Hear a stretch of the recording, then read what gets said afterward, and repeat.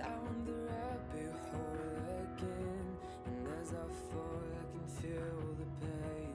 You can't tell me where to go, so I don't know, I just go with the flow.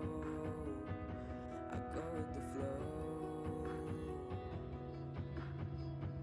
I'm falling up, I'm falling down, from the sky and from the ground. Up above just like below, and I don't know where I should go. 'Cause I'm stuck in limbo.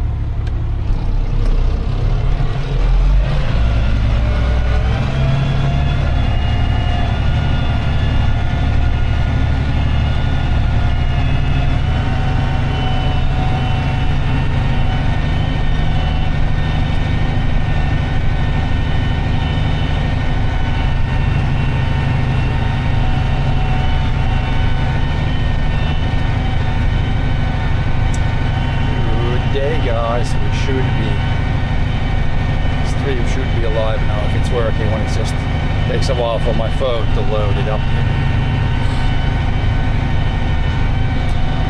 Then we should be rolling. See how the internet is working today.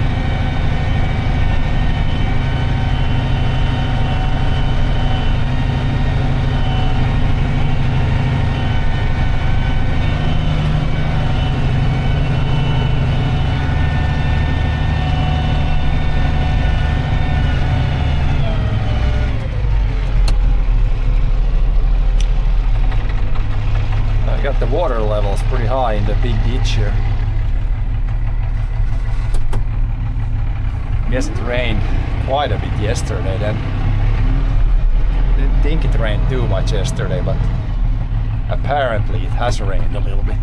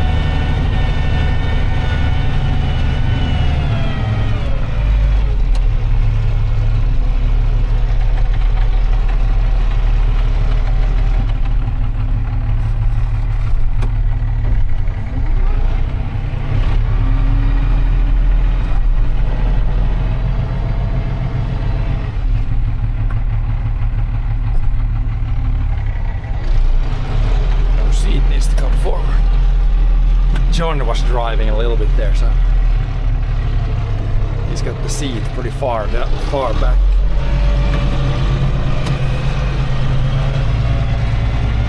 It's time for the shorter driver now, so we can put the seat a little bit forward, so we need to reach for the pedals.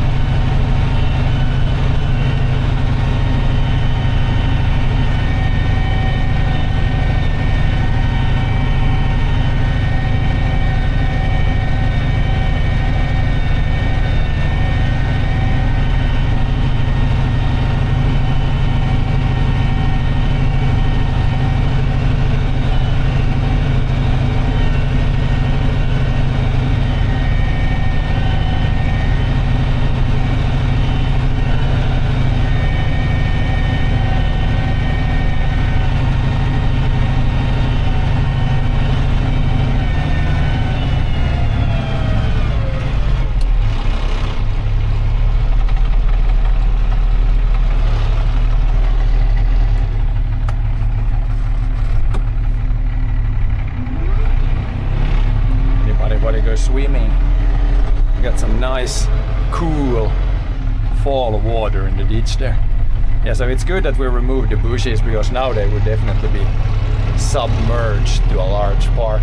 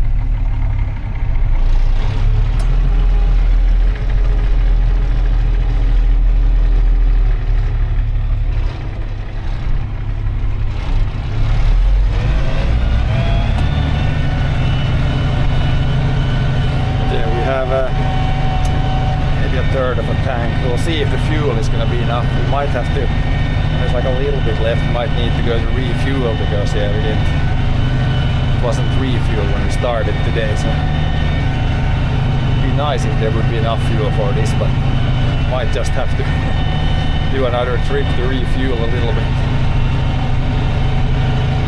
No, the RPM gauge is not really working, it's showing too little. I don't know if the fuel gauge is showing too little too. There's some issues with the instruments there, they didn't really show the right thing, I think.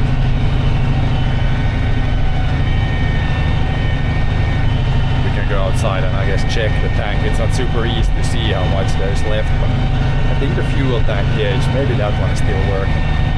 It's kind of 50-60.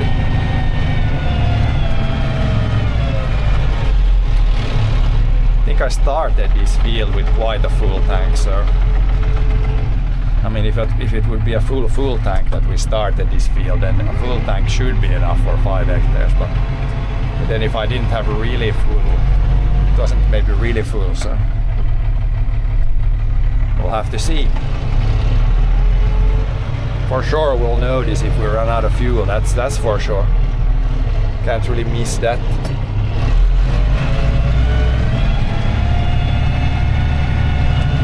Yeah, there should be, this piece is maybe 1.5 hectares left. Should be enough maybe.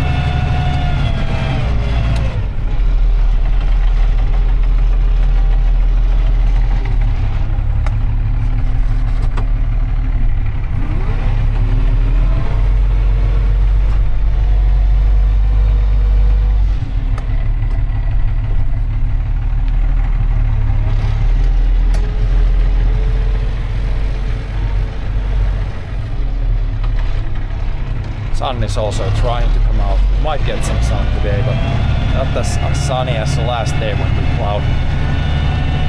It was way more sun.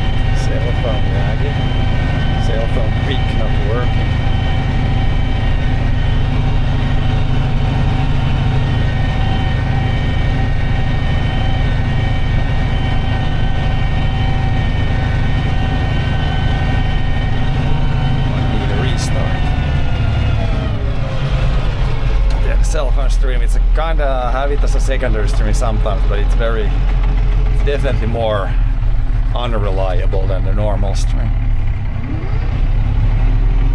Sometimes it gets these random crashes and issues. And try to maybe refresh.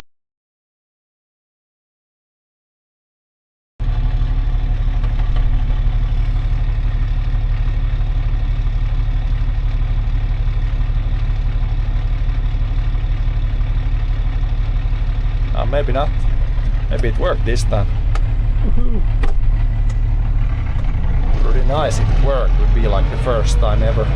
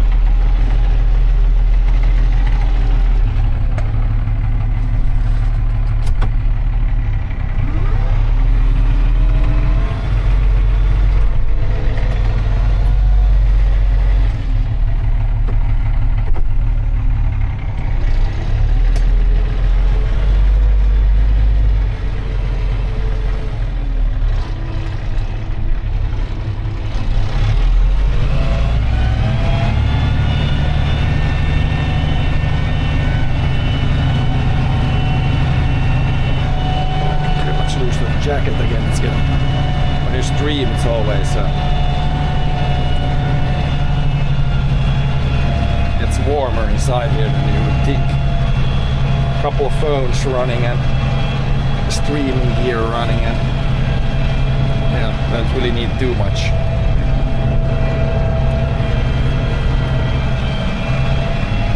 Too much heating. I have no heating on here, but it's all the streaming stuff creates decent bit of heat here. I even got the window cracked. I had it cracked a little bit at least.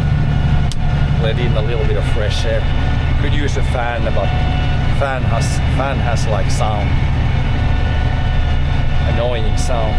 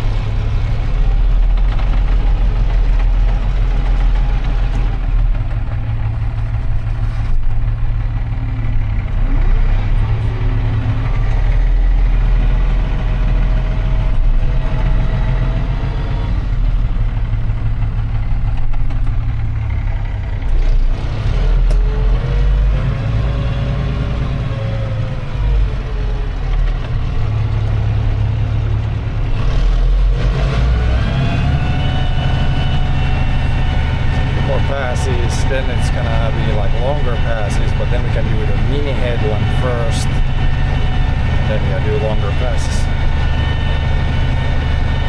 Good morning, Smiles. It's going okay here. We're kind of low on fuel. We'll see if we have enough fuel for this field, but other than that, it's going pretty good. John started a little bit here this morning already, so we just have basically this bit left here. This here bit and then the garden, so might finish all the plowing today, or maybe a little bit left for tomorrow if we leave the garden for another day.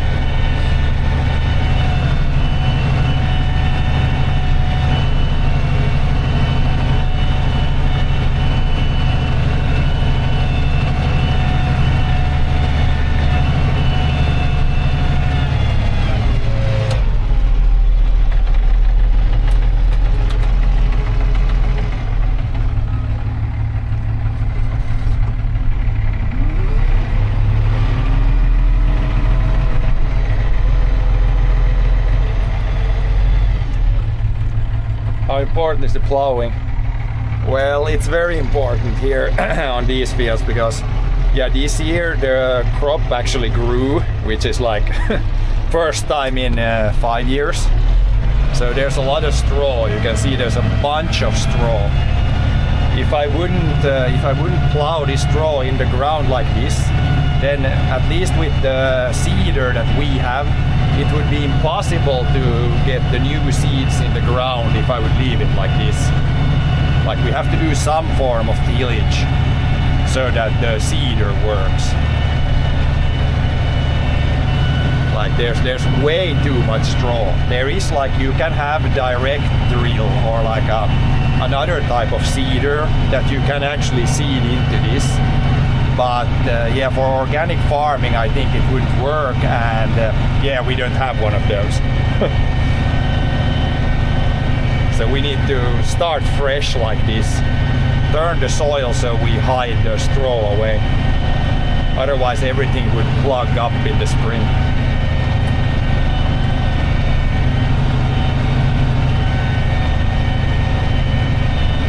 Hello there, Saintly. Welcome to the plowing stream.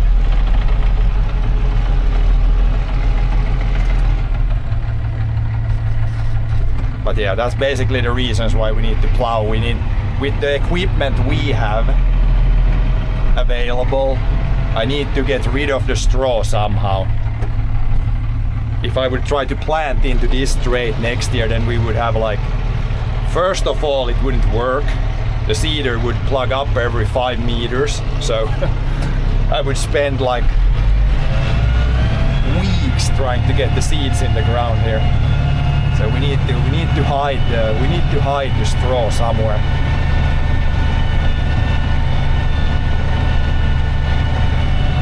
Yeah, it's like when you basically, the seeder is kind of like a rake, or the harrow machine is like a rake. So if you try to rake through this, then when there's a lot of straw, it like you just pile it up. Like it doesn't work. You need to. The seeder and harrow we have, they work for this. They do not work for this. It can have like a few straw here and there, but like here it's like there's pretty much like a layer, like a few centimeter layer of straw everywhere. So that's would not work in the spring.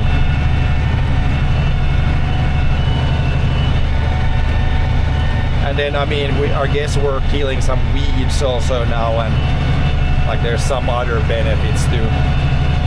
If there's some sort of like disease in the straw, in the surface, then when you bury it in the ground, then some of the diseases like don't survive that. So there are some other benefits too.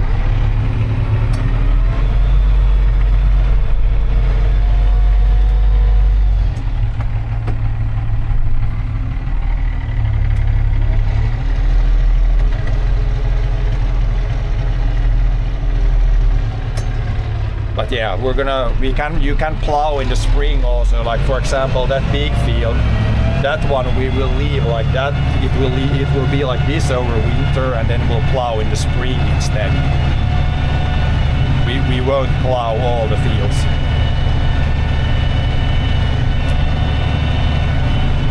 Well, we've been the last few years we've been trying a little bit with spring plowing. Like a spring plowing was a big no-no before we started, but this spring we tried it. Last spring we tried it, and this year it worked really well. Like this field actually we spring plowed it, and then we seeded wheat into it. And I mean, the biggest reason it worked was it rained this summer, but it seems like you can also plow in the spring.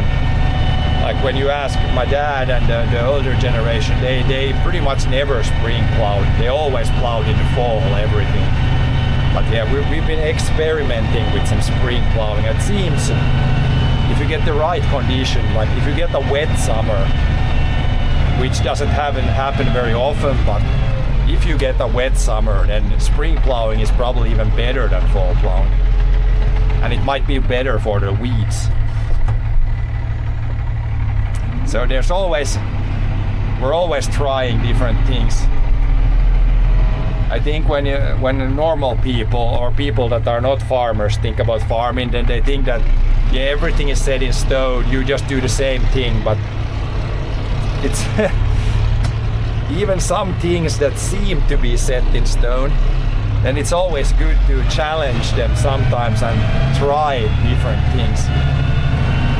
It can, with the right weather conditions, some different things might be better.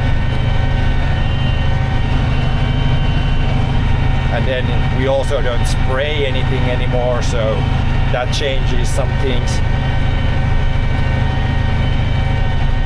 But yeah, the straw, like when the straw is in the ground, like the worms and everything, all the like small bugs that are in the ground, they will eat up the straw and turn it into soil. I mean, it would technically probably happen on top of the dirt also, but it happens also inside the dirt. But yeah, all the straw, like it will, as you can see when we turn, like there's no straw inside the soil anymore. Like all the old straw from last year is like gone. The worms ate all of that stuff.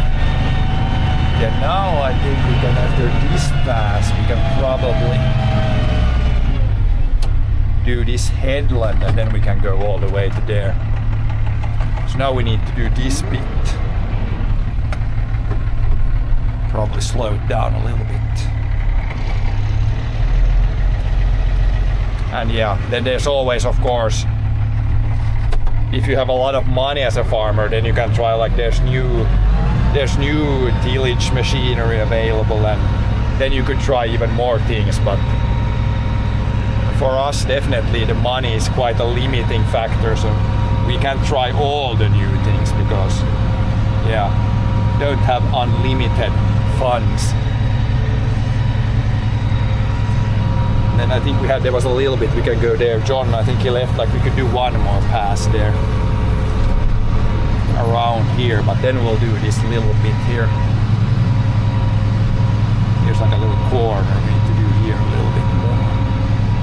I think we can do one more pass from there. Pretty much drive almost in the forest here. Yeah, we can do one more pass here. From there to there, yeah, we should be able to do one more pass.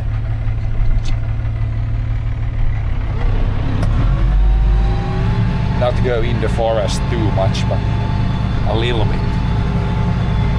As close to the forest as we can.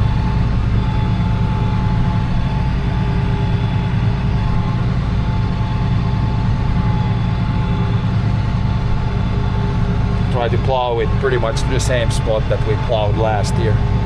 Here where the straw ends. Here's a nice branch hanging down too.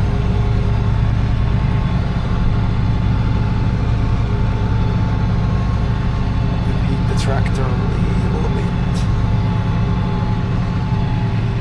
We're fine. have any auto steer gear on the roof on this one, so we're not that sensitive. With the other tractor, when we have the auto steer like antenna on the roof, it's kind of gotta be more careful. This tractor has nothing on the roof really, so, or nothing that should break easy, so.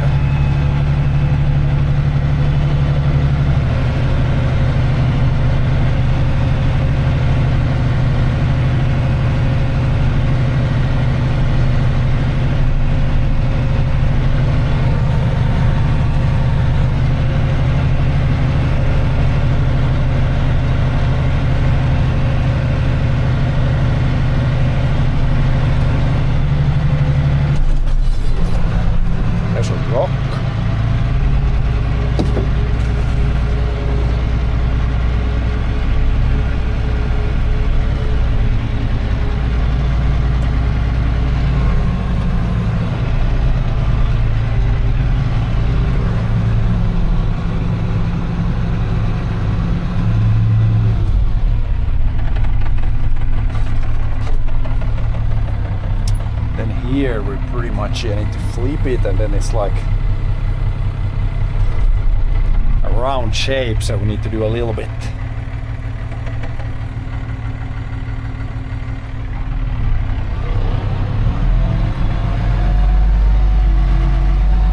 So we can do a few short passes here like this, and then we'll do the longer ones.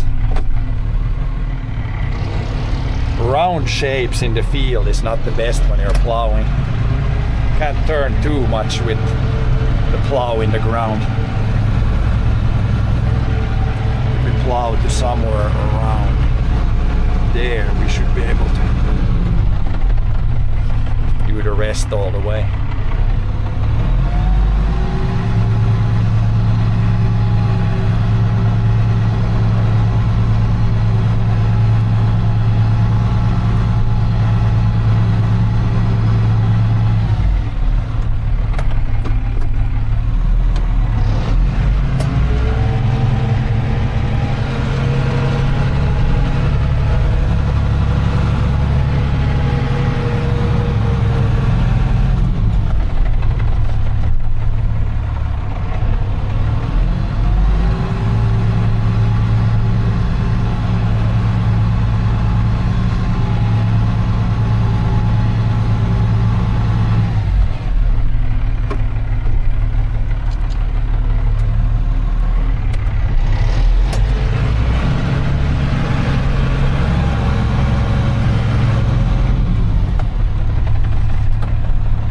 Pretty stiff clay here. Got some wheel spin now and it's rained a little bit, but as long as we're going forward, it's good.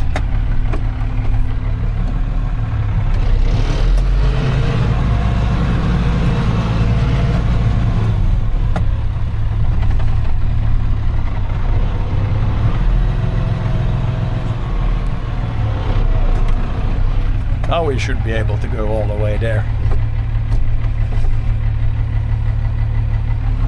Speed it up. I guess we can try second gear, then we can go up one gear more when we do the first pass here.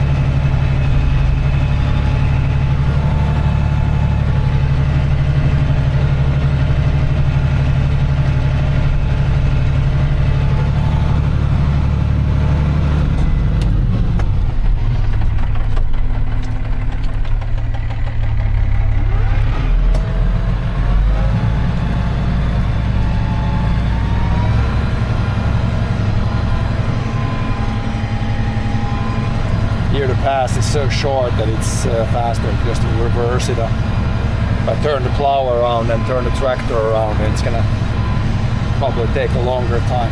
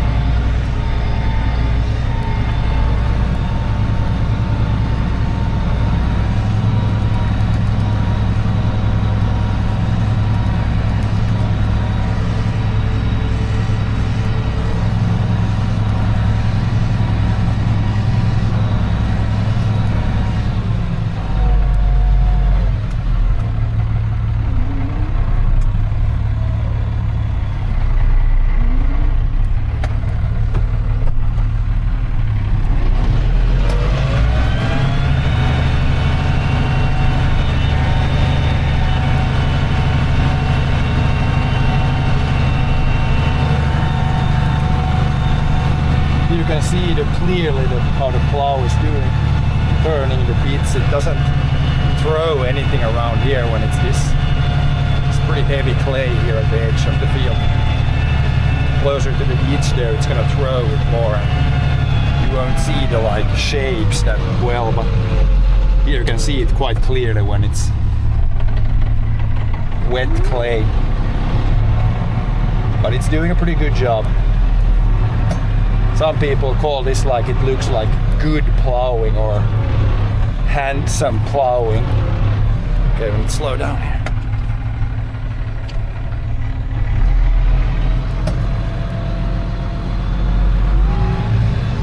But yeah, especially if you have got some sandy soil, then when you plow it throws it like almost flat.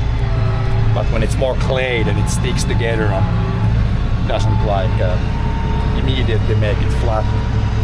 But in the spring we can make this flat and with some seeds in it.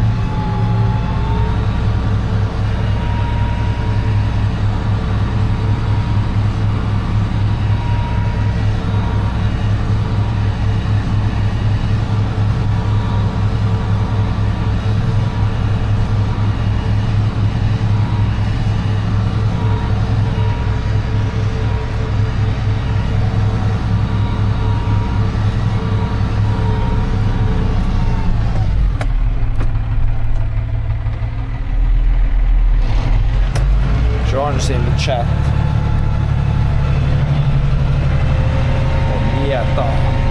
It's pretty far here. I don't know who the hell plowed this first part. The second part is plowed closer to the edge. Who the hell did the first plowing here?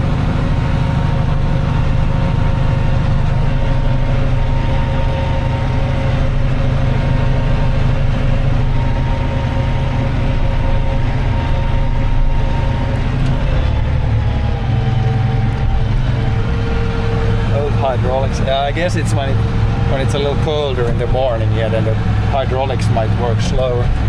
But yeah, here we can actually drive so slowly. It's probably faster if I turn around here so I don't reverse, because I need to go kind of slow here the last. I need to go back and forth at least once more.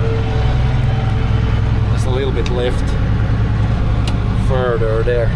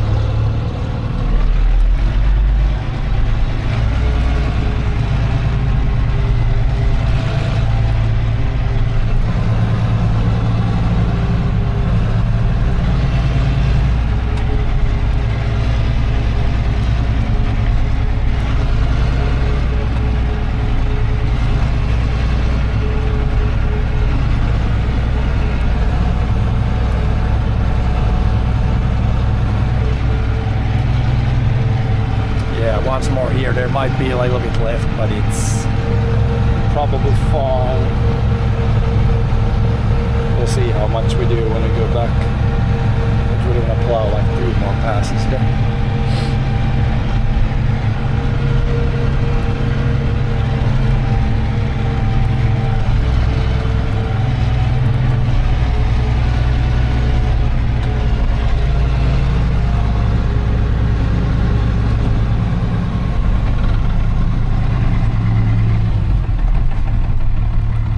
I could always do a short pass in the middle there or something, but yeah, here you can clearly see the furrows or whatever you call them in English. In this type of wet clay, it's very clear. If one furrow is like smaller or something, this is where you clearly see it. Bet on fuel situation. We got depends a little bit how the tractor stands, but we got 1/4 of a tank left now. So it's gonna be tight. Of course it's gonna be tight with the fuel. Because somebody forgot to refuel this morning.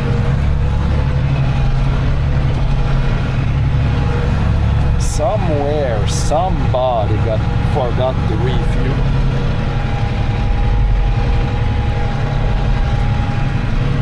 I mean, I think there's maybe there's 1.5 left. I guess this headland is done mostly, so yeah, it's of course it's close. Yeah, I kind of want to do one more pass there. I guess we can do one pass. Like here, I don't need any more passes. But back there we kind of need. Let's do like a half pass there. Too much straw visible.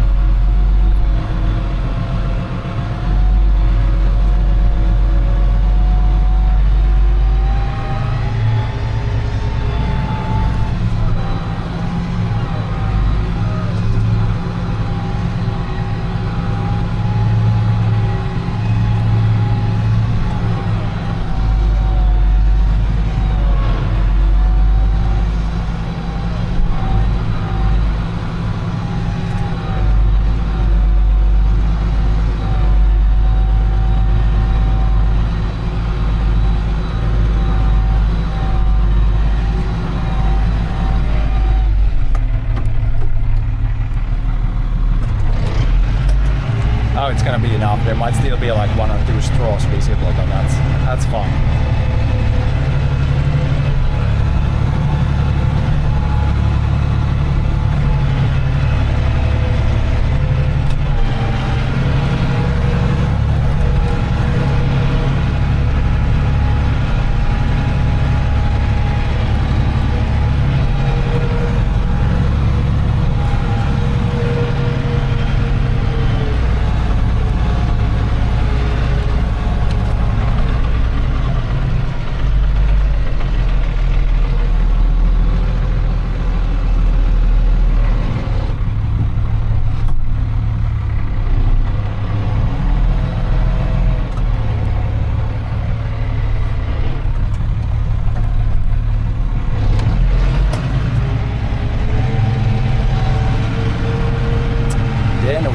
All the way to that end of the field and do longer pass.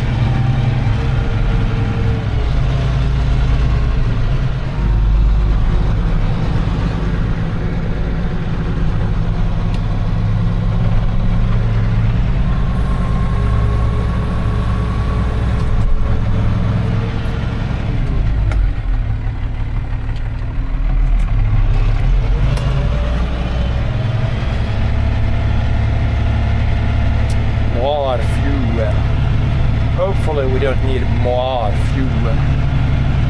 Hopefully we got enough.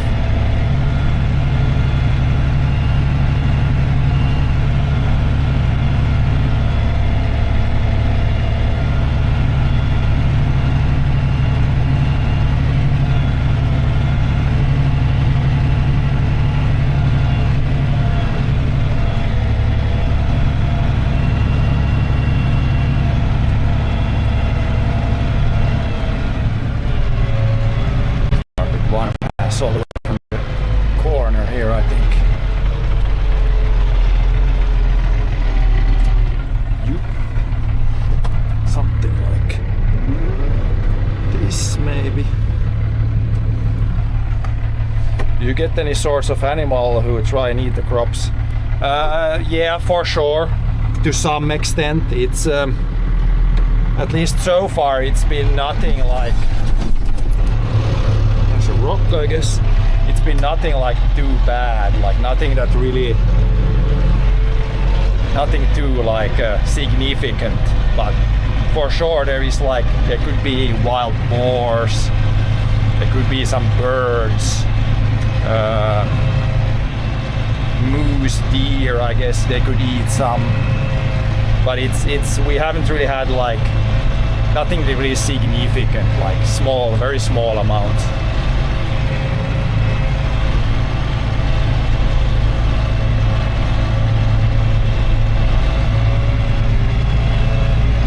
Thank God. I know definitely some farmers that have had big losses from, let's say, wild boars or even the like Canada goose or the geese. In some areas in Finland they have completely destroyed some farms. When they just come in and eat basically all the grass or all the crop you have, and then it's a big loss then. And what makes it worse is they are like protected, so you can't even hunt them. Then you're just sitting there, sitting at your farm and watching how the crops get destroyed and not do anything. Thank God we haven't been hit here by the wild goose or we had like this year we had some like there was some wild boar damage actually, like close to the forest. When we harvested, there was maybe like it's really hard to say how much the loss was. Maybe. I mean, not much. I would say maybe a couple €100 or something. So it wasn't bad, but if the deer or wild boars, if they really like multiply too much, then they could cause some big damage.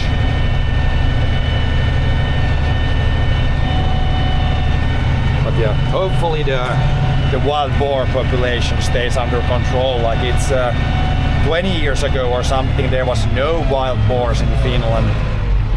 Now there's quite a lot, and they are actively hunting them a lot. But I have kind of a suspicion that we might end up with some wild boar issues in the future. In Sweden, they have like so many wild boars in Sweden. There it's like a big issue, or bigger issue than Finland. But I don't see why the wild boars couldn't like multiply here too. If they can multiply in Sweden, they can multiply here too. Like we have similar climates, so pray that they shoot enough. More wolves, I guess one good thing is I've been seeing like one wolf that roams around here. So that's a good thing, because the wolf would eat like boars, maybe deer. So it's actually good to have that predator. I mean, if you have pets, then it could be very bad, and if you have sheep or something yourself, then the wolf could of course eat that, and then it's not good. But it's always trying to find the balance, like the right amount of predators in relation to the prey.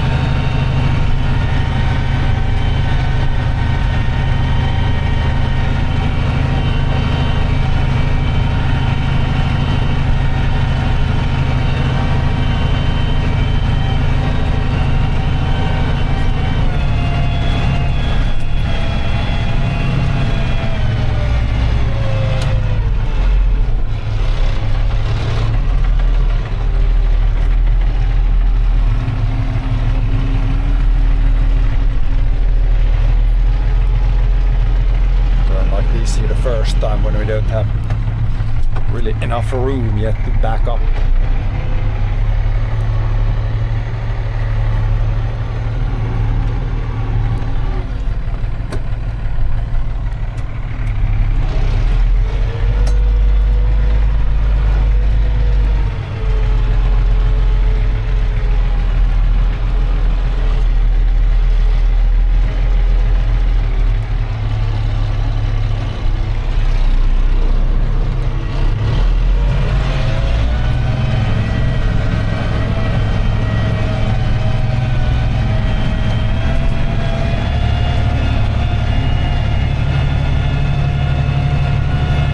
Obstacle, that power line curve, and after that it's only flat field. After that shouldn't be no rocks, no power lines, nothing on this field.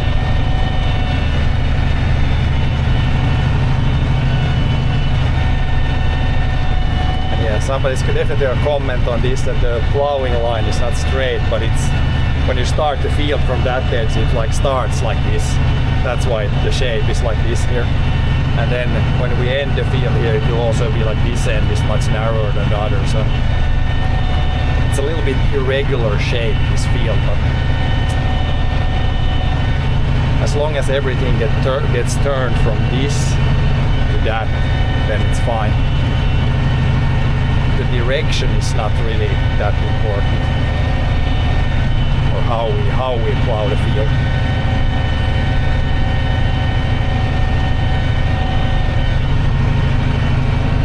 Trying to get, of course, as many like long passes as possible.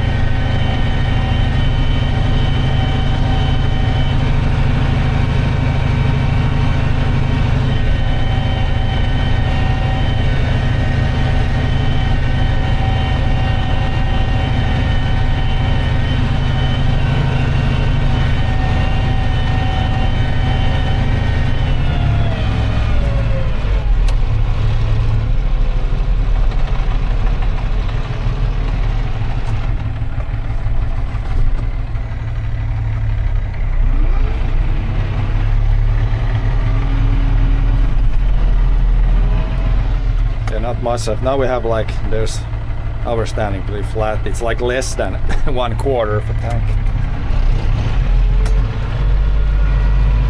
Maybe we have enough. Like there shouldn't be too much left here now. I don't remember how much this is, but it can't be much over 1 hectare. Maybe if you have like 1.5 left, then we should probably have enough fuel.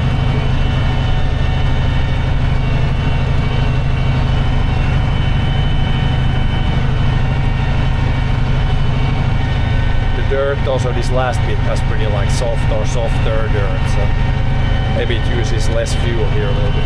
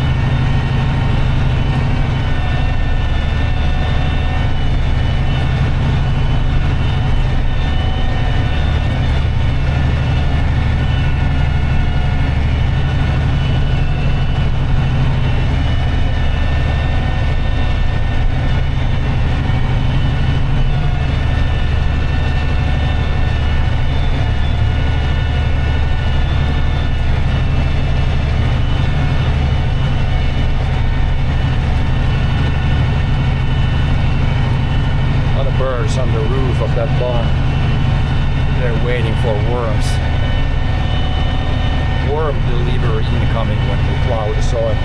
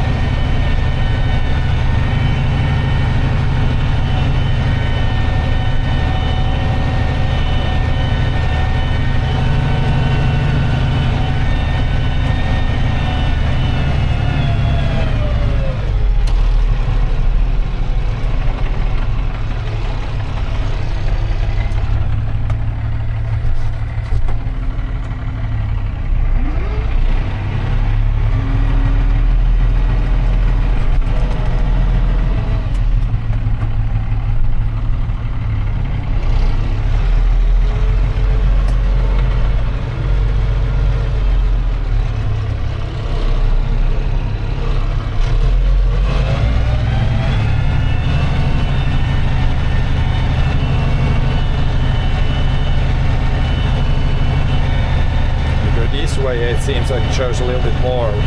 Tractor's leaning a little bit this way, then we come the other way, tractor leans a little bit the other way. Now we got like exactly 1/4. And I started somewhere there. Yeah. Why don't we have a little bit more fuel? We might need to have like a little bit left and need to drive all the way back to the farm, refuel, come back, spread mud everywhere again from the tires.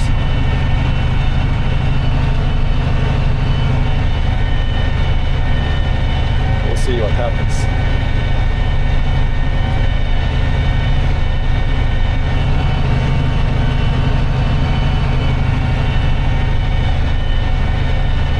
I think the cell phone picture might be frozen.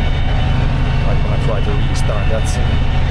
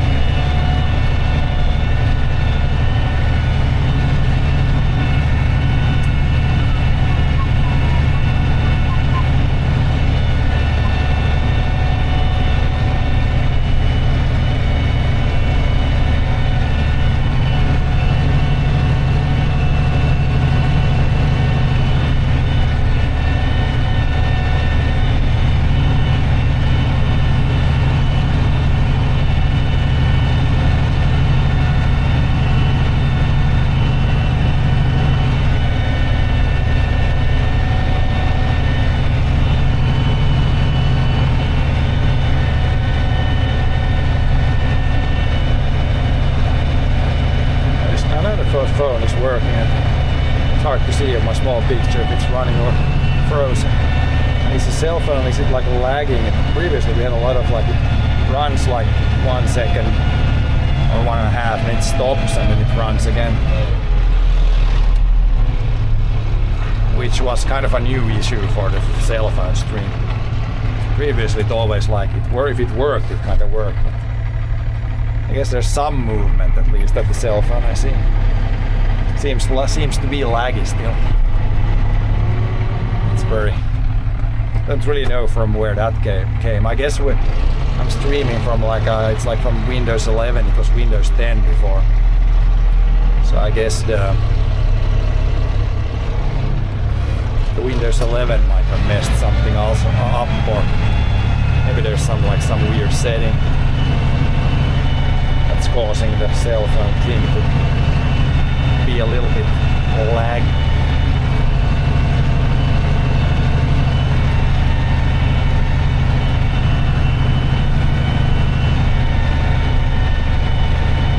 But yeah, I guess from the small picture you get the idea what's happening behind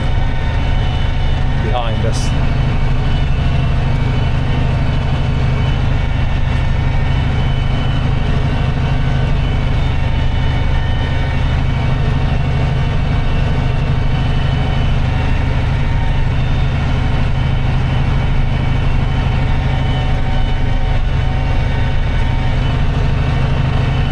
John started over there with half a tank. Then we got pretty much half left and we're at 1/4. It's gonna be, if I would just know exactly how many liters there are in the tank. It's really close, it's kind of dumb when you run out of fuel on the field. It feels very dumb and then, yeah, we'll see.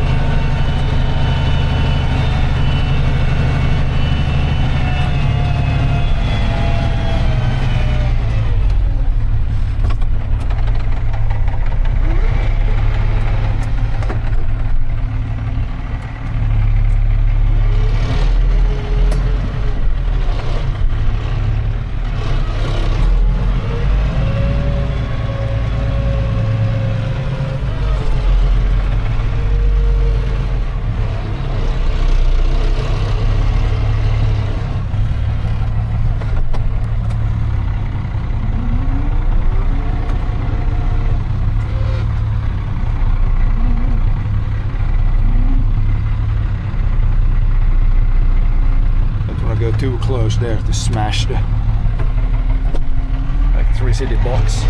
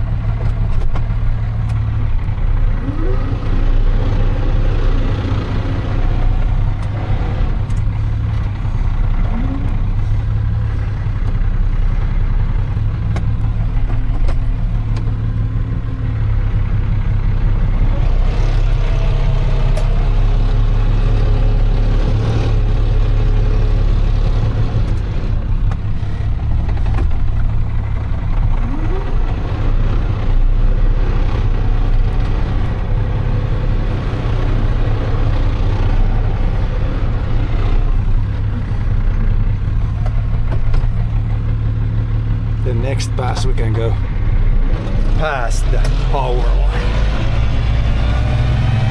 How many acres? We farmed like 90 acres of fields, but we don't own all of them. We rent some also. But yeah, 90 acres of fields and like 50 acres of forest, roughly.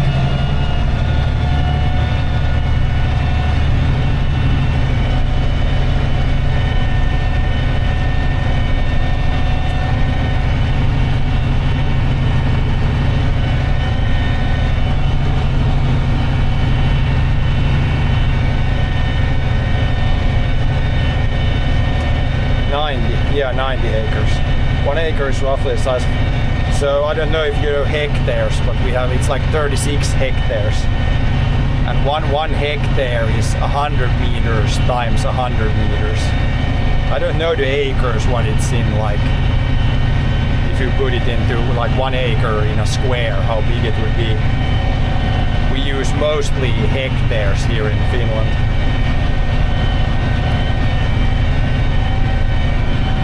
But yeah, 1 acre, I think 1 hectare is like, it's like 2.6 acres or something. Don't quote me on that. But that would mean that 1 acre is like 100 meters times 35 meters maybe.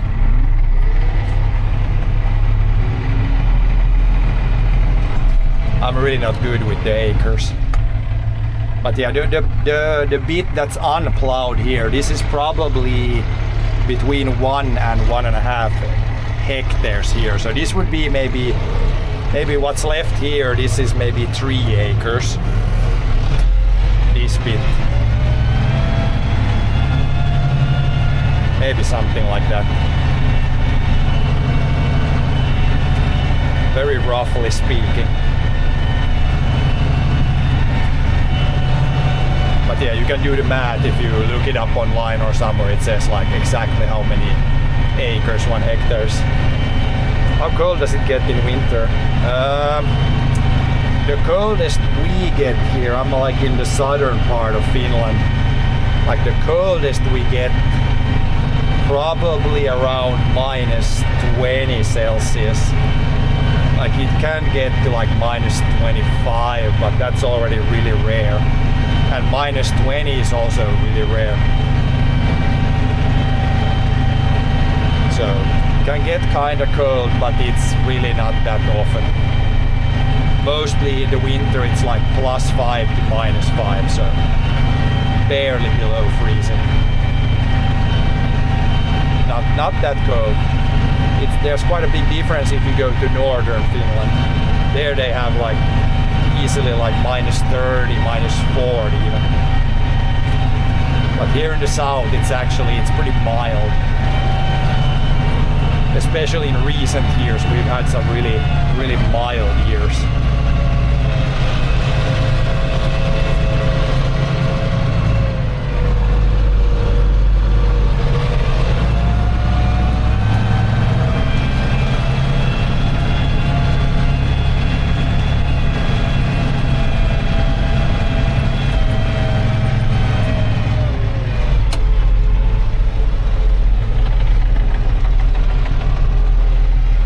It's really not that bad.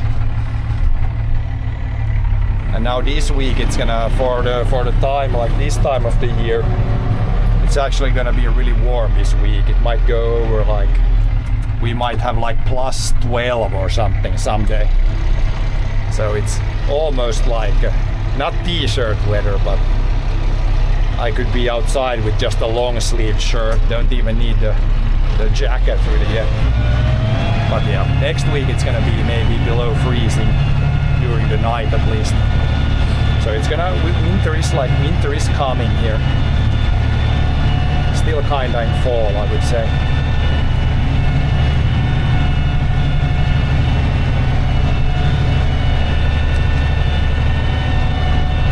But yeah, winter is coming.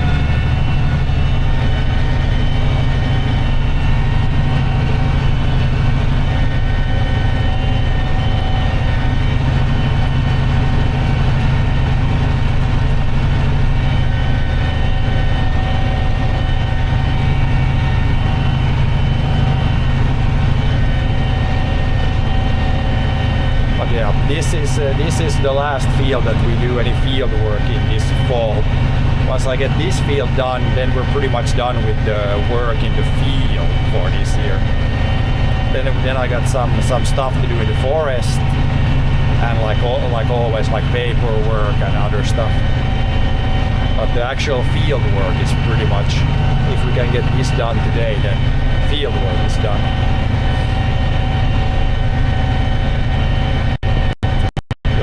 People complain about winters.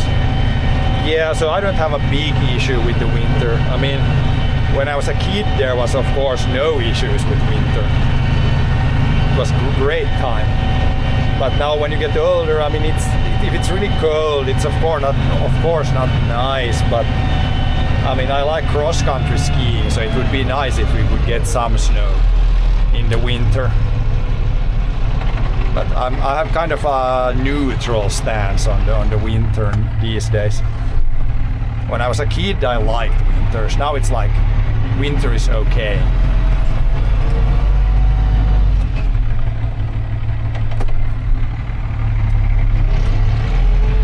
But yeah, when you have cold in the winter, then you can at least appreciate the hot weather in the summer again.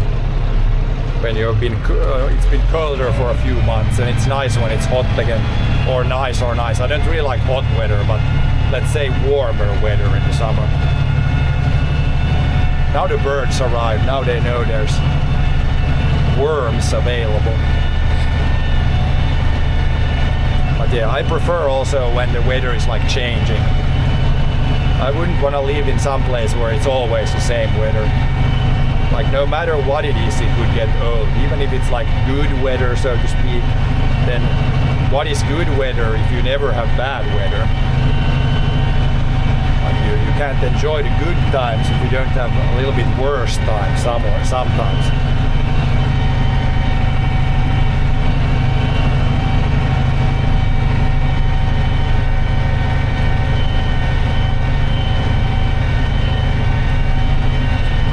Someone lives in southern Florida.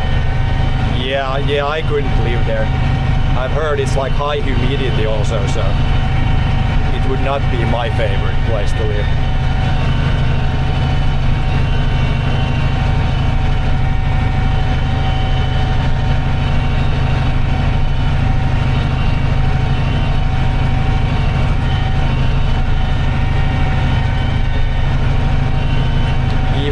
Even here in Finland, it's way too hot during the summer when it gets to like plus 30 Celsius. For me, that's way too much.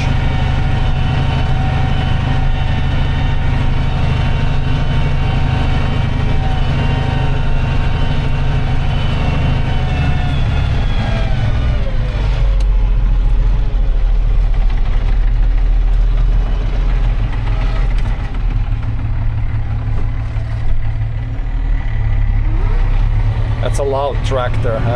So I got the window cracked open a little bit here. Otherwise it gets kind of warm inside here. If I close this, now it's a little bit, maybe not as loud. But yeah, it's not like a really brand new tractor. So back in the day, soundproofing wasn't the most important aspect of making a tractor. So yeah, it's got a little bit of sound. New tractors are more quiet, but I got hearing protection on, so it's fine. Hopefully it's not too loud for you guys. But yeah, at least you can hear the sounds then. It's not an electric tractor, no. Are there machines nowadays that do the job you're doing that are robots? So there is like prototypes of self-driving tractors, or like field robots, or whatever you call them. But they're not really mass produced yet, so they're trying to figure it out and get them reliable enough. And I mean, it's for sure gonna happen at some point in the future. Like you get some sort of like field robots. But yeah, like it's pretty easy to get the machine to drive like back and forth and do like that. But then when you get like problem situations, like let's say the plow plugs up here, a robot couldn't fix that, so then you would still have to have somebody come out and like unplug the plow, or if you need to recharge the robot, or if anything goes wrong, like even like really simple things, then you would need somebody to like maintain it still. So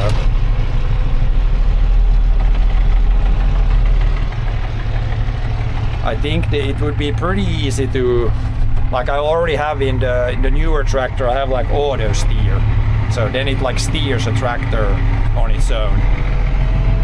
But I'm still controlling like the speed and the implement and like everything else.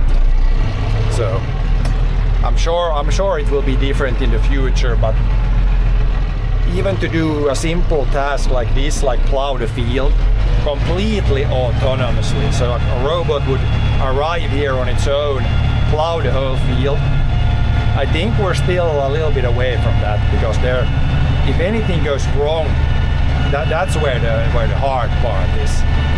Like if something breaks on the plow, like the robot would just keep going and not like realize, even if it's doing like a shitty job. So I think those situations are the ones that would be like, that's hard. Like how do you solve that?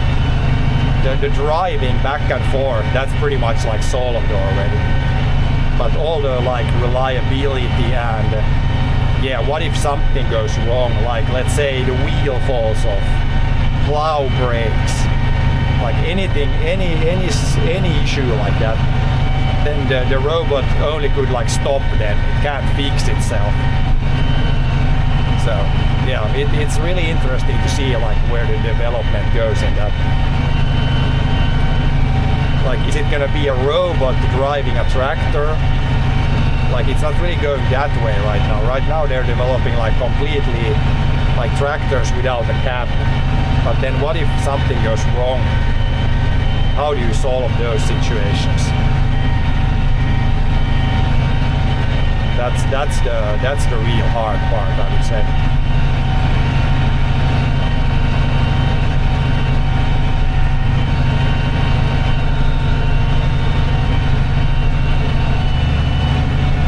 Because yeah, most of the times the machines break when you use them.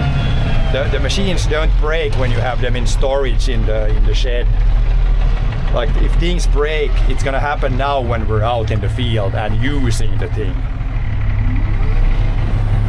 It really rarely does a machine like break when it's in storage. It's gonna break when you use it.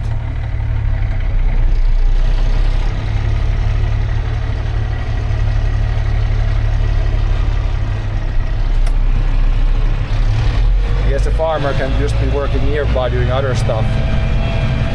Yeah, that could work, but then the machine needs to be smart enough to stop if it sees that something is wrong. And I mean, if the plow plugs up here, the tractor feels the same. Like, how would you? There would be cameras that would have to be smart enough to realize that something is not wrong. And I think that's not easy to program. Because many things could go wrong here, like there's a lot of pieces of the plow that could malfunction or break, and how do you like program that? Like if there's machine vision, then it needs to be basically as smart as a human. Like I'm like looking back in the mirror here, I can see the plow, it's doing a good job. Like that's not easy to make a machine to understand all the details. Like when something, or if you're harvesting, like in the combine, there's literally hundreds of things that could go wrong in a combine. And if you try to put like a sensor on everything, or like, it gets so complicated. Like I wonder how you would solve that. I wonder if it would be easier to make like a robot driver that is like a human. Basically like a Terminator that has like all the same vision and everything that we humans have. And then the robot could like plow and then see if something goes wrong and like understand it and fix it. And I wonder if it goes that way or like, yeah, it's really interesting though. Like, what is the future gonna bring us?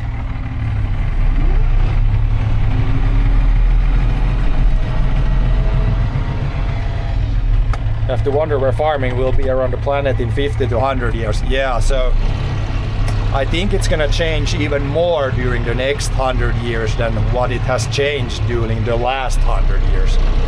And yeah, during the last 100 years, it's changed a lot. Like a little bit over 100 years ago, there was no tractors. So all the farming was done manually or with like horses or stuff. Just a little bit over 100 years ago, they invented the first tractors. So big changes have happened. I think even bigger changes are coming up probably. But yeah, I would give a lot of money if I could travel to the future, see what's gonna happen in the future, or just even get like a picture from the future. Would be like amazing.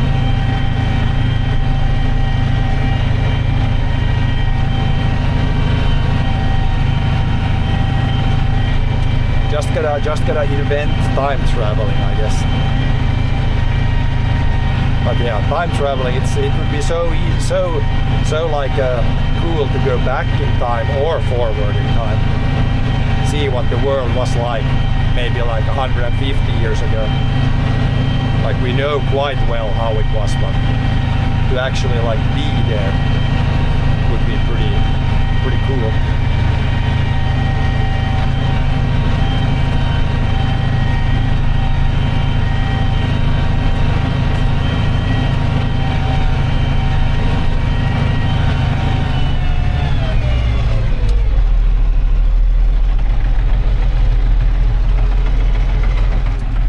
Yeah, interesting things for sure.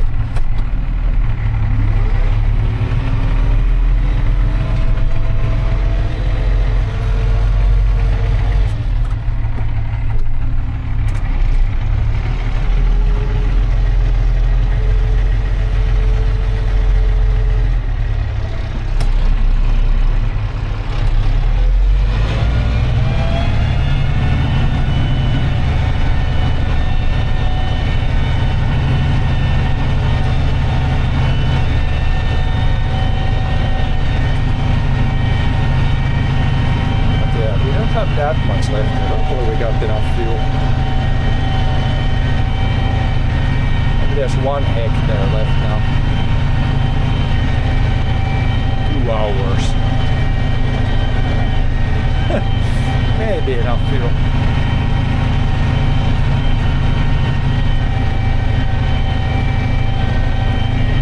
Definitely take a little break here so we're done. Probably half of what's left now.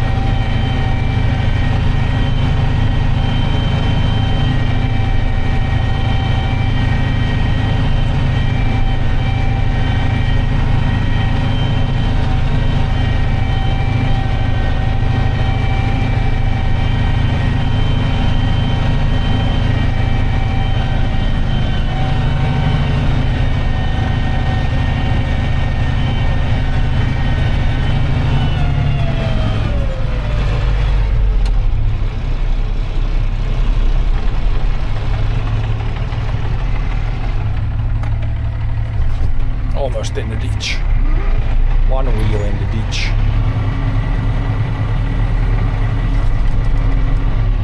Let's go once back and forth, then we can take a little break.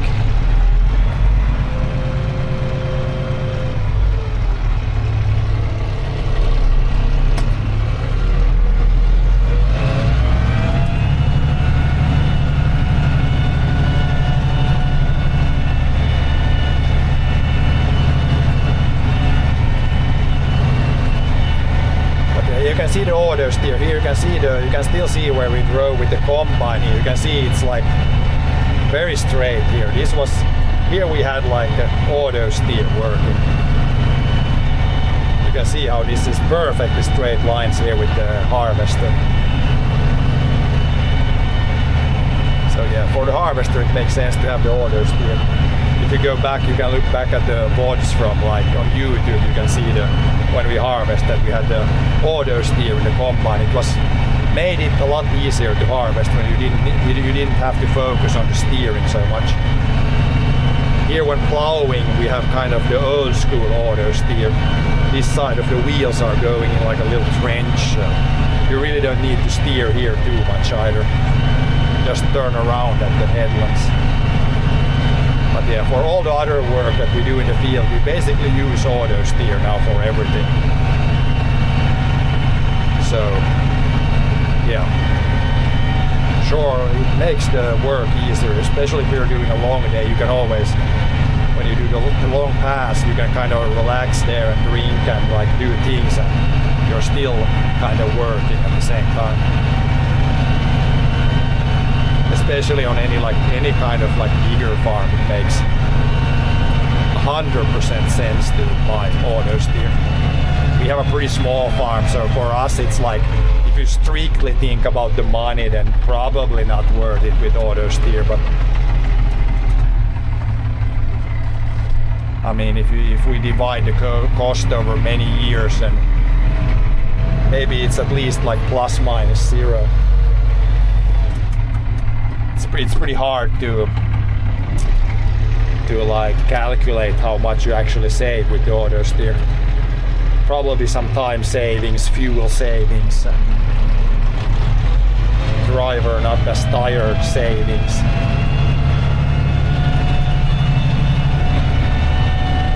And yeah, it's always nice to have some new technology on the farm, even though we can't really do any like big investments because profitability is really low, but it's always nice to have some small new things at least.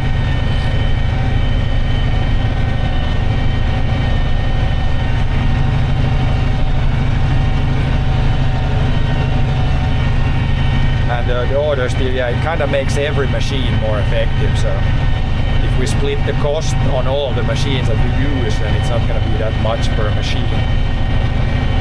And then you could again compare that to, let's say you buy every machine a little bit bigger, but don't use auto steer, then I think it's cheaper to have auto steer and some smaller machines maybe, or smaller implements.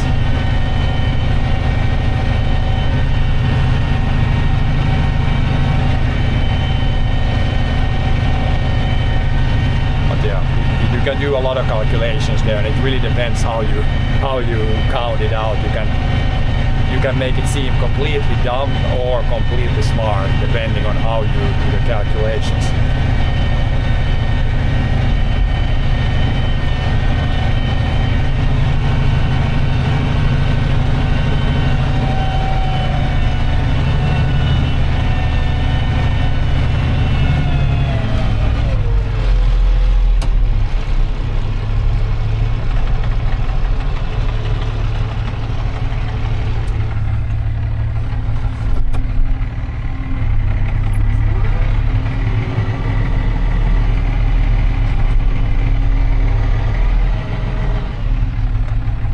Now we're gonna shut it down just to save some fuel.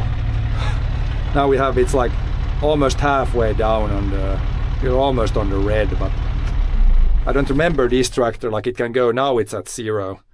So when we're closing in on the lower end of the red, then we have to go and refuel.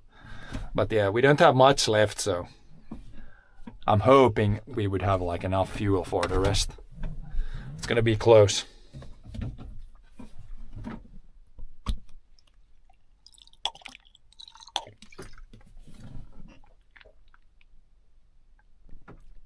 Yeah, you can see on the neighbor's field it's already like puddling up, which means the field is like underneath a little bit compacted.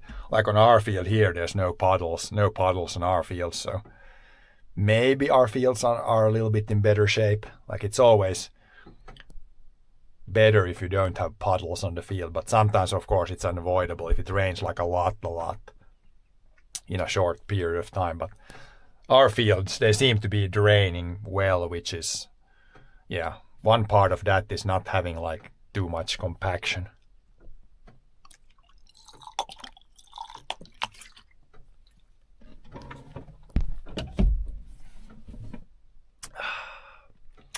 Yeah, I'm gonna go outside, stretch the legs a bit, and then we'll continue. Yeah, it's not very wide here. It's maybe that's 20 meters, so like 10 to 15 passes back and forth. So it shouldn't take too long. And then we got this headland and the other short headland there. Oh yeah. Maybe we got enough fuel. Maybe we'll just roll it and plow until this field is done and then pray that we have enough fuel for it. If the fuel runs out, we will notice. But yeah, is the small camera working? We could start to refresh again for a while.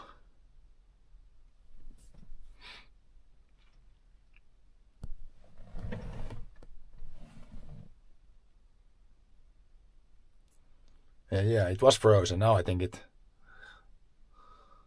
might have fixed it for a while at least. But yeah, I'll just go outside, walk around a little bit, then we'll continue.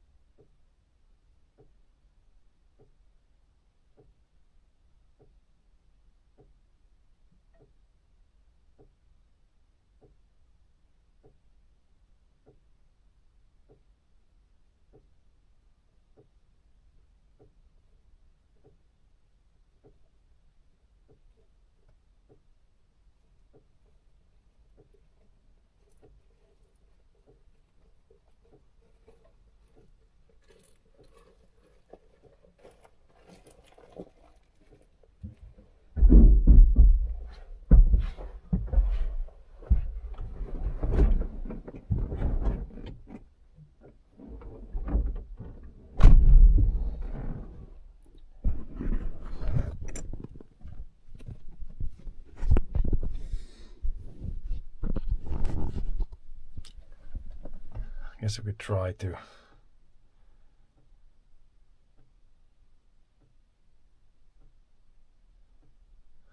do this for a while. I mean, then we'll see how badly it lags. Let's Small picture, big picture, small. Try that for a little bit.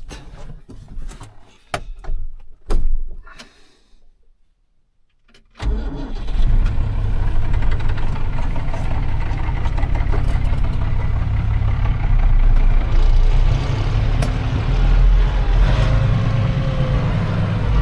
yeah, hearing protection. Could put that on maybe.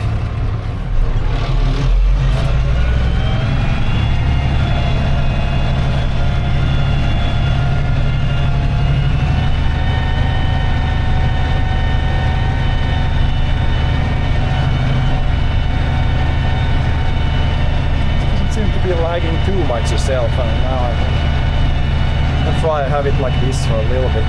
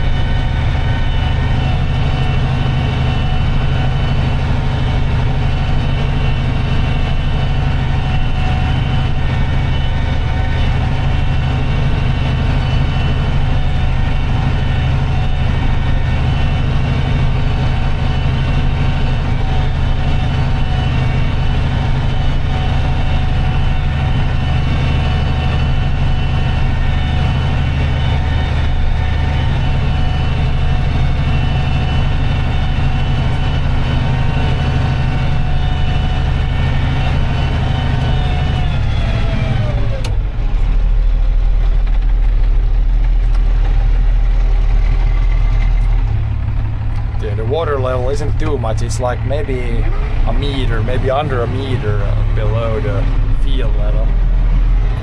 It's actually surprisingly high. Hasn't really like rained a lot, but I guess it has rained a little bit every day almost a little, so that adds up this time of the year when it really doesn't like evaporate too much.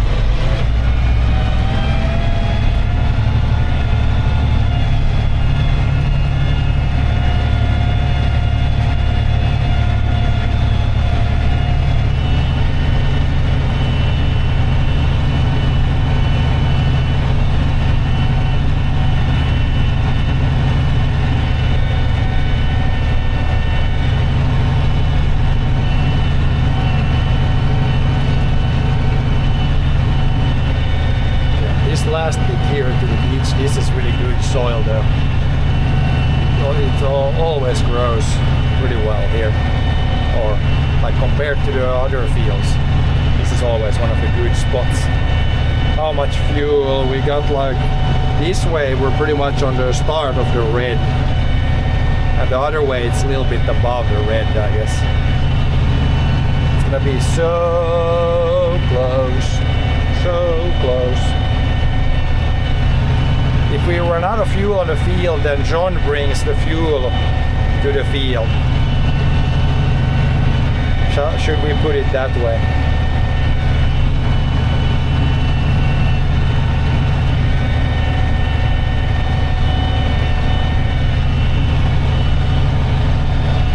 I have never run this really close, but I think you can see there's like 2 dots there. When you're at the dots, then you're really low. So we still got a little bit. We still got a little bit left to plow also. So. I think there's like this headland is not very big, so if we get this main piece done, then the headland is maybe like 0.3 or something like that. And this is maybe here's 1 hectare, maybe have like 1.3 left.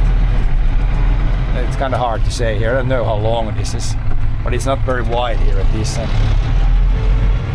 It's a little bit wider at the other end.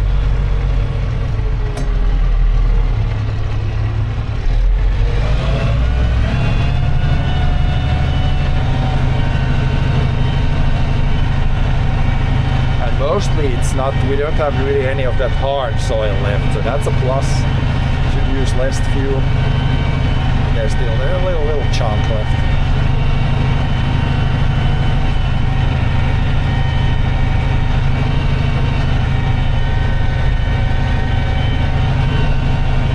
This way when we go, it shows a little bit higher on the gauge.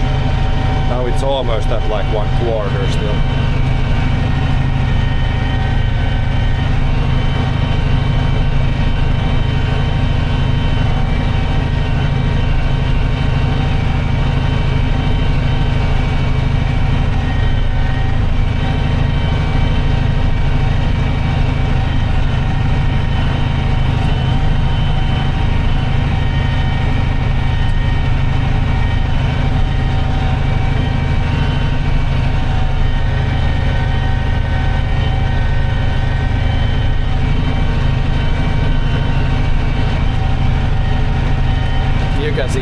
Throws the soil a little bit and it becomes pretty like flat, but that's mainly because the soil type changes. It's like looser soil down here. Some more clayier spots, it's not gonna throw it as much or make it as even.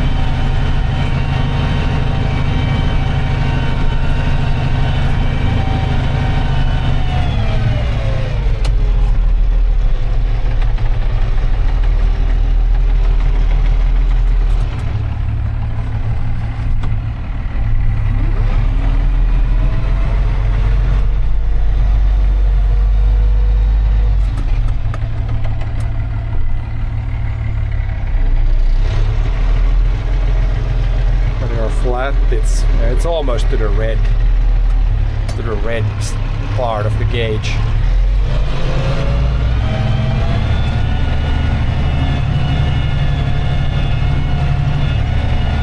I don't know how much that is in liters.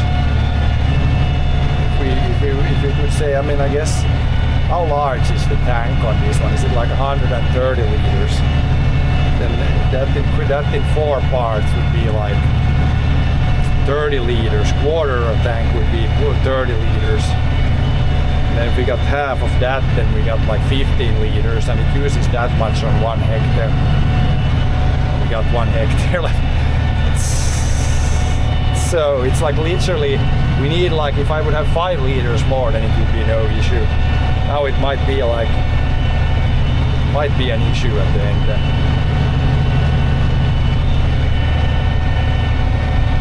Check inside tank. Yeah, when there's like that little left, you can't really tell, I think. It's so dark that you can't see inside.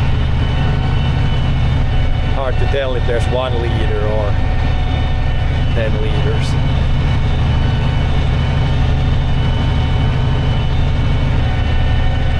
usually the bottom problems. Yeah, if it's dry, it's problems. If I drive like this and then it stops, then yeah, it's a problem.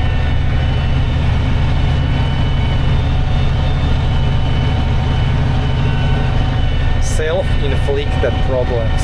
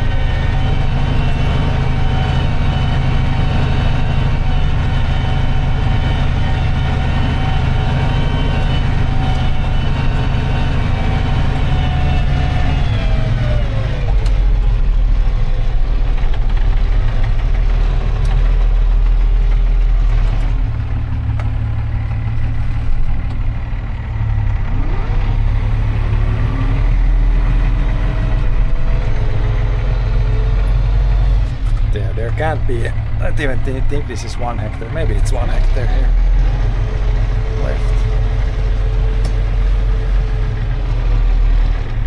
We probably use. I think it uses like maybe 10 liters per hectare on the plow.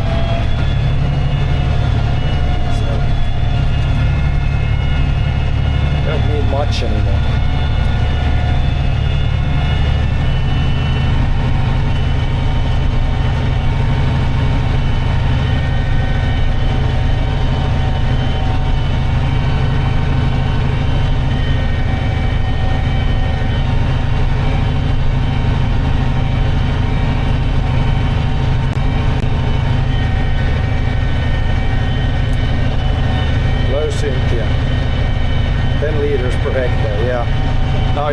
If I just would know if there's 15 liters left now, then we have enough. But it's I would say my approximation is that we pretty much have 15 liters left. So it's gonna be, in any case, very, very close.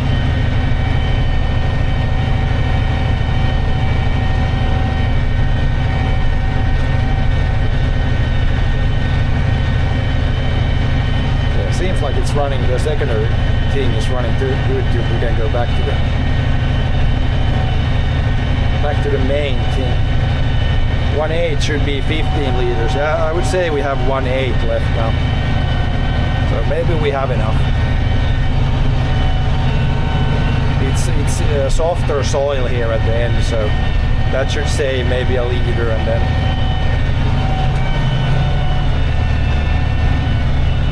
maybe, just maybe, we have enough.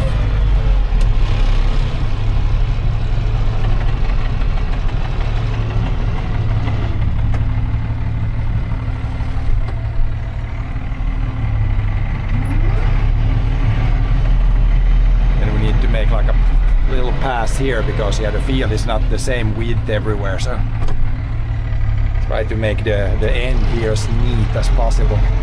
Probably soon we can make a straight line, and we haven't. When I combine from the other side, it's gonna be maybe not so easy to find a straight line. Maybe we'll do it. Yeah, I didn't even do one pass along the field edge there, so that might be tricky. See if we can line something up there.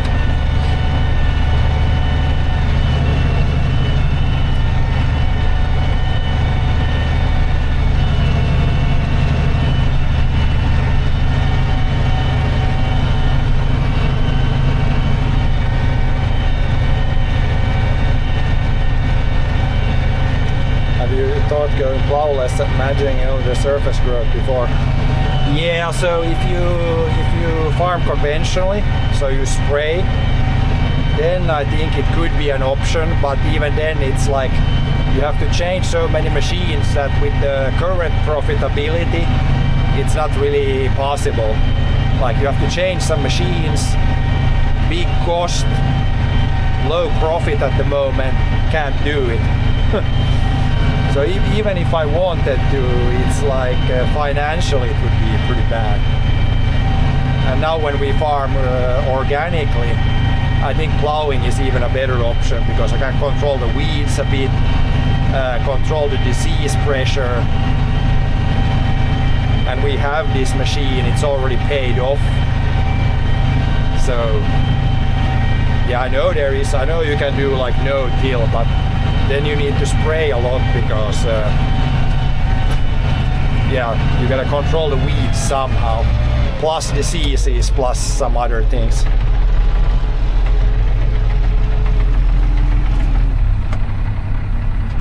But yeah, it's very farm dependent. For some farms it might be the only way really to go no-till. For others it might be like disastrously bad if you would do it. So it really depends on many things. There are many methods, but there's not really one that's clearly like best. I mean, if you could do no-till and then control the weeds with some micro robots that would go out and actually cut off the weeds, then that would be best for the soil, yeah.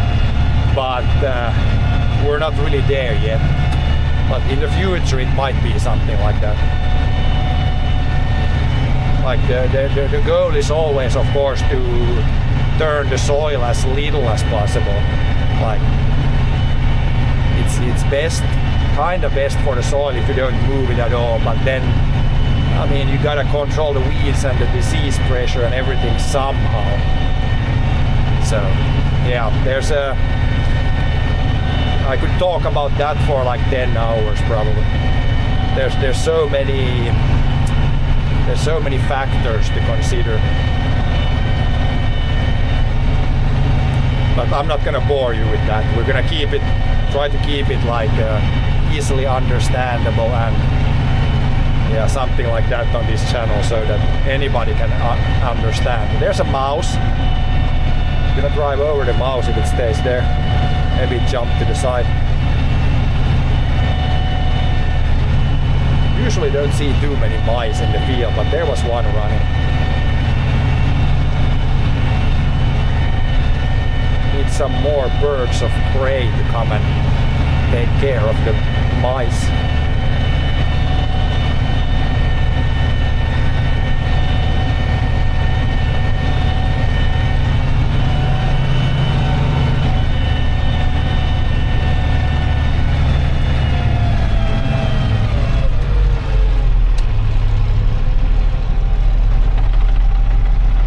Here in the corner, when the corner goes down, we're almost in the water there. You can go to university for more in-depth advice. Yeah,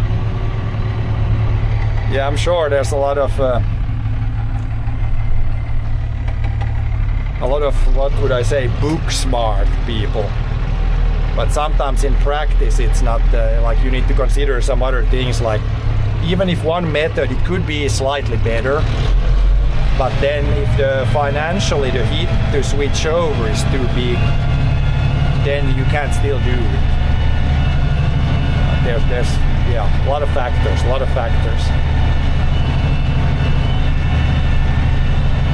But yeah, for sure, one thing that would be for like our farm, if I could like get anything I wanted, then I would want like some small robots that could go between the rows maybe, and actually like see and have like small scissors or something and cut off all the weeds but leave the crop. Like that would be perfect for our farm. Then we wouldn't need to do, maybe even not do this tillage, or at least we would have less weeds when we harvest. So that would be something that I would like. It would be really good to have. But I think the technology is not really there yet. We're not probably too far away, but that would be like perfect for an organic farm or even a non-organic. Then you wouldn't need to spray anymore. Because I think in the long run, like spraying all kinds of man-made chemicals, I think in the long run, I'm talking like 100 years, 50 years, it's probably not going to be good for the soil. So I don't see that as a really long-term method either. But some sort of like mini or micro robots that would go in the field, maybe work 24/7 or something, cut weeds, or something like that. That would be really good.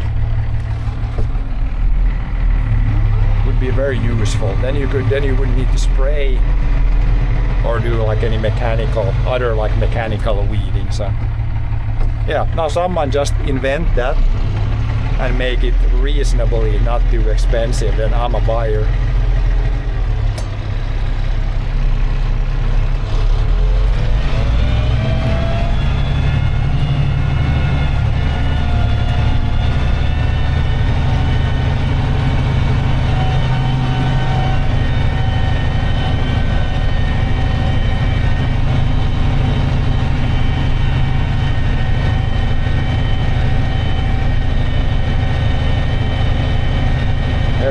My silly question. No, so no question is silly. That's rule number one here. You can ask any question. There is, like the common saying is pretty good. There is no dumb question. The only dumb thing to do is not to ask if you wonder about something.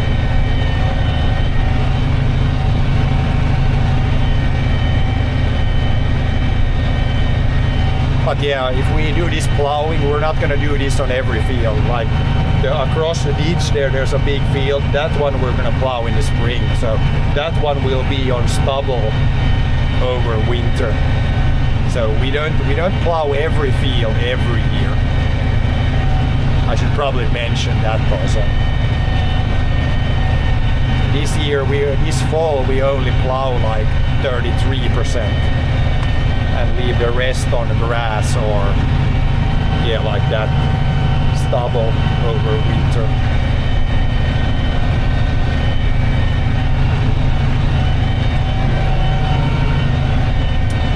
Agbot, yeah. So there's definitely also one thing that there is like some robot tractors around already, but they're more in the prototype stage, I think. Yeah, I should really mark now somewhere here, so I have a little bit of room to turn around, because the field is way more wide at the other end.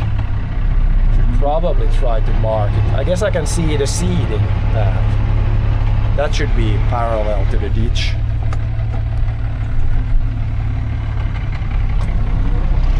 If we would mark, if I try to go here, should be able to see the lines there somewhat good. Follow John's seeding path in the spring. Then we just lower it down a little bit so we scrape the ground. Do a little marking thing.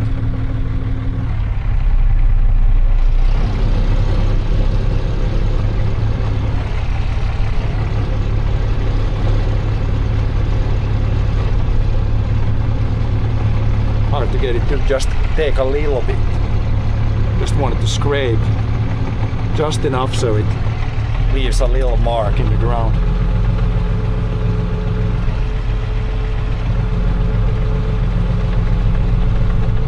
That's good.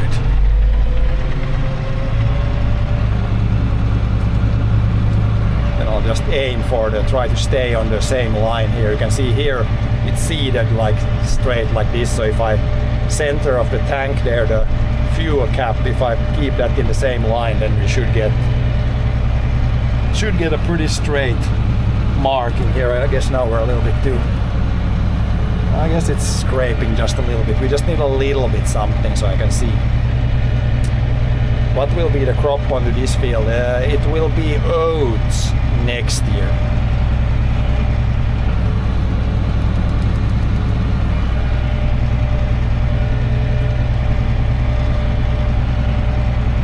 This year it was wheat and next year it will be oats.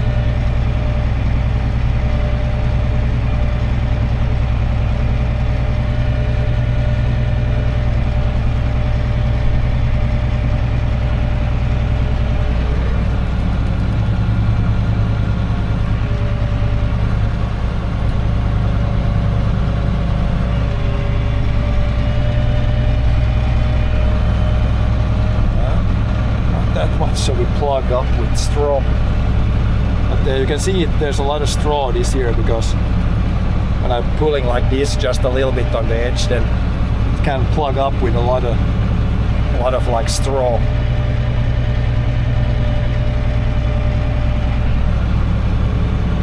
There's probably the most amount of straw this year in like 5-6 years.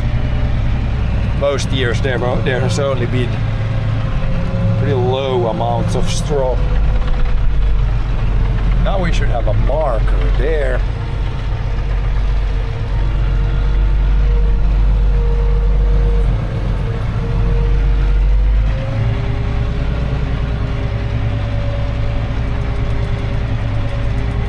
Now we can return to normal plowing here. So I did that just to mark where we can lift up the plow.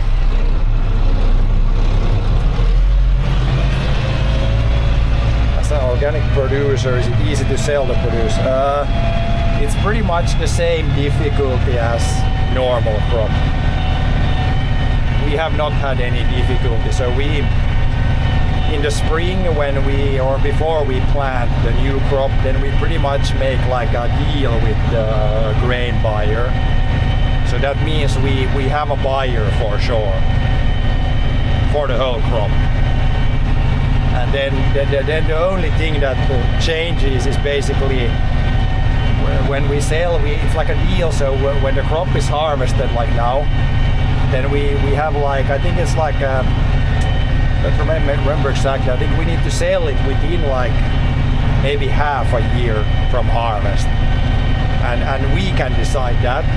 And the price gets locked in the day we call the buyer that we want to sell today. So yeah, we get everything sold. That's not an issue. But let me tell you what is the issue: the price. So getting it sold is not a problem.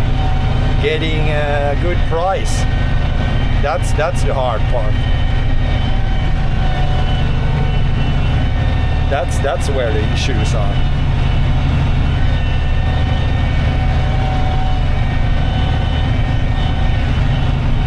Yeah, so now you can see here we're already to the marker, and at the other end of the field we're quite far off the marker yet. So I need to do some shorter passes here. We need to make it straight. Or more even at least.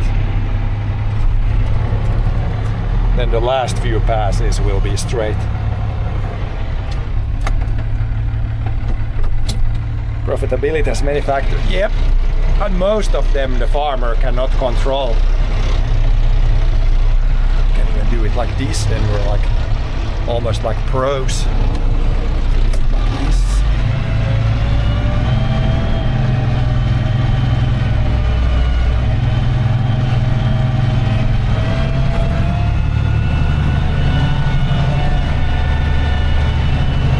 That's the thing, because fuel price that I buy, can't really control it. I mean, we can choose a little bit when we buy. Same when we sell grain, we can wait for a little bit better prices, but you never know, it could go down also. So can't really control the price of what we sell either. Have obviously no control of the machines, like how expensive new machinery is. We have really no control there. So it's that's the hard part. The driving the tractor in a field like this part, this is the easiest part. And everything else is the hard part.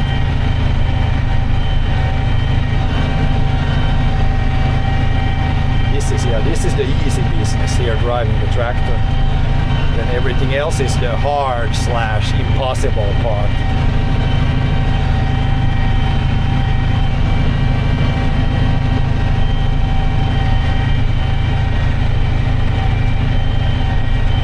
I guess the most stable to count is labor. Yeah, so this farm, we run it like me and my brother, and like the whatever is left after all the bills are paid, that's what we get. So we don't really control that either, and it changes very much from year to year. We have not had a losing year yet, which is this is gonna sound shocking to a lot of people, I think, but not having a losing year as a farmer these days, big achievement. It sounds like it shouldn't be an achievement at all, but with everything going on these days, it's a big achievement to not have any losing years. We've had definitely some really bad years. Last year was really bad. Basically didn't make anything at all almost. But not a losing year yet. Fingers crossed we don't ever get a losing year, because then that really sucks. But it's very easy to have a losing year. I could make this year a losing year if I would buy a new tractor, boom, losing year. A big losing year. I mean, I guess when you buy a tractor you would split the cost on many years, but still, that would almost single-handedly make it a losing year already.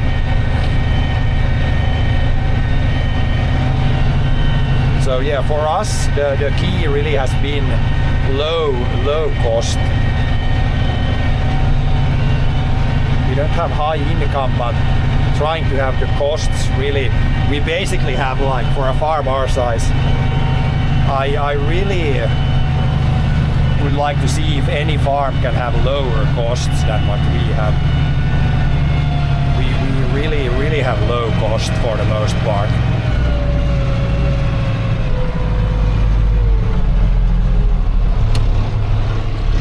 And can't really go any lower on the cost, I think. Pretty much maxed out there. Like this tractor, for example, this tractor is like 35 years old. And the newest tractor we have is like, it's like 20 years old this year.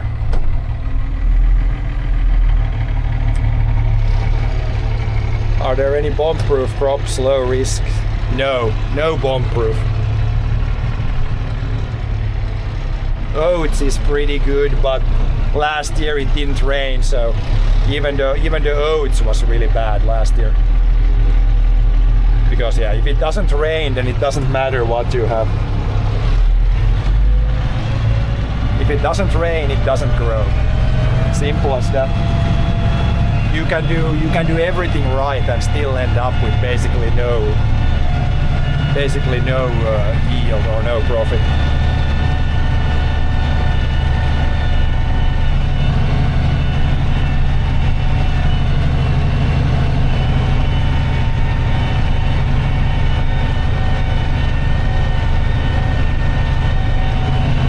yeah, basically this is. I should change the channel name to real life museum or museum farming. It's soon. That's soon what we're doing here. It's kind of like a mix between a museum. It's like a working museum.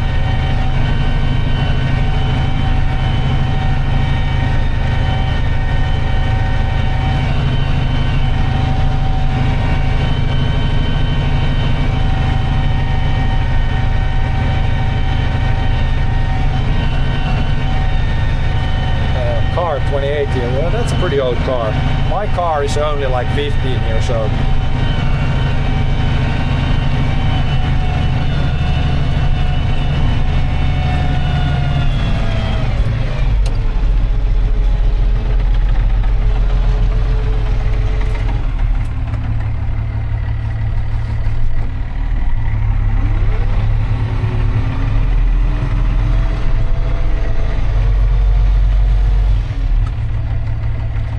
Veteran machinery farmer. Yeah, I mean there are some like they usually have some like they have some days where they use like really old farm machinery, but it's like not a real farm. It's just they show up, like everybody shows up with all the old machinery. But we could have like an actual working farm with historic tools.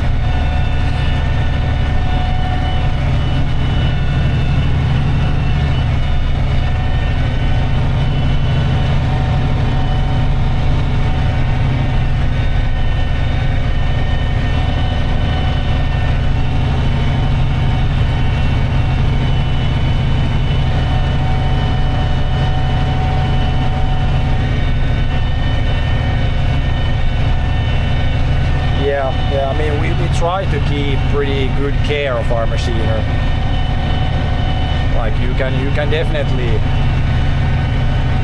use tractors for a long time if you keep good care, change the oils, you know, keep good care of them. Then you can use a tractor for a long time. It's very, like in Finland at least, it's very common to have like a 20-year-old tractor that's like nothing. Like pretty much everyone has that these days.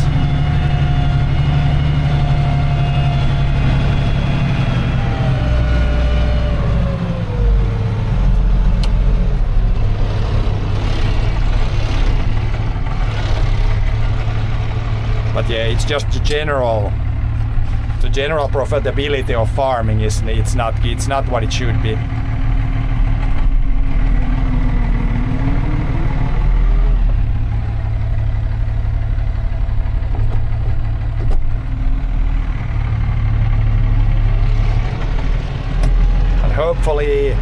Hopefully it changes before the stores run out of food. I kind of have a little bit of a bad feeling of that, but let's hope things change for the better before they get really bad. And you actually go to the food store and it's just empty because no one can produce anything profitably, or no one can produce anything anymore.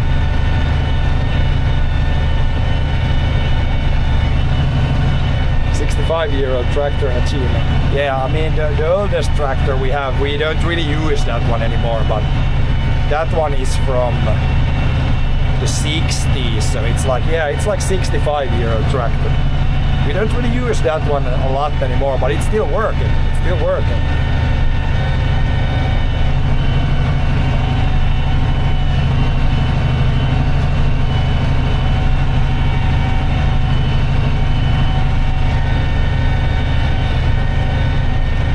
But yeah, it's really kind of shocking how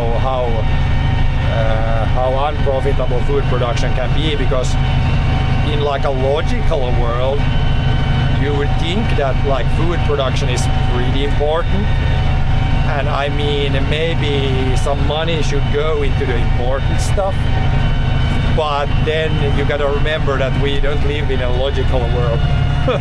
We live in a crazy world. So So then everything starts to make more sense why it is like it is. Yeah, it would be way different in a logical world, but we don't live in a logical world.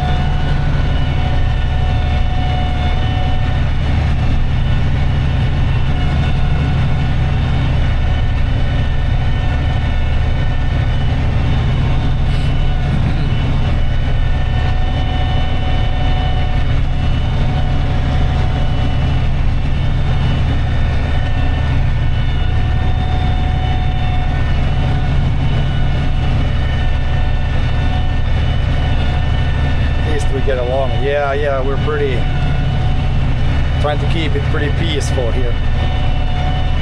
At least that's good still.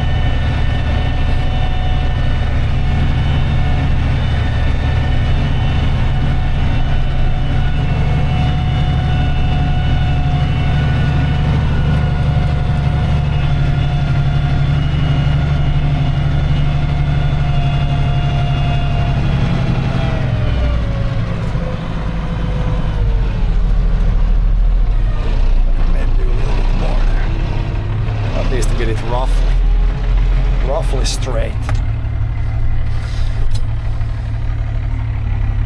Are streaming to Twitch also. Yeah, we're streaming right now Twitch, Kick and YouTube. All three platforms, or the same footage goes to all three platforms.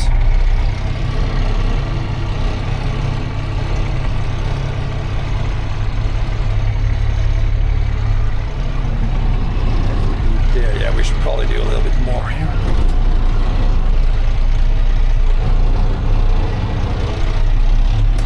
Try to keep it on the relatively straight line there.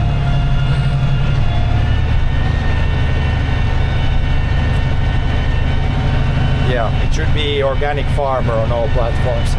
Or I guess on YouTube it's like, what is it, organic farmer 4994 or something numbers.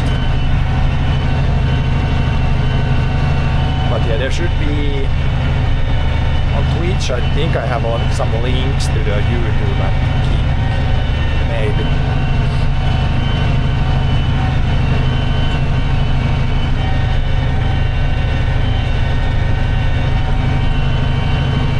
But yeah, can't hurt to diversify on some different platforms.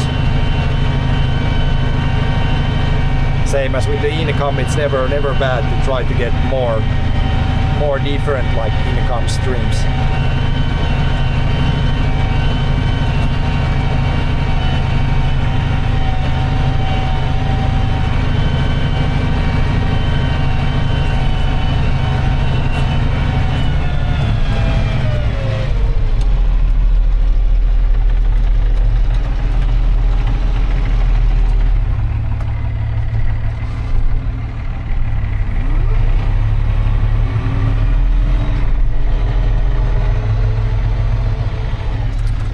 Still pretty much at the start of the red area on the fuel tanks. Now there's not much left here, then we basically have the outer edges, so maybe we have enough fuel. Then need to go and refuel just a little bit.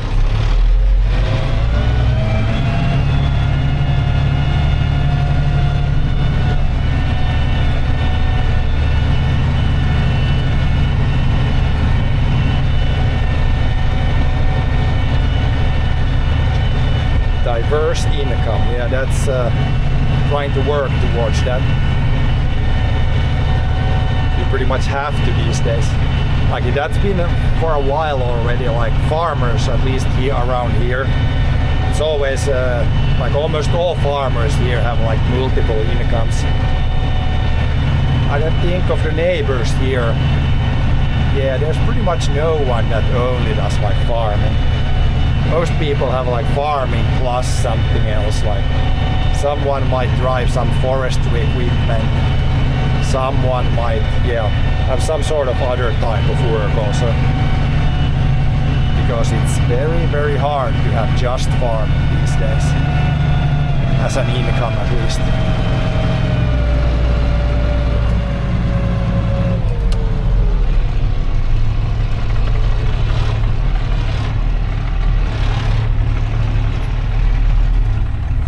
Also very few farms that have like animals these days here. Almost only like crop farmers around here left anymore.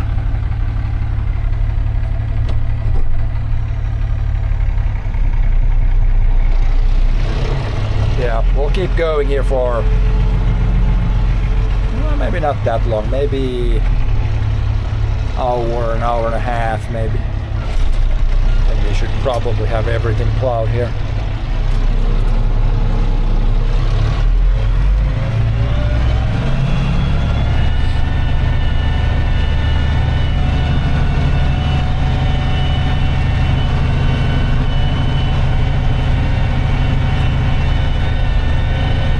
Other activities. Yeah, for sure gonna have some other activities.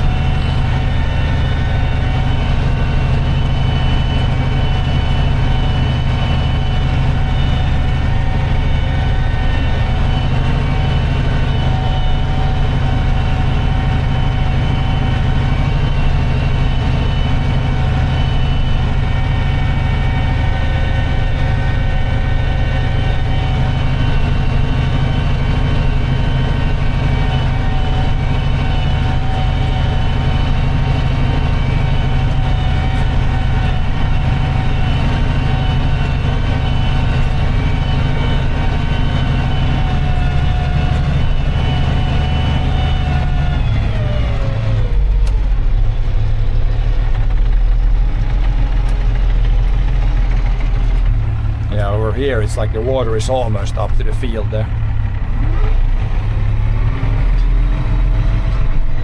Almost going swimming today.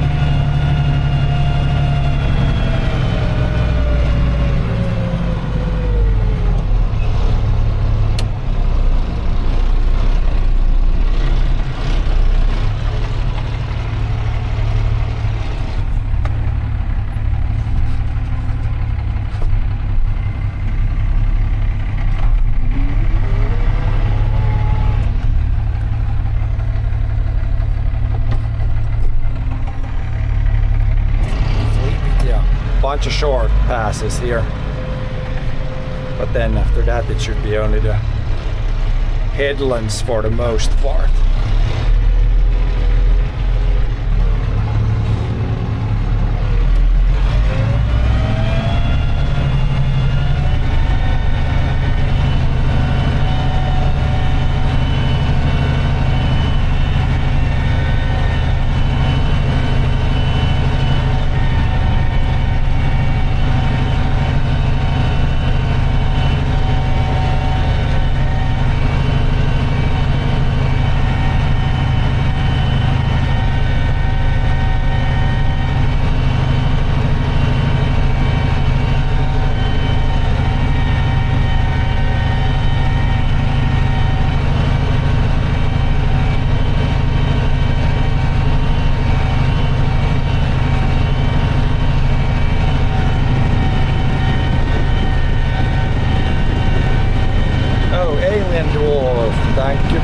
age for the sub. 14 months.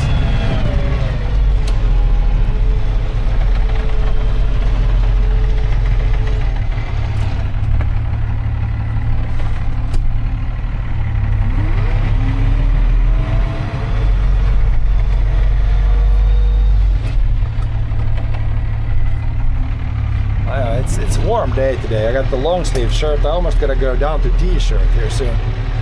It's getting warm in here.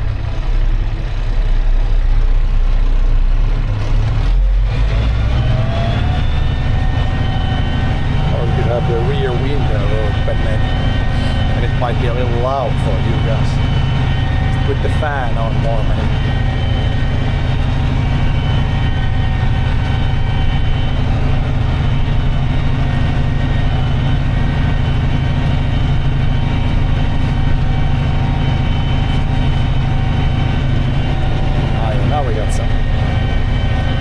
Now we got some wind inside here.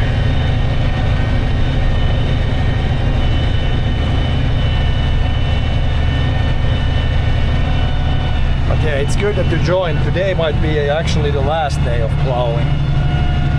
We'll see. We might not get the garden plowed today, but we should be able to get this field done today. There was another mouse running there. I think we're flattening some mice today also. I have never really seen too many mice in the field before. Seems like today or this year, I guess when the crop grew well, there might be some mice around too.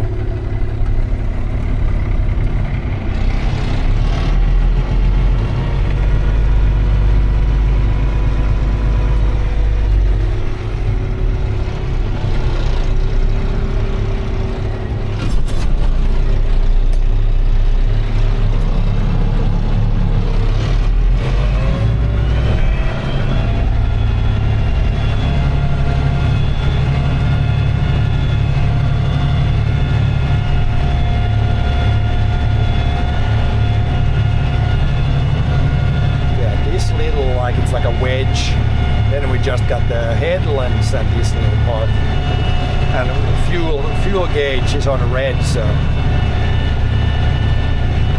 we'll see if we hopefully have enough fuel for this field. It's gonna be pretty close. We're not gonna have much left in the tank when the field is done, if any at all.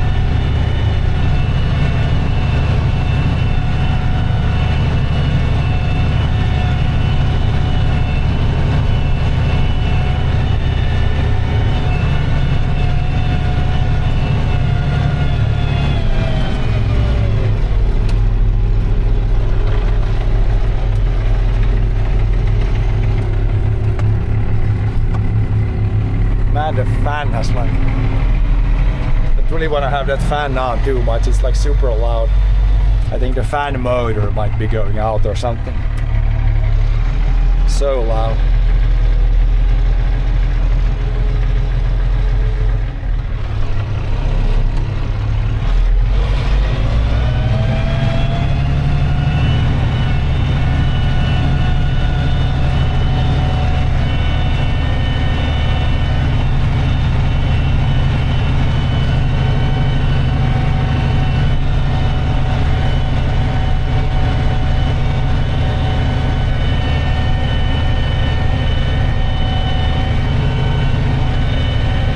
We're a bit low on juice here.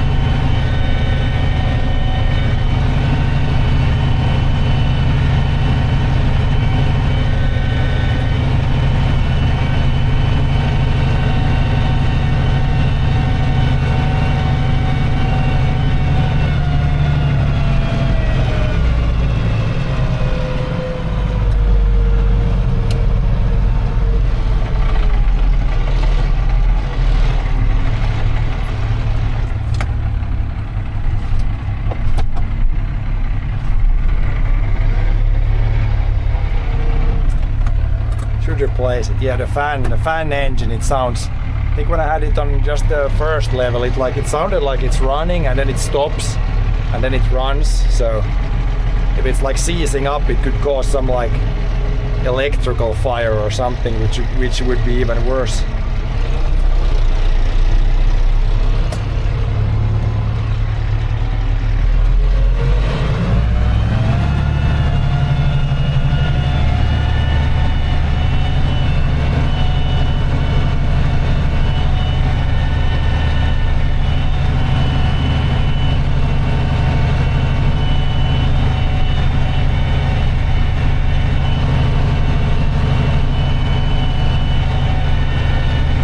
Better to just, now when it's cooler outside, better to just have the window cracked open a little bit.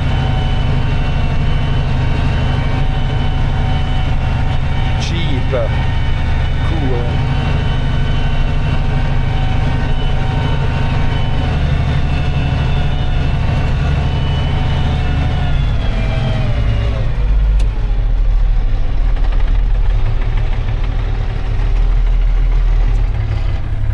Yeah, I'm just waiting on the subsidies. So yeah, is there any other job where it's like they say that you get paid within a 3-month period? That's how the subsidies work. So they said that they started paying out some subsidies middle of October, and yeah, we have not gotten anything out of anything yet. And they should be, for the most part, paid out this year. But yeah, so far nothing. We'll see how long it takes. It's very weird. So we don't have any exact date when we get paid. It's like, yeah, somewhere within 3-month period. Not too many other jobs, I think, that have it like that. Even though it's like the amounts we know roughly, but the payout schedule is like, yeah, soonish. Soon at some point.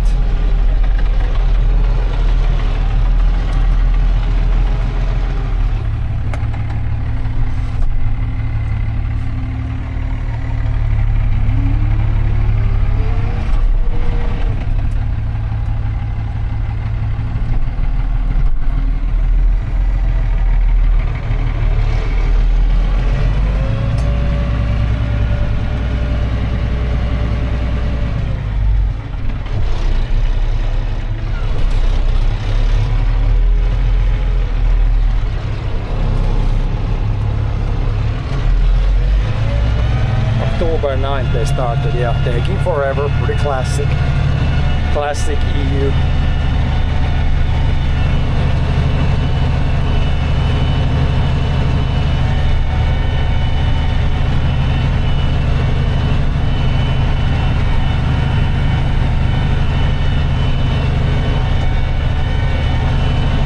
And yeah, the oats also, we sold the oats, so they should be coming and picking that up also within the next few months, I guess.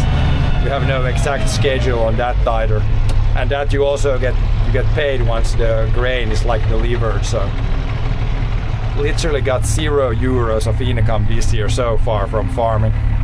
I guess in the spring they pay some subsidies from last year, but from this year's like subsidies are selling grain, we have literally got €0 so far. Maybe they deliver, yeah. I think John said that they deliver it by horse or something very modern way. Maybe deliver it by snail, so it takes as long as possible.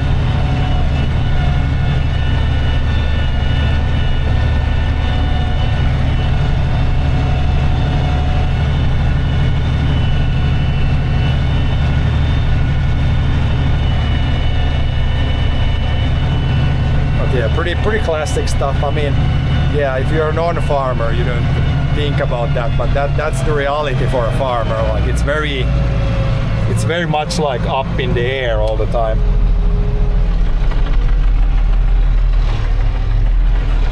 No set dates or anything like that. It's just, yeah, at some point you might get something. it's weird, yeah, because if you take a loan from a bank, then it's very much not up in the air when you pay it back. It's very strict, and you have to pay at certain dates, or if it's later than that, then for sure you're gonna get some extra payments or extra penalties or something. But it's weird, it only works one way, it seems. When EU pays out, it's like, we're like late a month or two.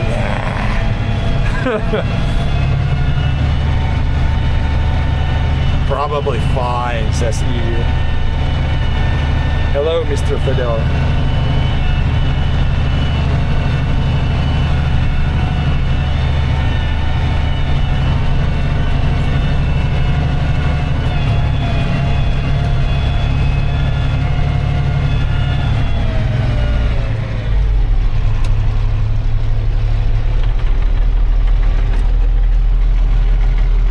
But the EU would not be a good if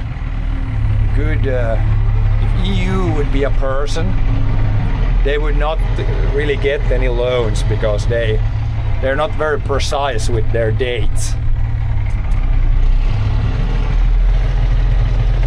Yeah, if they pay late, then we also don't get any interest on the money. So the other way around, you have to pay interest more if you pay back too late. Then there's more interest, but it's also weird how that only works one way.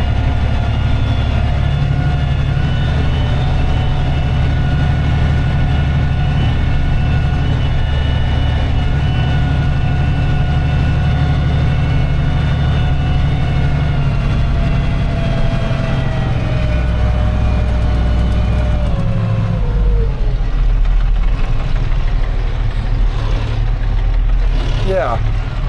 When I go to the store, what if I just say that, yeah, I'm gonna pay this bill in like the next, at least like next few months, it's probably fine, right? No interest, I'm just gonna, yeah, when I feel like it, I'm gonna pay back. Pretty much EU right there.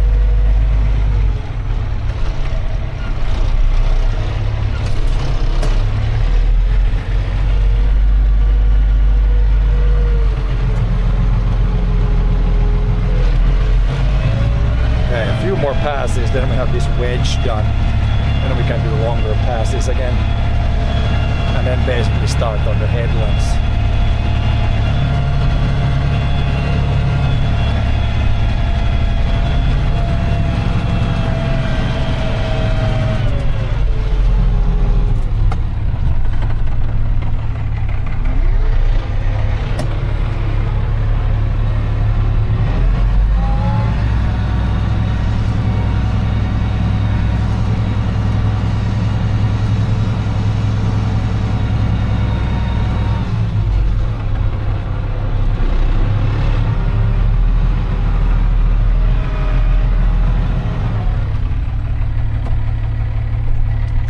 Pay next 500 days with no interest. Yep. Seems good.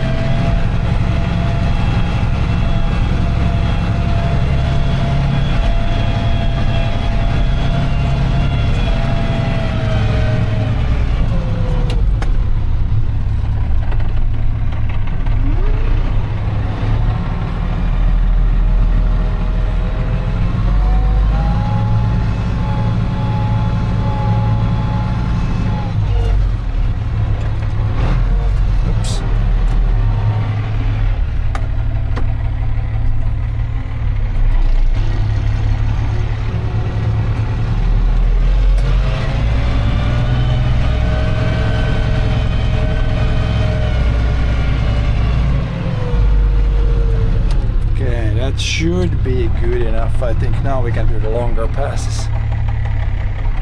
We should be somewhat straight now here.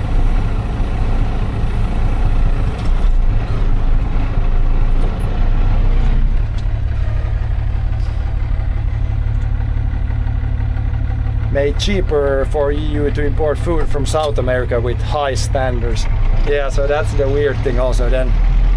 A lot of rules here, and then then they still import from like places that don't have as strict rules, and then the price is the only thing that matters. So it's pretty hard to compete with that when we have strict rules and they can produce with kind of whatever rules, and then the price is like the same in the store. It's hard to compete with that.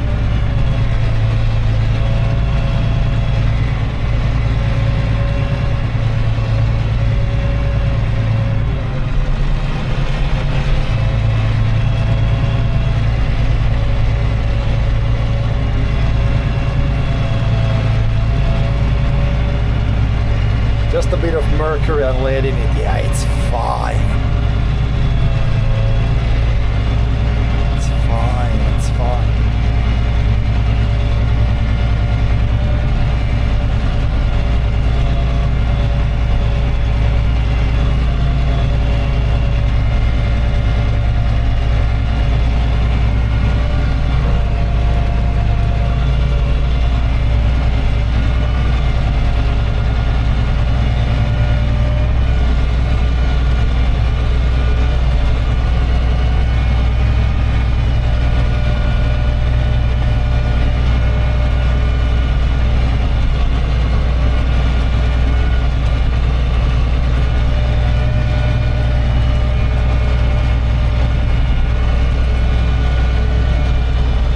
Down to soon the middle of the red zone. So fuel is getting lower, and we also don't have too much left of the field.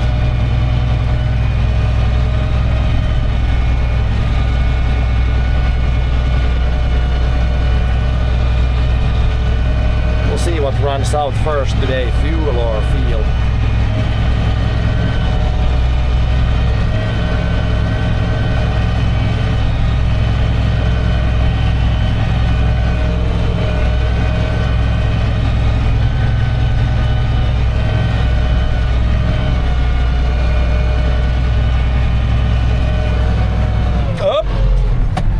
Here you can see we have a lot of straw this year.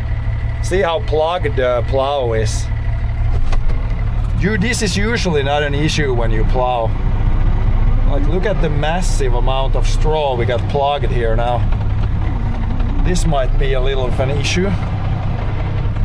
Gotta lift up and try to flip it and get it unplugged.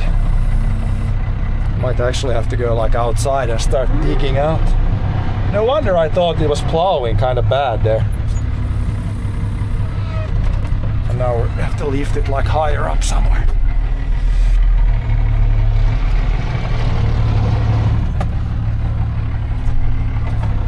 So yeah, this has pretty much this is only an issue when there is a lot of straw. And yeah, as I said, this year there is a lot of straw. Oh yeah, now we're unplugged. Then we're gonna try to almost have to plow this. Like, this wasn't very good plowed here now. I don't really want to plow it again because then it's gonna be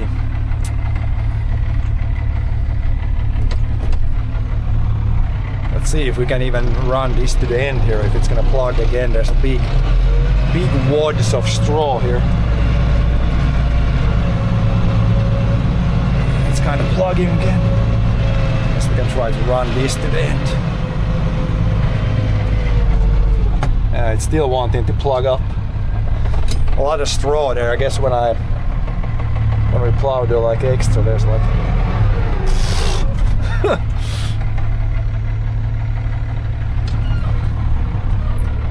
so much straw plugged. I guess it plowed it somehow there. Didn't really do the best job, but now we need to like spread this pile here somehow. Super rough. Need to drag it out with the plow a little bit.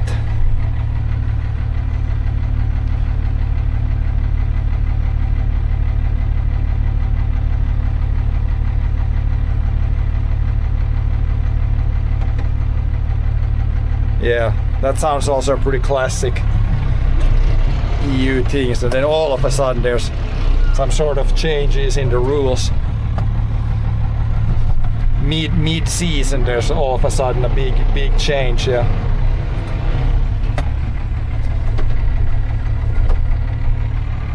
Then you gotta try to do some long-term planning, and then the EU just all of a sudden changes the rules mid-season. And try to spread this out a little bit here.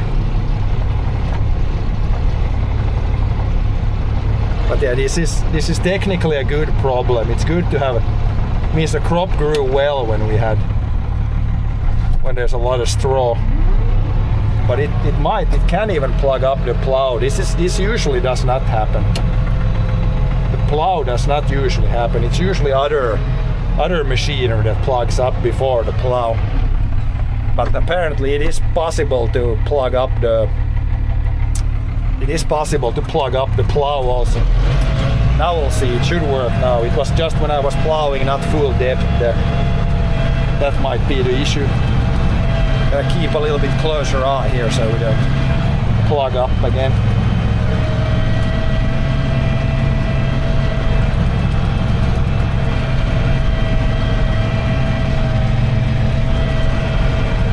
Yeah, but yeah, burning the straw, I think that's also, you can't do it anymore.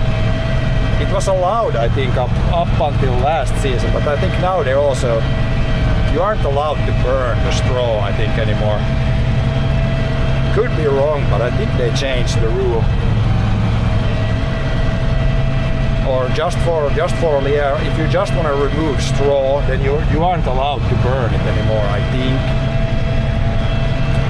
John maybe knows better if he's in chat. But I think that changed pretty recently. Because that's some people did that before, like they burned the straw. Can be good if you have like a lot of straw. I think you're not allowed to do that anymore.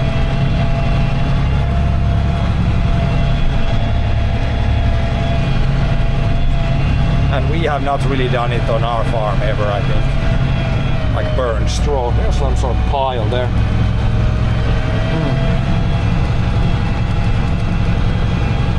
And now it seems to be running normal. It was just when I did make the field straight there, or make the plowing straight. Then we plugged up, otherwise it should not really plug up.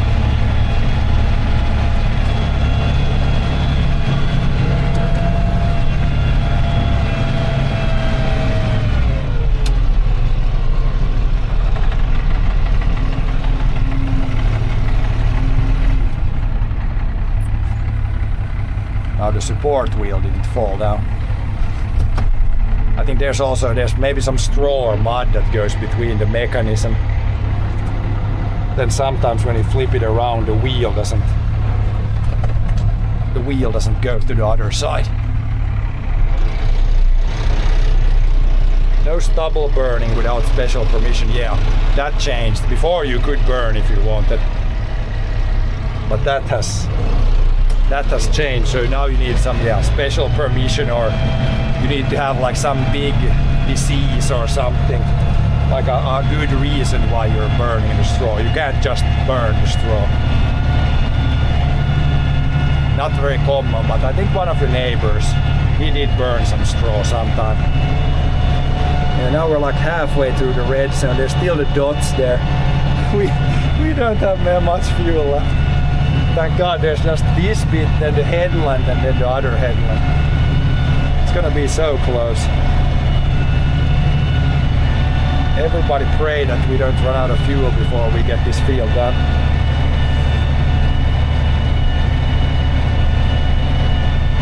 Yeah, I think the best thing is to try to get it in the soil, or at least leave it on top of the soil.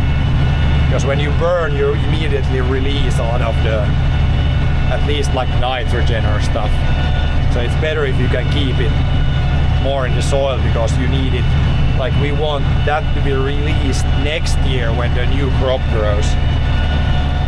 I don't want the straw, the energy that's in the straw, I don't want it to get released now. I want it to get released slowly during next growing season, I guess. Fuel gauge situation. We're halfway through the red red area. So we have like it's probably under 1/8 of the tank. So maybe we have 10 liters left now. And yeah, we have less than 1 hectare, but is the tank gonna run all the way dry, or does it stop before that? If the field is flat, then it should run it pretty dry, but there's some unevenness, I guess, on the edges. Well, I guess we need to turn more this way. Straw is good, yeah, straw is good for worms, yep. It's better if they decompose it like slowly. That's better than burning it right away.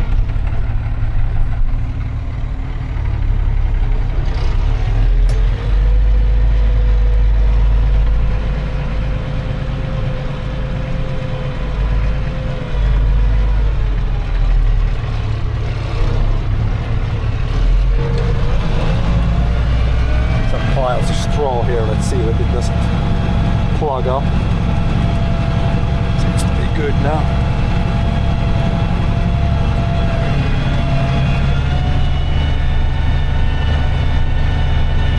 Ten lures. Yeah, we might have 10 lures left in the tank, so not much. Not much fuel left.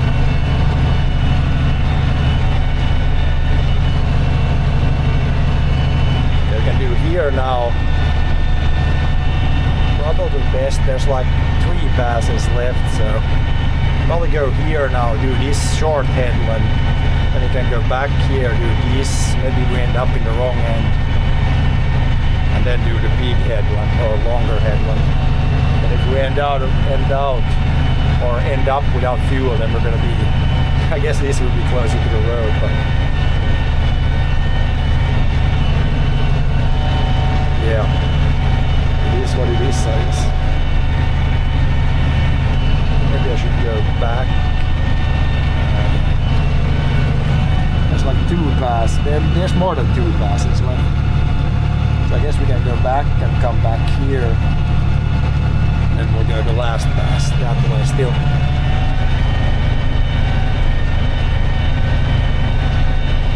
You see at the B field, there's a lot of boar harvest. I don't see from here, but I think when we took the soil samples, then I already saw like some boar tracks. I don't see it right now. Maybe there's something right there. Some small diggings. But not too much, not too much. But I haven't really been to the field. I haven't been to the field too much really looking for it either. But there, it looks like there's maybe a little bit here at the end.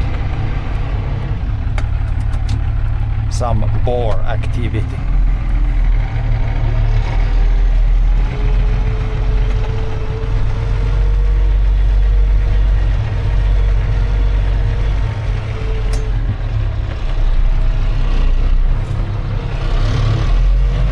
Right here, there's pretty much 1 pass left. But in the middle here, there might be. There's pretty much 2 passes left. Ditches are full of water. Yeah, I'm actually surprised how high the level is, because it did rain a little bit yesterday, maybe like 5 millimeters. But before it also rained, and it's kind of rained a little bit every day. But yeah, the water level is surprisingly high actually. It's just maybe 1 meter below the field. Maybe less than 1 meter below the field. But yeah, this time of the year it's kind of normal. I mean, now the dirt is all saturated, like the dirt can't suck up any more moisture. And then when you get even smaller rains, then it kind of all has to flow somewhere. So it kind of makes sense. But yeah, fields are still dry enough to plow. It's still fine. Just some surface mud on the tires.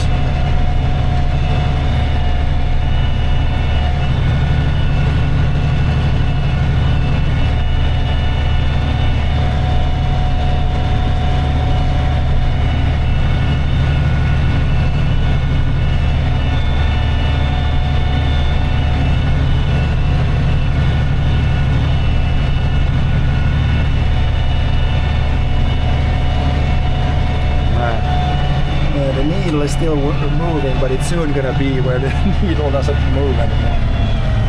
Oh boy. Oh boy.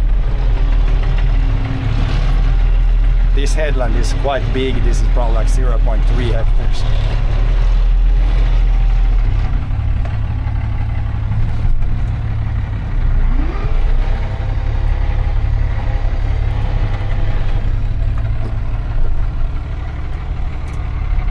Yeah, it's probably less than 1/8 of the tank for sure now. Can we even do one full pass here? Probably barely here. And we're kind of driving down in the ditch almost already.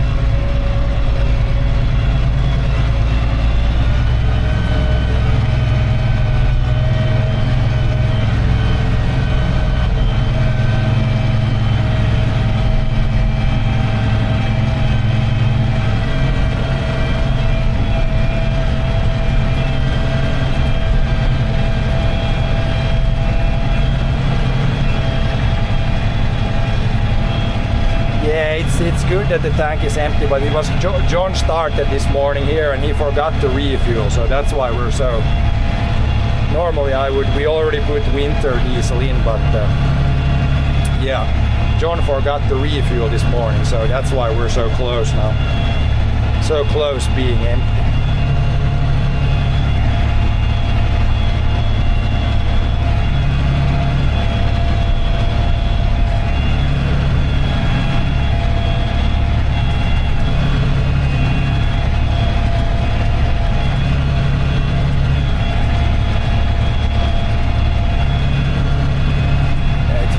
This off pretty good, I think. To go back, we don't really need to plow here. I'm already pretty much at the very edge. Can't really go closer to the ditch anymore here.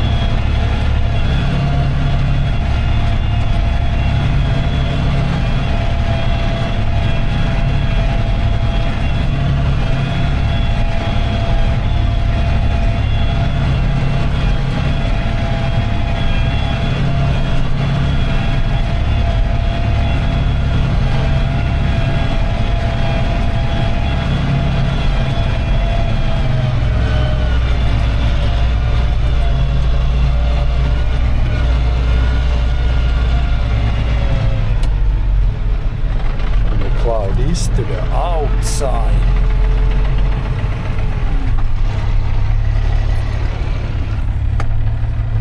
No refueling, only refooding. Yep, driver was changed, but fuel was not added. Should be fine. Here, can't really go too close to the edge. Otherwise, we'll just flip the dirt in the ditch.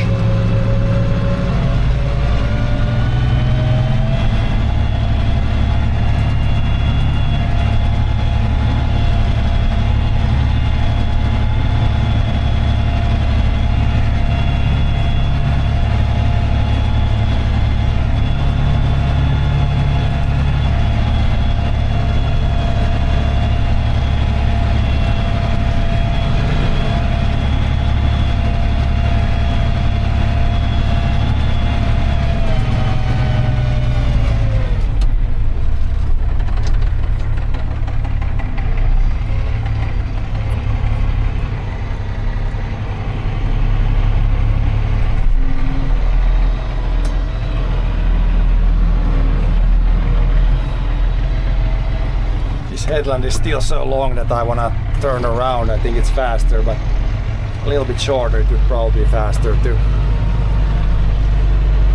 Just reverse it up.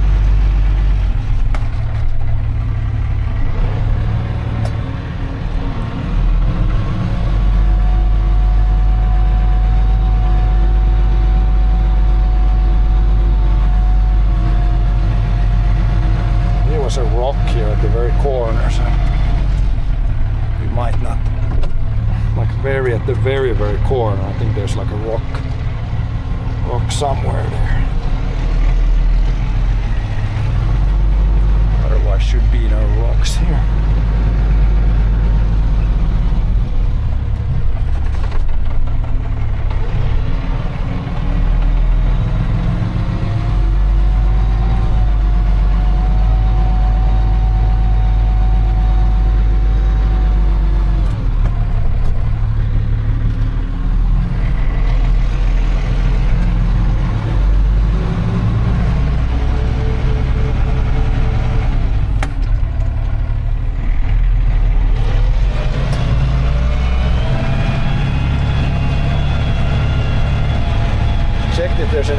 greenhouses in autumn sale.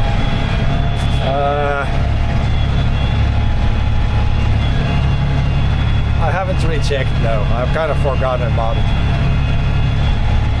And also, yeah, no EU subsidies, so no money to invest yet.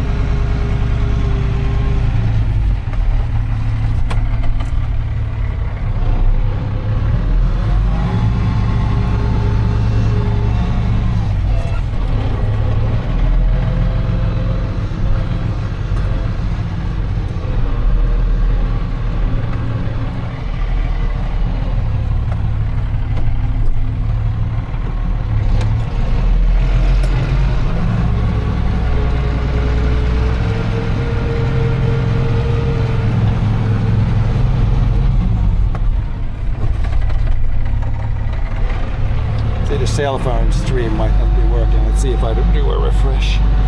It's fixed it a couple of times today with the actual refresh command, which is surprising.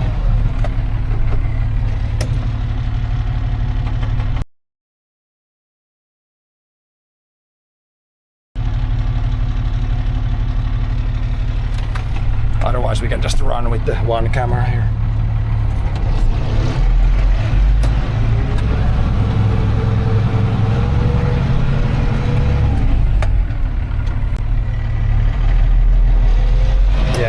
The mainstream is at least working today pretty good. So that's good.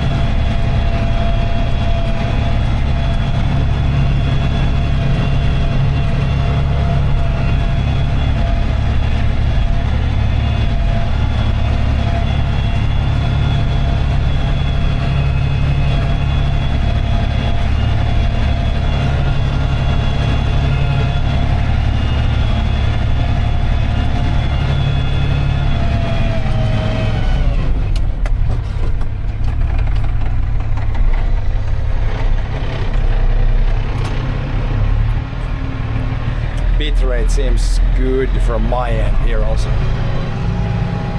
Sending out pretty good data from here, I think so. As long as the stream computer works, and it should work well.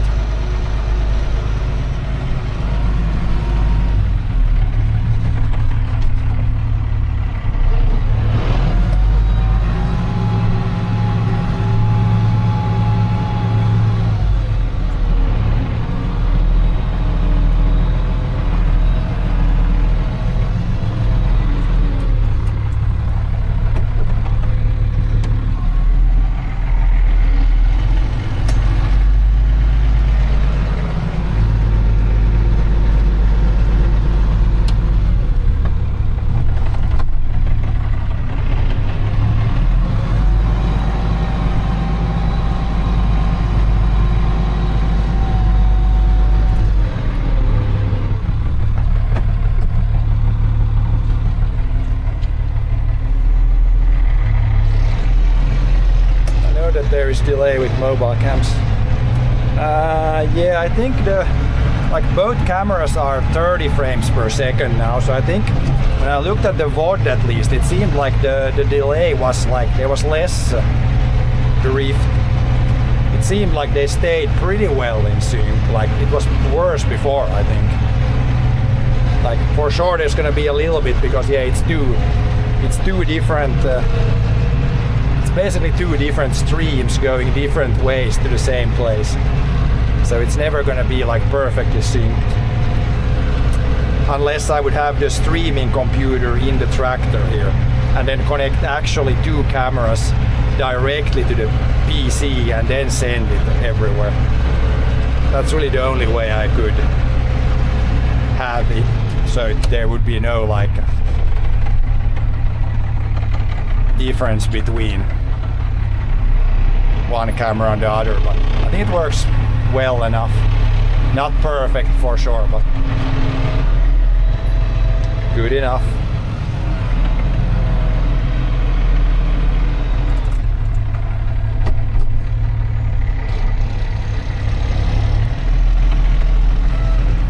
Okay, one more time there and back. And then this is good. Then we have the other headland left, but it's a little bit of a bigger one than this one. Basically no fuel left.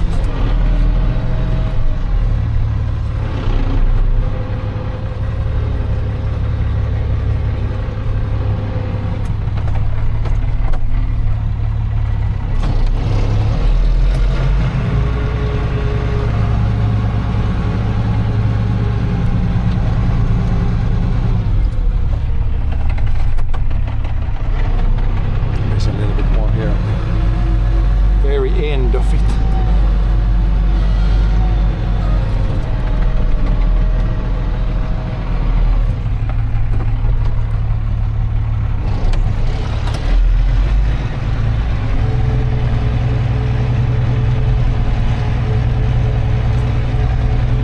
Yeah, it shouldn't be too much. I don't know what if there's any delay right now, but should stay quite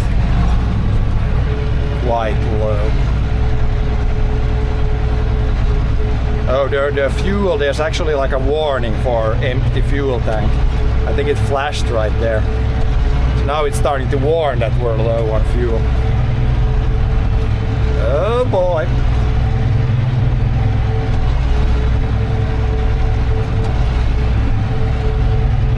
We need like 20 more minutes of fuel. Then I think it would be enough.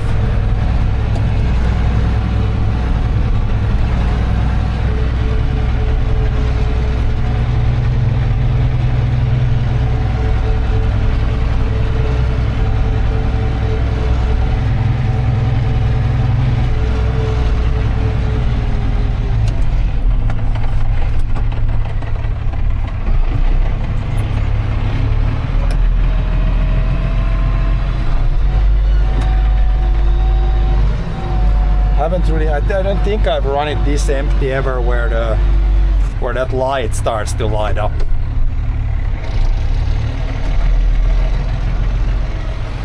So we might be going closer to the end that we ever have before.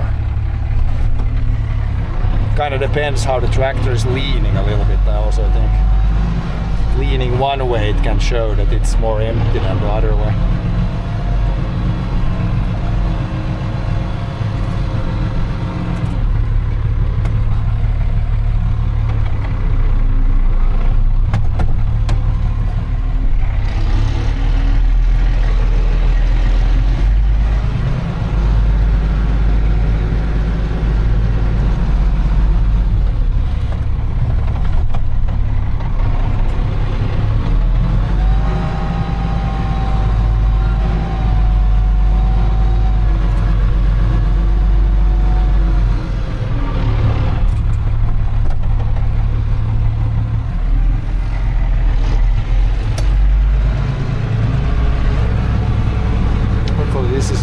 Pass here. I think that's pretty good.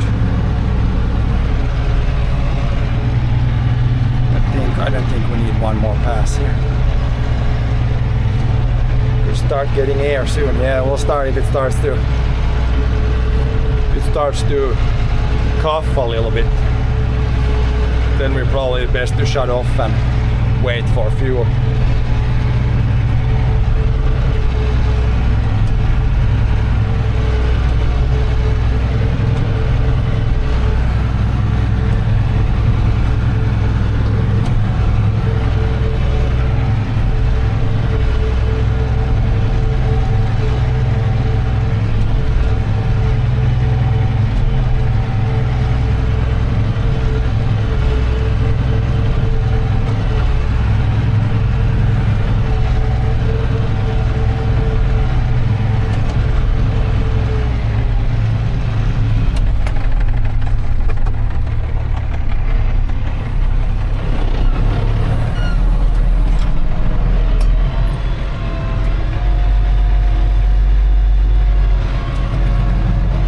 even 10 liters would be enough at this point.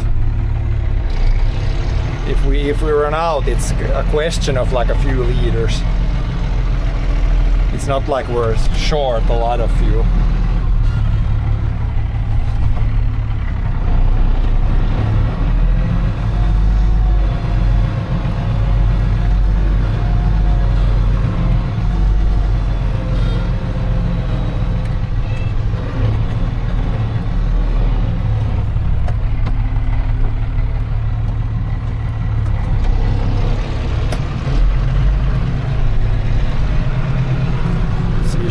Pull maybe a short pass here. Seems like there's a little bit. Could use a little plowing here still.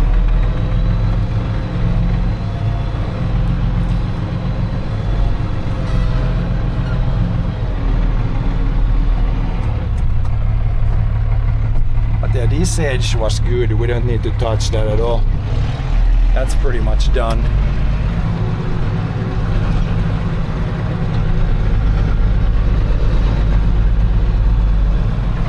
Yeah, now we only have the other, pretty much the other headland left.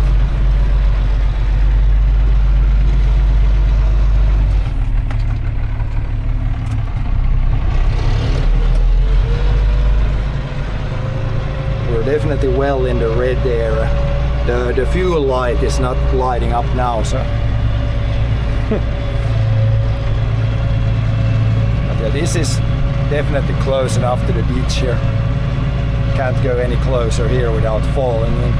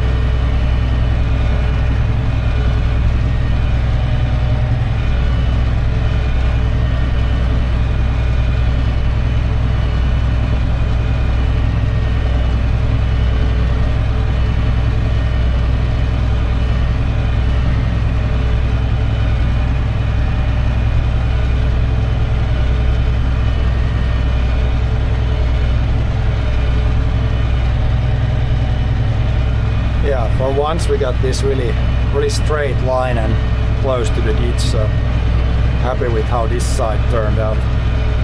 Now when I'm driving flat, the tractor is like flat.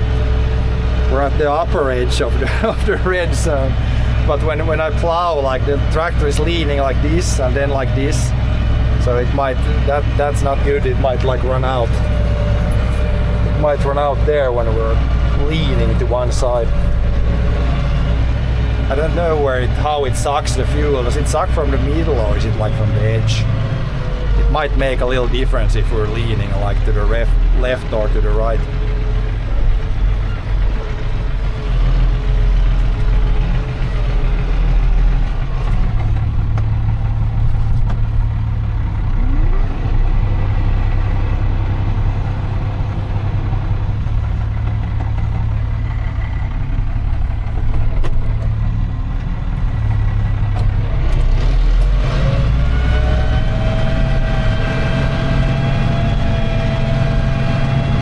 This headland also turns a little bit, but this is fine. We can turn this with the plow in the ground. It's just a very slight curve. Maybe 15 liters left. Yeah, if we got 15 liters left now, then we have enough, no problem.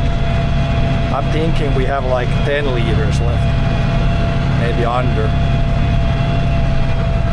Then that could become an issue. This shouldn't take too long though, like 15 minutes.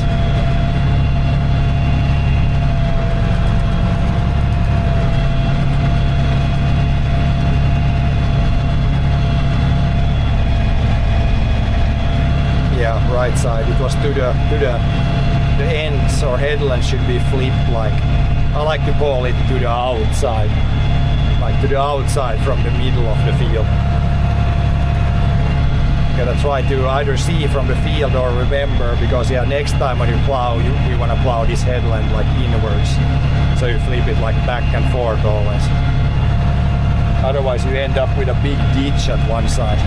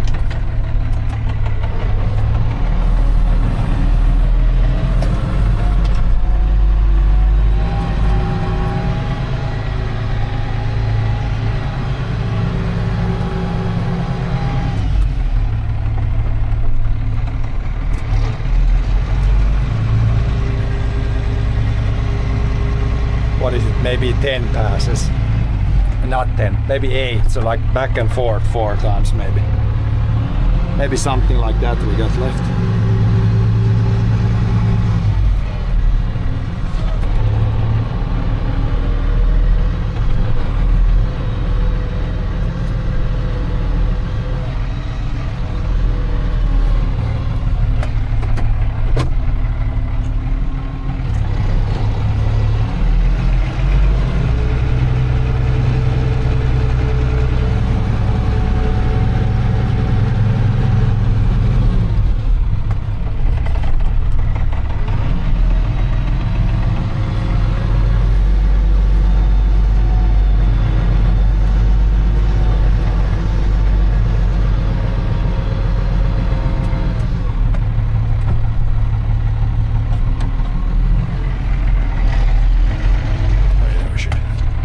Have to, when you turn around, you need to put a smaller gear in, and then when we drive to the other edge, we can drive at the normal speed.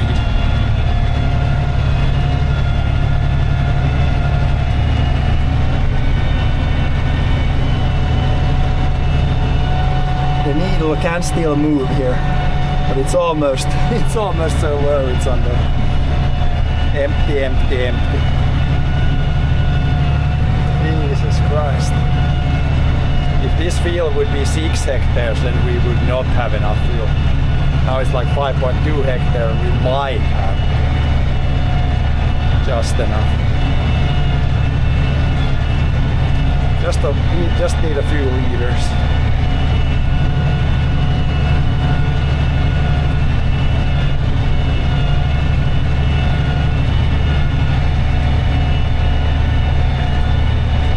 Are you plowing? Probably 8 kilometers per hour. There's no like speedo on this thing. It only says RPM, and yeah, you can, from up here you can see the speed, but I think with the medium 3 gear, I think you can go from like 6 to 10 kilometers per hour. So we're probably going like 8 right now, something like that. The load empty tank flashed again. You can't make this shit up. It's gonna be so close. I guess when we lead this way, I think it's maybe closer to the empty tank than the other way.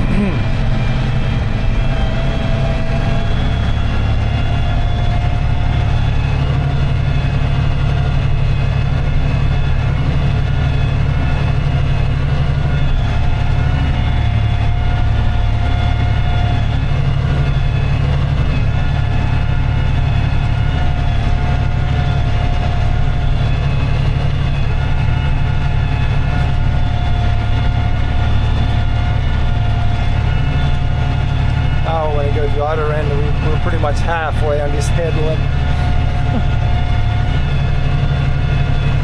10-15 more minutes, please. Have that much fuel maybe. I think, yeah, when going this way it shows a little bit more. And when I go the other way it shows pretty much almost empty. So, but that's just the gauge. The gauge might take it differently, but then the actual level is maybe somewhere between.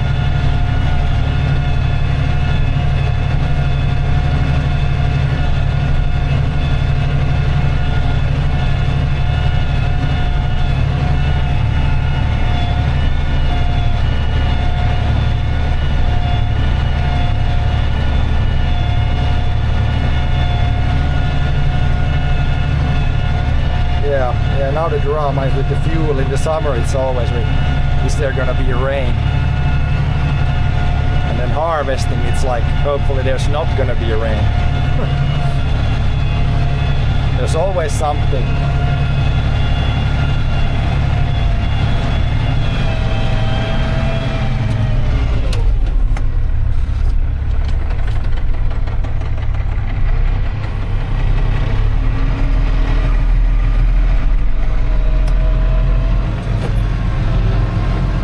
Sleeper here.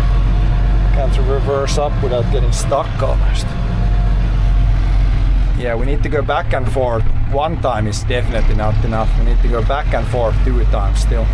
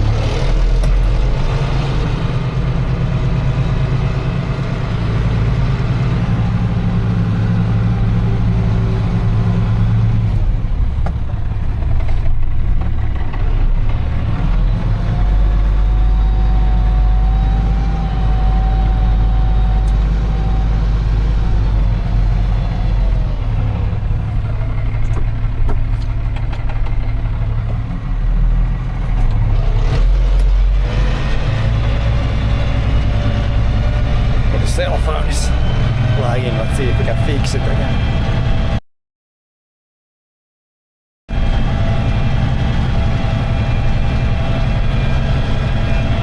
Fix it.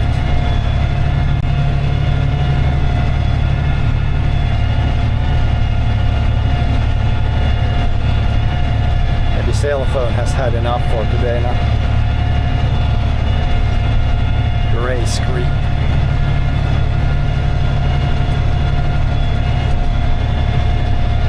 We got the lights on, we can shut off the lights and we can save 1 deciliter of fuel. We don't need the lights on. It's rally, it's like rally now. Save every fuel, little bit of fuel you can. It's getting bumpy this last part. We need to drive a little bit more slowly for the last bits.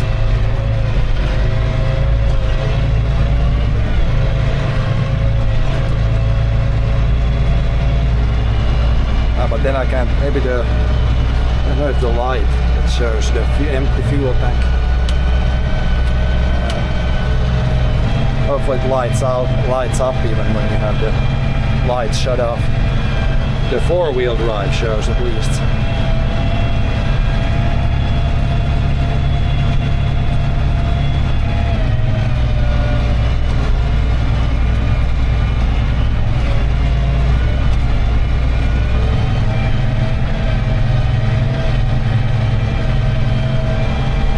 Everything counts now because we're pretty much on empty tank now.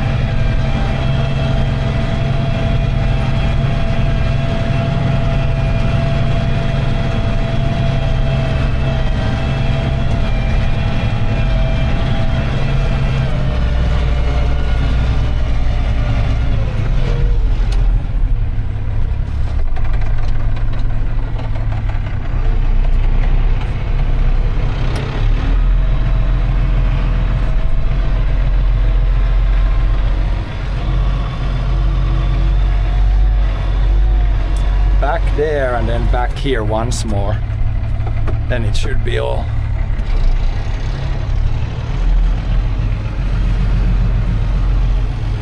And I guess a garden, but it might be so.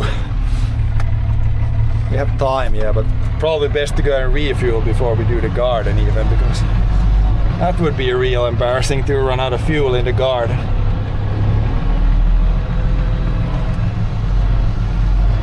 I guess when we drive up to the fuel place, there's like an uphill. It's kind of not impossible to run out of fuel there when you go up a hill, and it might suck some air.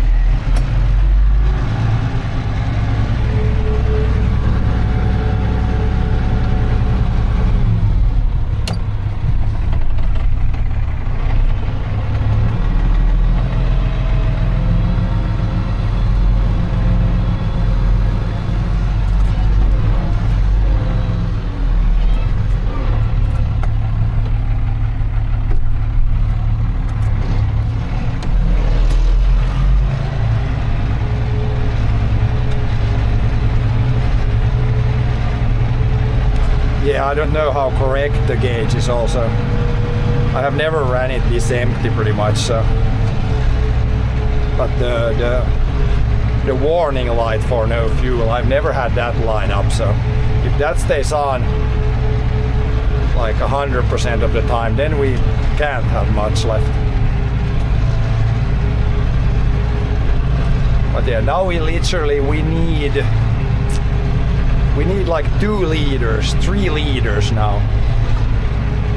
So hopefully the needle is moving now when we're driving this way. So I'm hoping there's at least, it's like sloshing around. So hopefully there is 3-4 liters, maybe 5 liters. Then we should be good.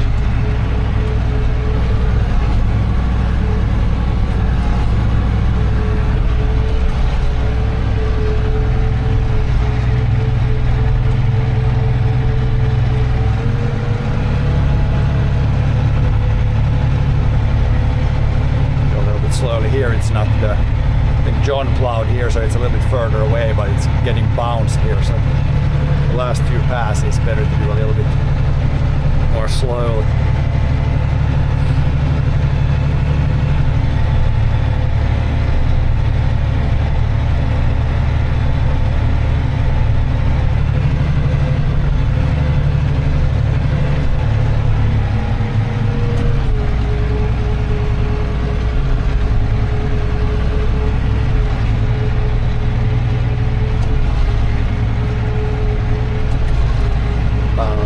Bounce, bounce, it bounce.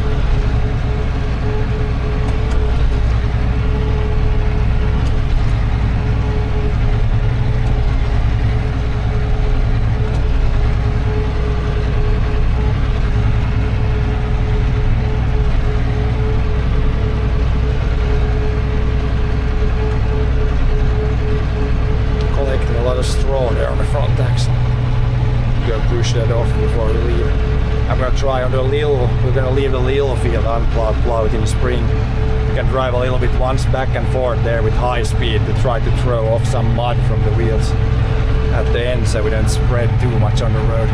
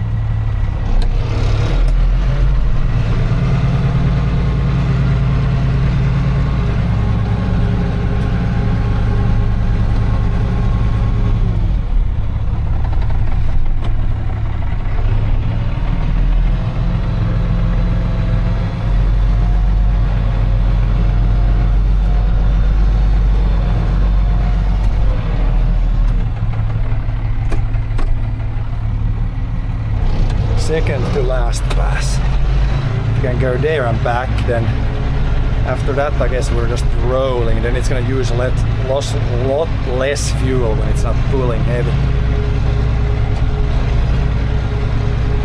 It's blinking, the empty fuel tank, it's blinking. I don't know if does that mean that there's absolutely nothing left. If that's the case, then we're still close to being screwed.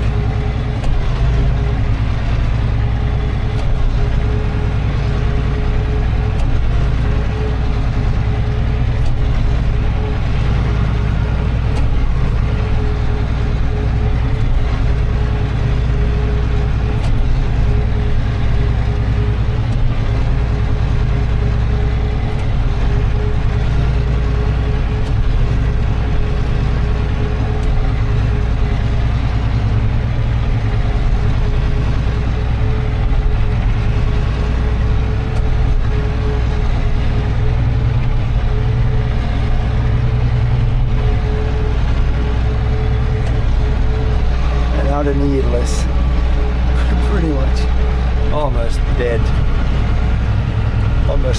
flat.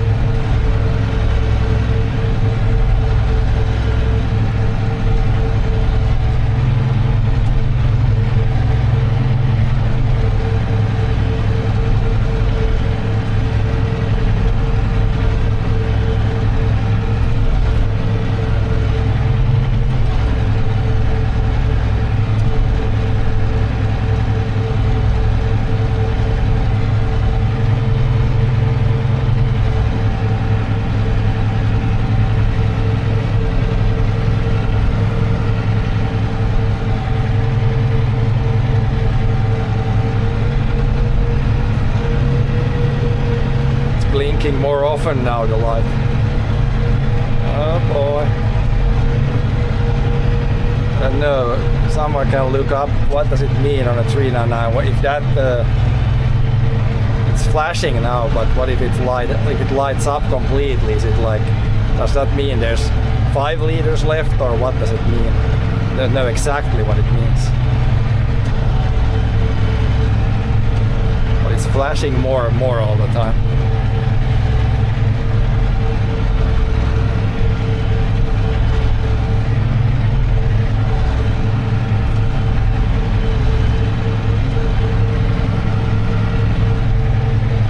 John still around in chat.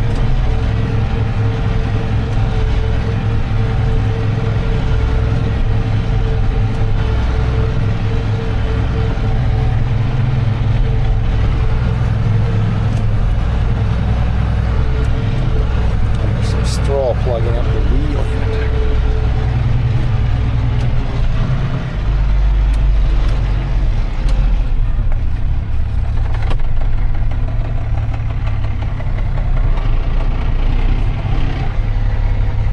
Yeah, John, what does it mean when the warning for fuel light, when it's blinked a few times, but what does it mean? Does it mean there's 5 liters left, like 10 liters left, like what does it mean? Or that there's nothing left, or I don't really know what it means exactly. Like it's warning for low fuel, but how low fuel?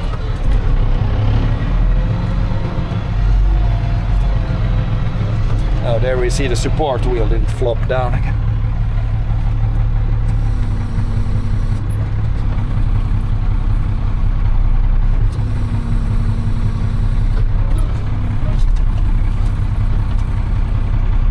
Now there's some mud in the...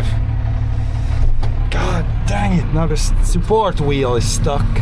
Now I need to go outside. There's some mud, must be some mud somewhere. And it's hitting the ground because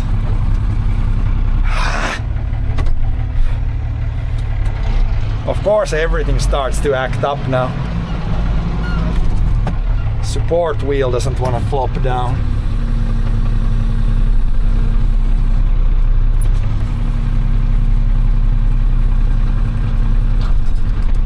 Now we got the support wheel down. Grok says 15-20 liters when blinks. Okay, well then we're good. If that's right, then we're good.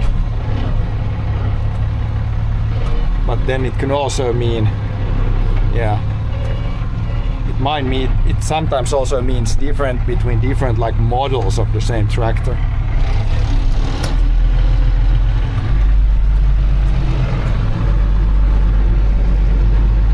But yeah, when we're bouncing around, especially here in the field, it might suck air before that, yeah.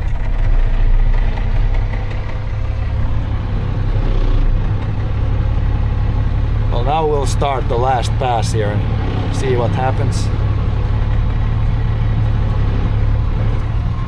Because yeah, the gauge is at least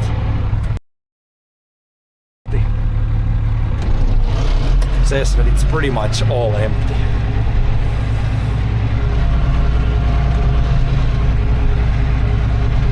And we kind of have to drive slowly here, so might use more fuel. Takes a little bit more time. Oh yeah, we got secondary camera back. Woohoo! Shocking that came back. Usually the cell phone, if it dies, then I have to restart the cell phone thing. That's good.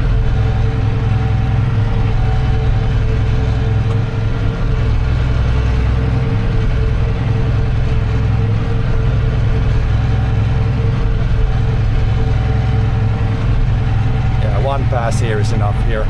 It's a little bit wider, but it's good. Good enough. Here in the last pass we might want to see so it doesn't plug up, because I did a few other extra passes, then it did plug up with straw. Guess it's not too much straw here, should be fine.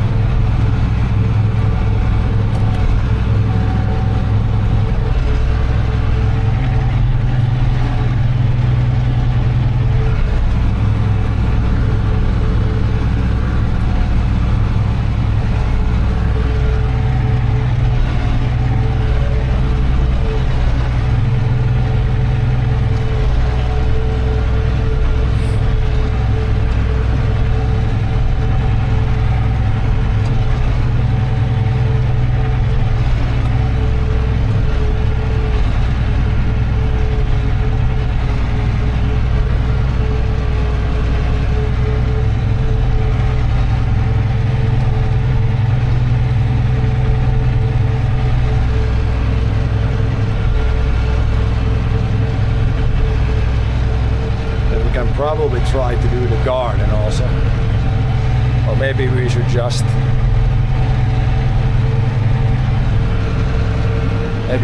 refuel first. I'm gonna do both things, refuel and plow the garden, so maybe we should just refuel first.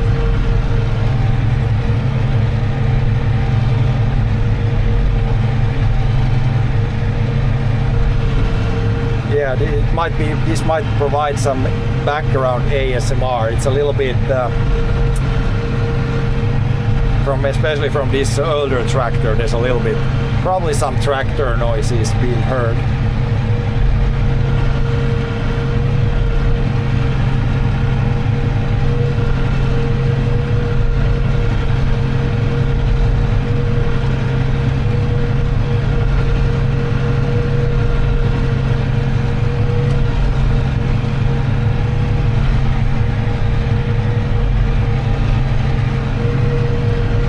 Have garden left. There's not even 100 square meters left in the garden, but maybe we have enough fuel for that, maybe not.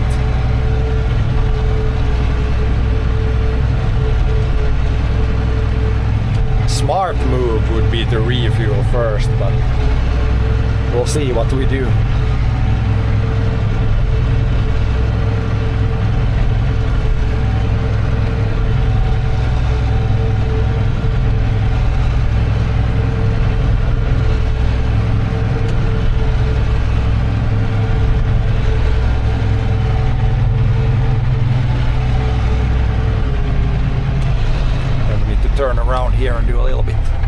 stuff that's right under the tractor right now.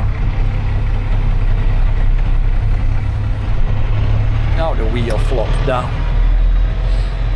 But then after that we're pretty much done with the field plowing at least.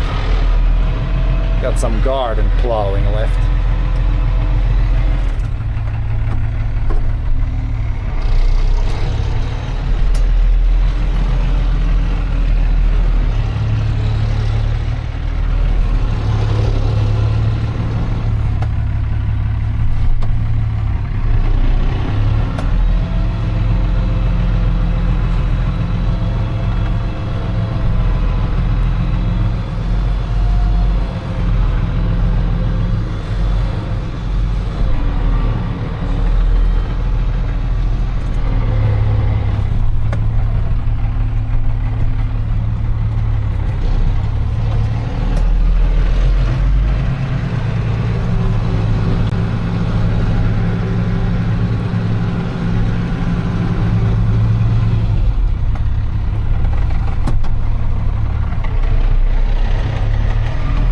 Short pass we can do. There's a little, see a little straw there still. But at least the fuel was seemingly enough to plow this field at least. Now we can see the next thing is if we can get out of here before we run out of fuel.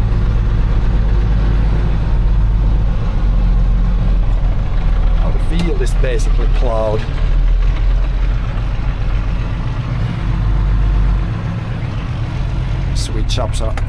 Switch up our speed a little bit.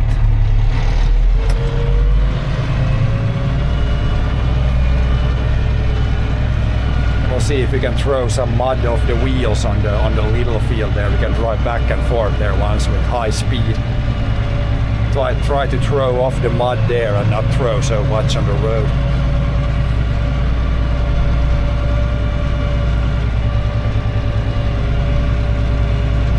Because them wheels are quite muddy.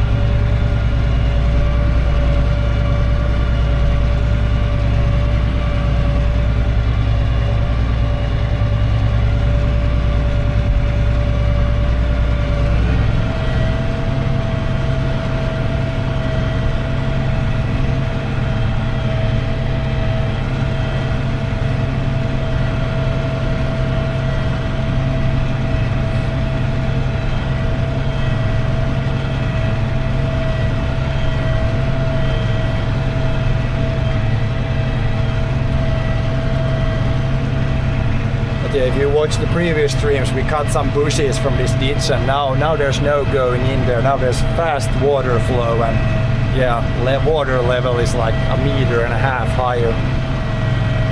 No going in there right now. Or you could go in there, but you would get wet. You would need some waders.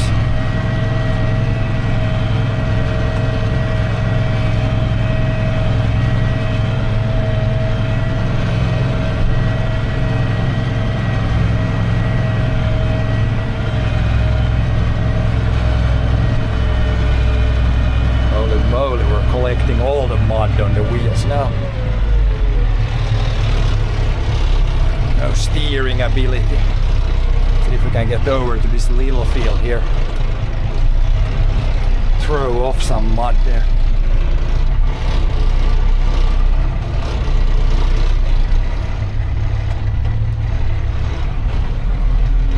We could plow this small field, but I'm gonna leave this until next spring.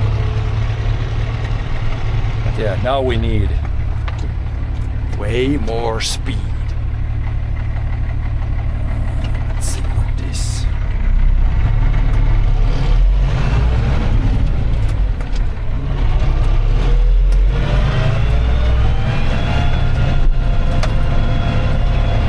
Throwing mud.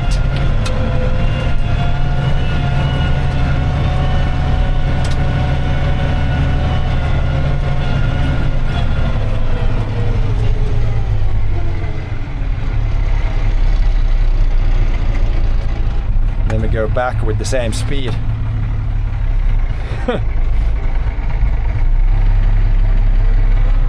Try to get as much mud off the wheel. It's not gonna, everything is not gonna go off, but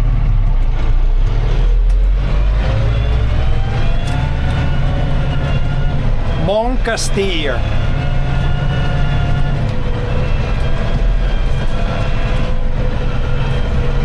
We threw some mud on the hood. Challenge, throw a mud on top of the hood. Now John has even more stuff to do when you want to pressure wash this. Now we got mud on the hood. Oh, we go. Now we try to drive slowly here on the big road and not lose too much mud off the tires here now. This is the strategy. Drive fast there and then drive slowly here. Try not to drop too much mud here. It works usually pretty good. And I can also drive with one wheel really close to the ditch, then if it drops any mud then it's not on the road.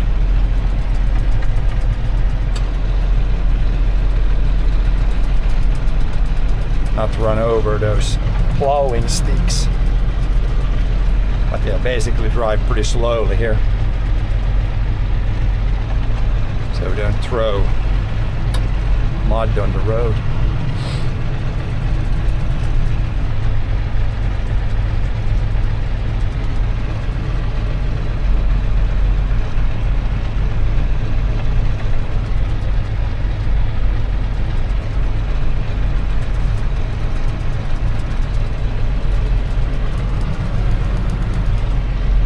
Let's not go in the ditch.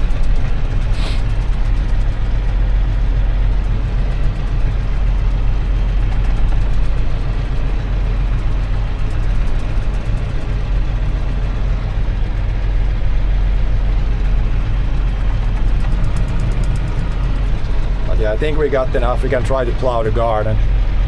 Garden should take maybe, yeah, not many minutes, 5 minutes. But I have to plow the garden from like 2 sides because I don't want to drive over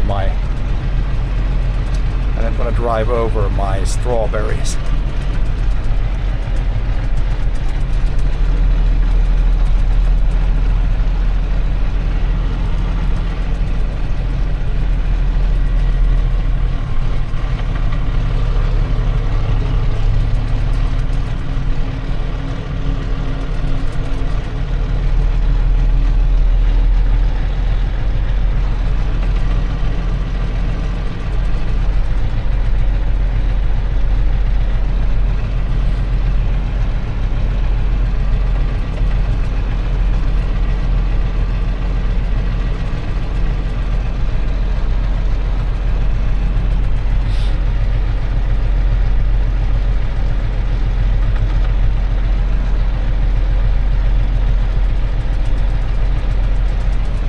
Yeah, we're not gonna use GPS in the garden. This tractor doesn't even have the GPS, and yeah, not needed for the garden. We can do the manual way there. Just use some good old hand-eye coordination.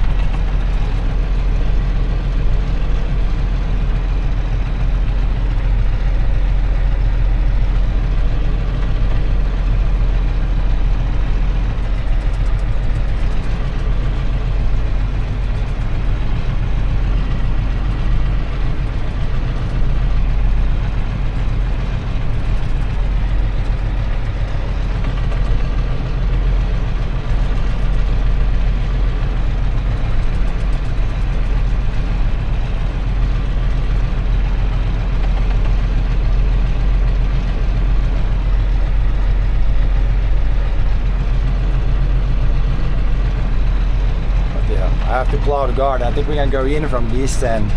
Then I need to do there, and then I need to like go around and come back because I don't want to drive on what I plowed in the garden. And there's like the strawberry, so it's like the piece I need to plow is like shaped like It's almost like the crooked piece in Tetris. Not L-shaped, but like weird shape. First refuel. Nah. I think we got 1 liter, so we can plow the garden. If we run out there, then it's like fine. We're pretty much at the farm already. So, and the light isn't even lighting up now, so then we should have technically like 10 liters left. So it should not run out.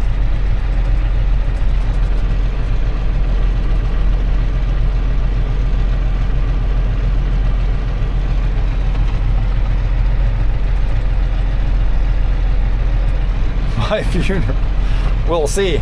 If we run out, then I will bring the fuel to the tractor if we run out in the garden.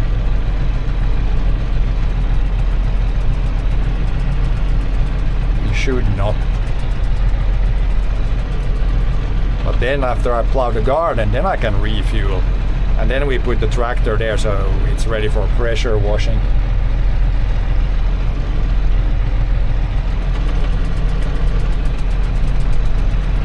Because it needs some cleaning now. It's probably a little bit not so dirty in other places, but and I guess the mud from the tires, once it gets cold once and then warm, then all the mud falls off.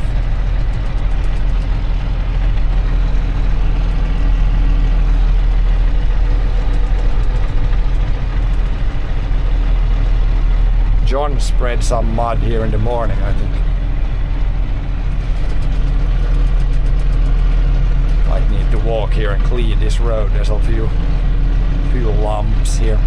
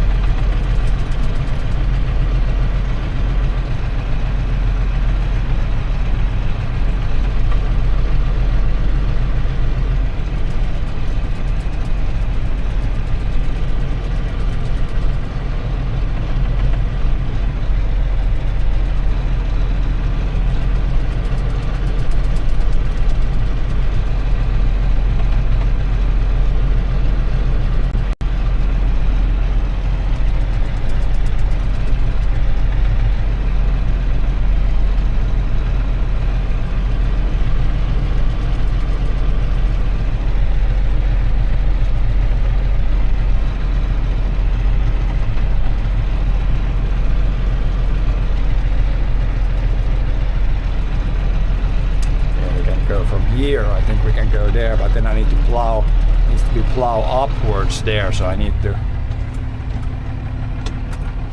I think we need to first go in from here, then we need to go around, plow a little bit, and then if I can't drive over the strawberries without smashing them, then I need to go around and come back here. Maybe we can figure out a way to. Maybe I can drive the strawberries between the wheels and I could reverse from there without smacking the strawberries.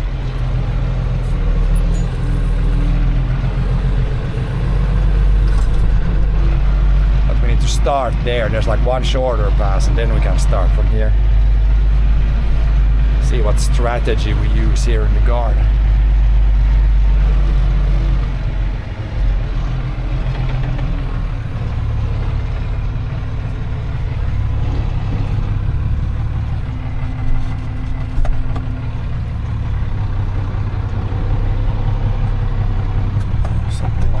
Maybe.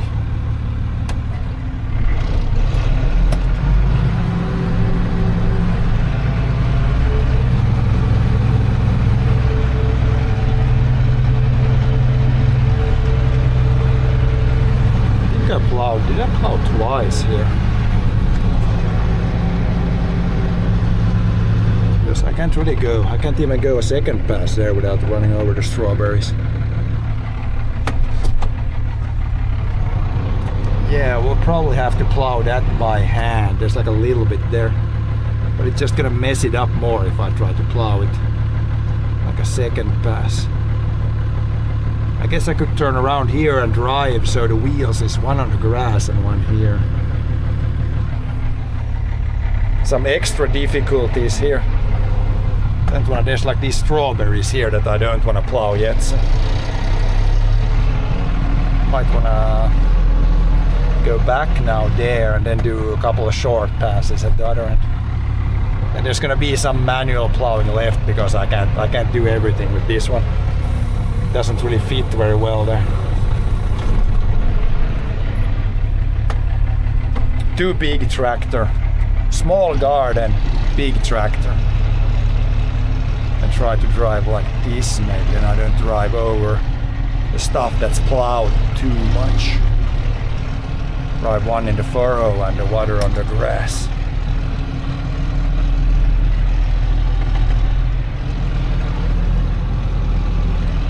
Then yeah, we need to do some other day. We can do a little bit, clean up the edges a little bit with manual plowing.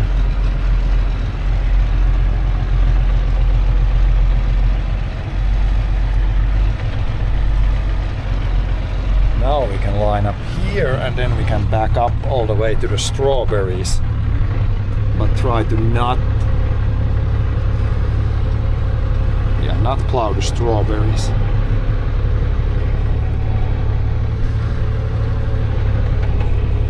Probably about that far, so I would not grab the plastic, strawberry plastic.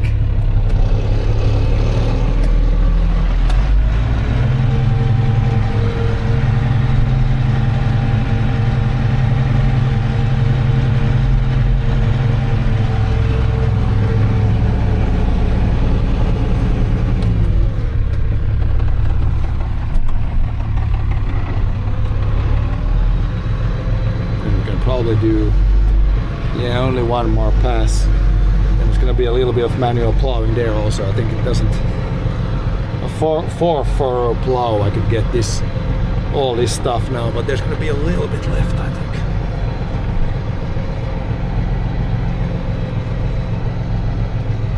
But yeah, it's fine.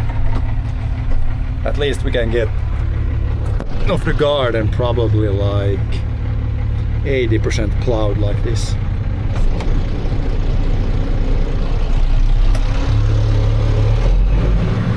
And a little bit on the edges we need to do some good old-fashioned manual plow.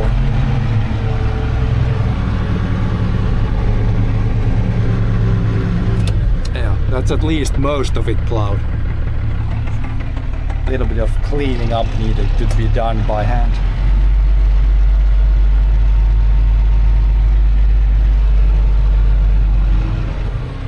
Flip the plow around, see if it wants to drop any dirt here. Oh, there's a little bit of grass there.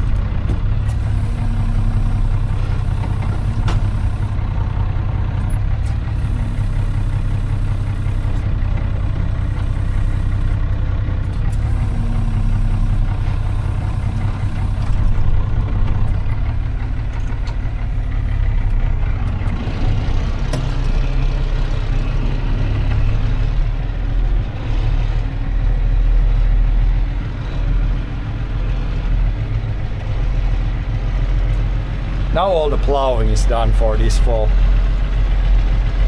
Both the fields and the garden is, at least for the tractor part, done.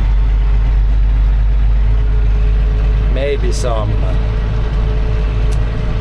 in the garden we can do someday a little bit of cleaning up the edges manually, but for the tractor part it should be done now. Now we could refuel and then it's time to pressure wash the plow and the tractor and put the plow away and stuff like that. But I guess we can refuel today and then we'll pressure wash some other day.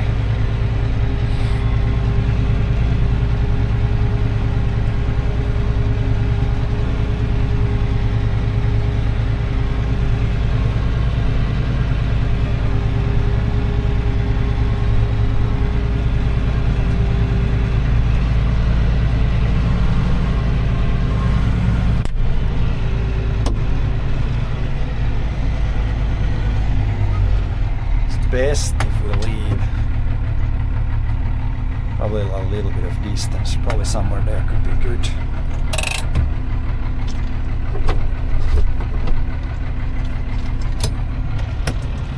then we can probably shut it down because it takes time to refuel here. We got the manual pumps, so it will take a little bit of time to refuel. I could grab you guys and bring you with me if we take this guy. And then this guy has to go, I guess has to go in the backpack. So there will be no chat for a bit. Let's see. Yeah, I'll be right back with the chat. I will just put this one in here. Then I need to take all my stuff out of the tractor also. I got hats and bottles and hearing protection and mounts and all kinds of stuff that needs to be removed from here.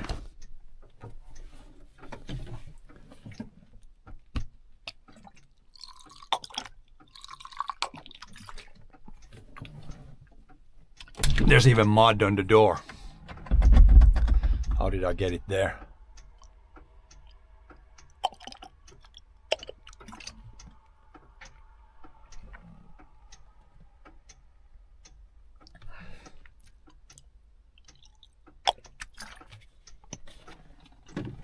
But then we don't need the secondary phone for camera again, so I can use this as chat phone. Don't have my hand mount or arm mount, but we'll use this one as the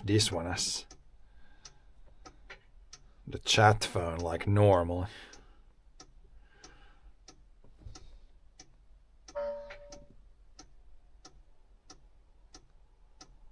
But yeah, now the tank is almost empty, so it's gonna be big amount of pumping coming up.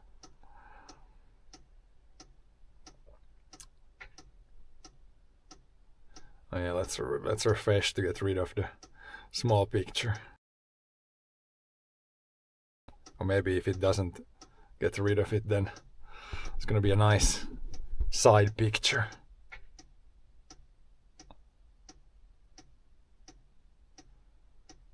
Okay, you can see the little picture doesn't wanna go away. Yeah, let's get this guy. Then we should be gloves. I got gloves here too. Need to grab the gloves.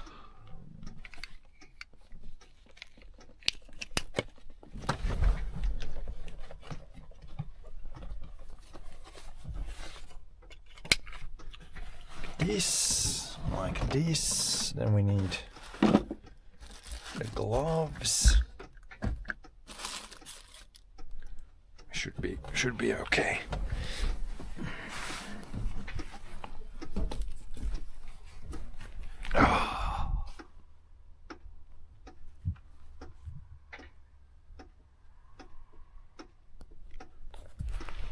Now let's put you guys. Where should I put the chat guys now? I don't have my hand mount. Let's put you guys maybe here.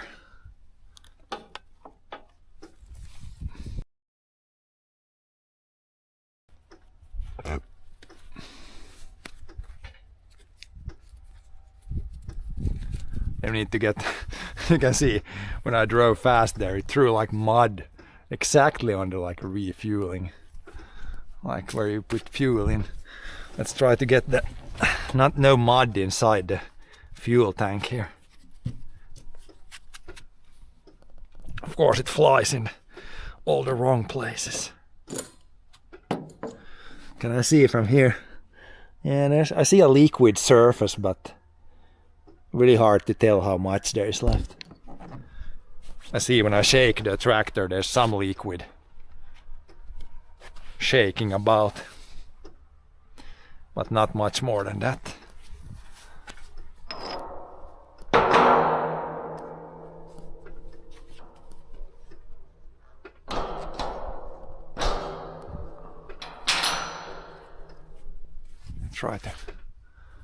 this one, then this one is always so it wants to scrape the paint off here. It's kind of try to put this like this so we don't damage the paint too much. And then I'm a little bit too far away so I can... Yeah, now it should be good. I'm gonna hold this. Then we pump. Then we pump a lot. I think one, if I do it this once, it's gonna put like maybe half a liter in there. So if we need 100, then we need like 200 pumps at least, and it might even be less than half a liter. We be pumping.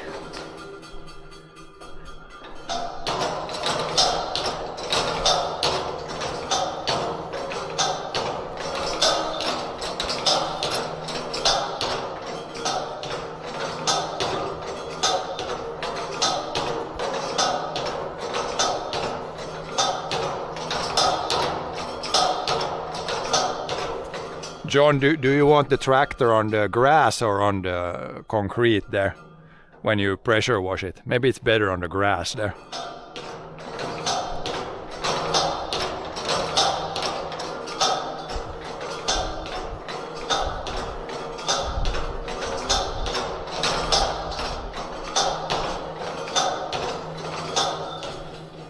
On grass, yeah, I'll put it on the grass. And it's ready for some pressure washing.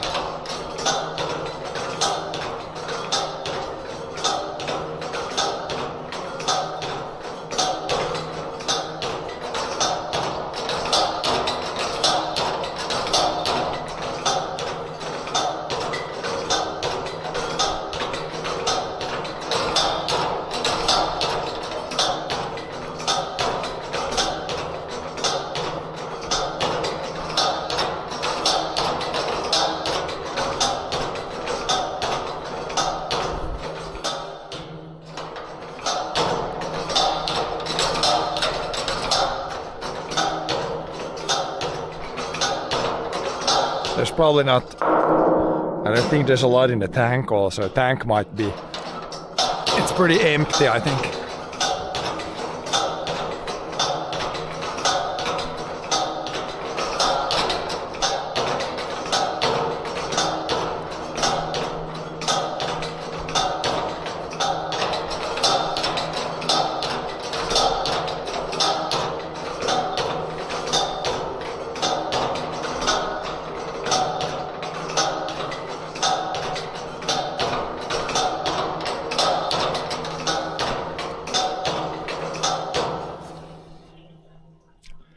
Have to check level. Yeah, I was about to check.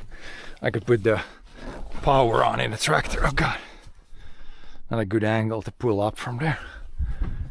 Could put the power on, then I can see from here. Man, the tractor got muddy on. Let's see. It takes a while before it rises when you put the power on, I think. Still shows empty. Almost empty. Might take a while before it rises. Yeah, it's rising slowly. I can check manually, of course, look inside. I think there goes quite a bit. Yeah, we're nowhere close. Nowhere close to full yet, I think.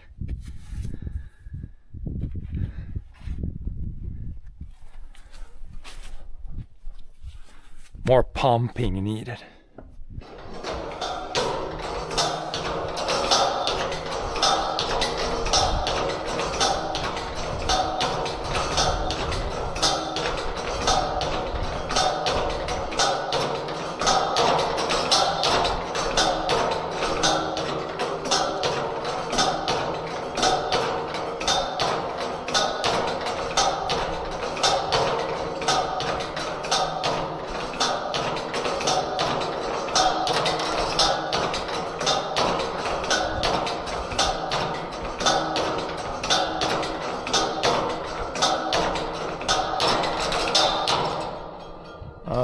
What is this stuff? It's probably just some rust from where this axle goes inside there. Like there's That's not fuel, that's probably just water from inside there. That looks dirty. Hopefully that's not in the fuel, I don't think it is, but that would not be good. Rusty water. I think it's just from this part of the pumping mechanism.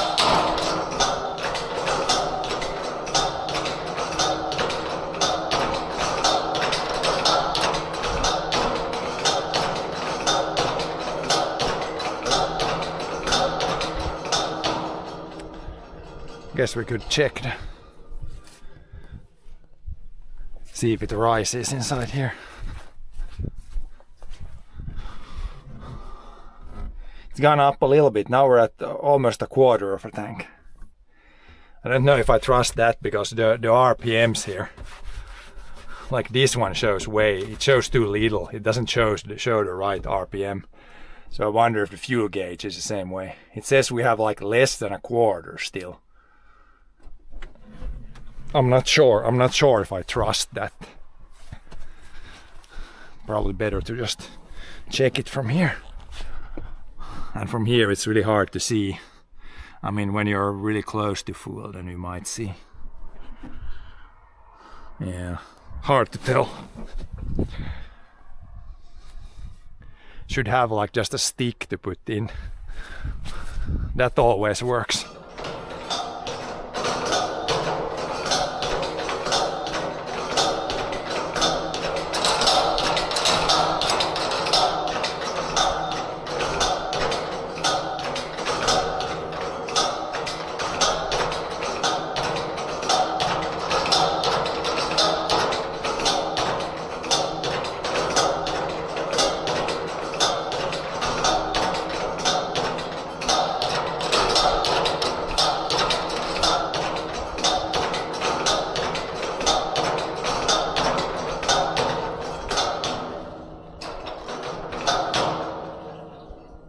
You can hear when it flows in the tank. I mean, kind of hard to tell how high it is from there.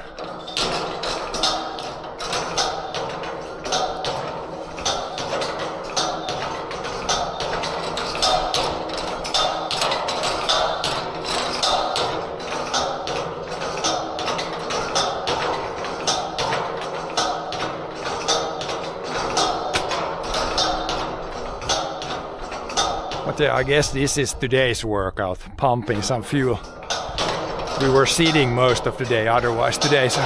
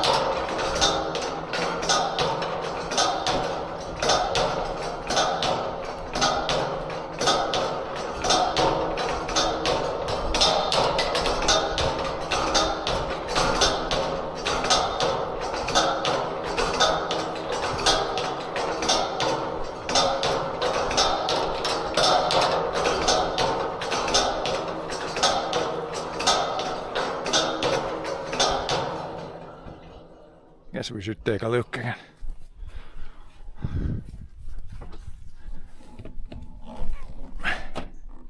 Yeah, it doesn't look like, looks like maybe half full from here, from what I can tell. We'll see what it says. See if this is even remotely right. Well, yeah, now this is like 1/3 of a tank, close to half. It might be right now. We can pump a lot more if that is right. It must, like one pull here, it must just deliver like maybe 0.2 liters or something. Even that, the other pump is a lot better. Should put an electric pump here, or even like a hand pump that's better. This is like very, very slow. Slow pump.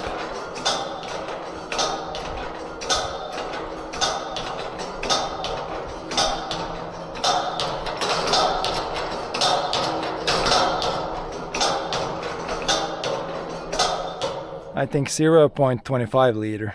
Yeah, it might be.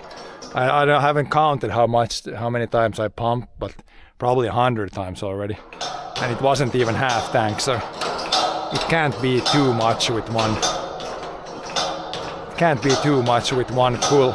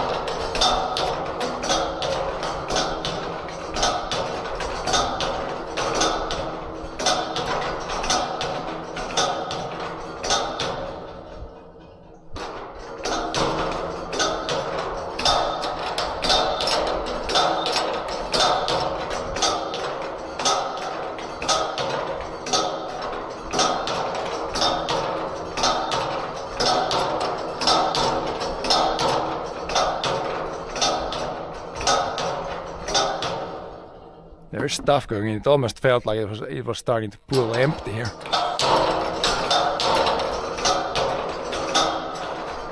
This big tank might be pretty empty also, I think.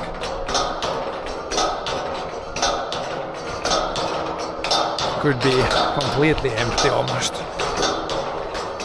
We need the EU money so we can fill this up again. I think it's actually pretty close to empty. Not much in there, I think.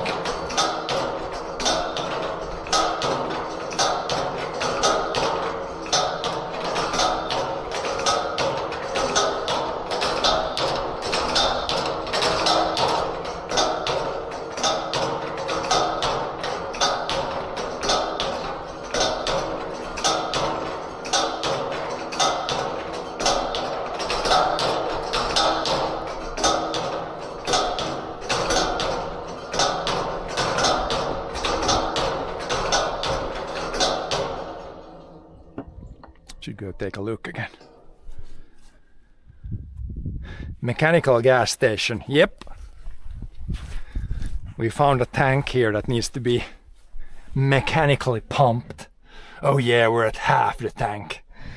So how many times did we pull down there? Quite many times. I think we can do almost 50% more still.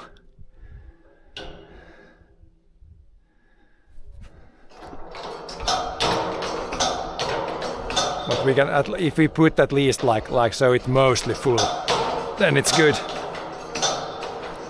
Then you get less condensation inside the tank, which means less water in the fuel, which is better.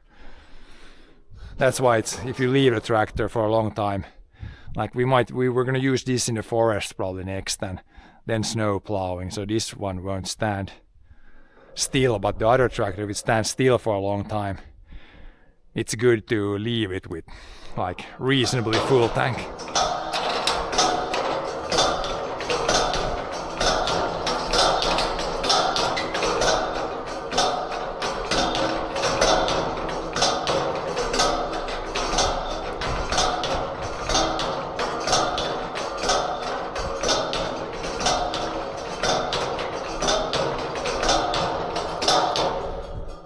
Your tractor beautiful. It's gonna be even more beautiful after John pressure washes it. It's kind of a little bit muddy now when we did the plowing. Then it's gonna look even better when all the mud is removed. It's a little bit dirty at the moment.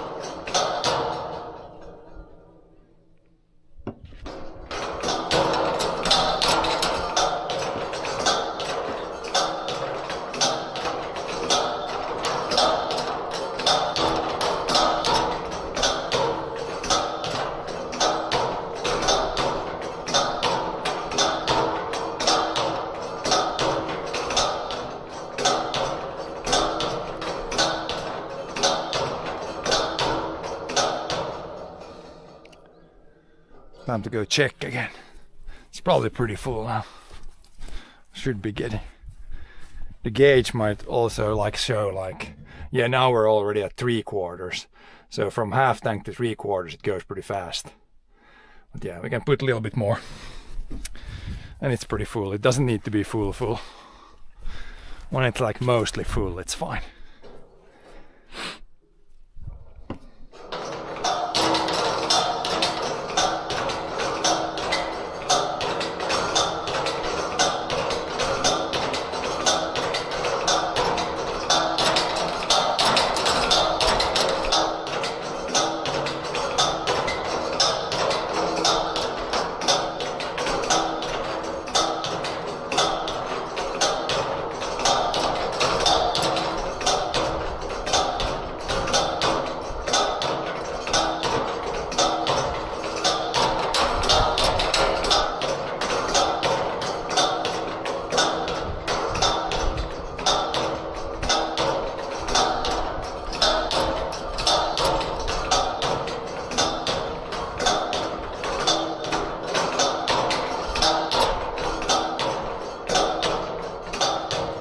Might be good. I saw it.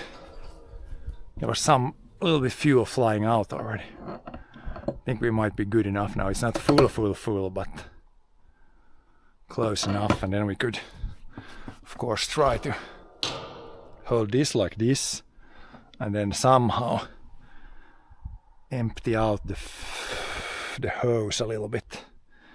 This is kind of tricky with me, the third hand again. Otherwise we'll leave a little bit in the hose, which is kind of fine. Let's put this on.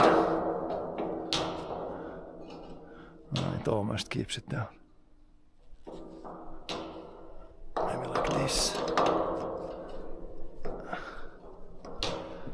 Let's first do this.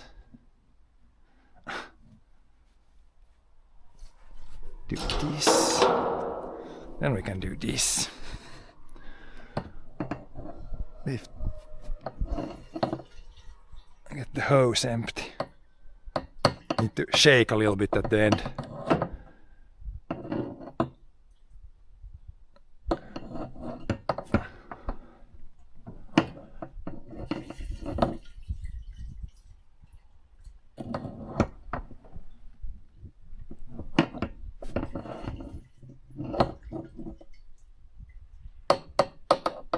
Tap tap at the end.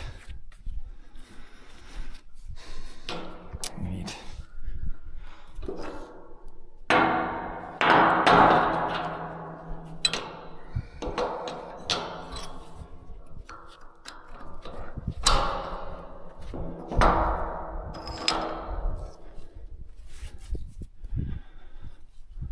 let's see how full we got it. Yeah, it's pretty full now.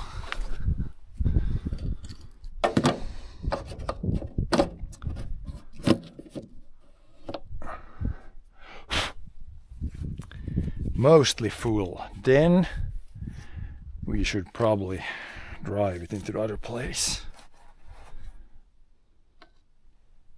Not leave the phone here, otherwise we'll drop it for sure. Yeah, close enough. We can see when it starts. I think it's 3/4 or something, so that's good. Good enough. Mud everywhere. Needs a little pressure washing for sure.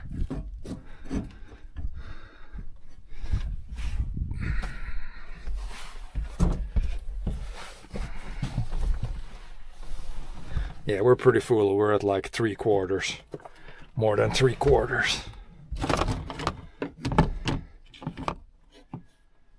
But yeah, I'll just drive it down to the cleaning place.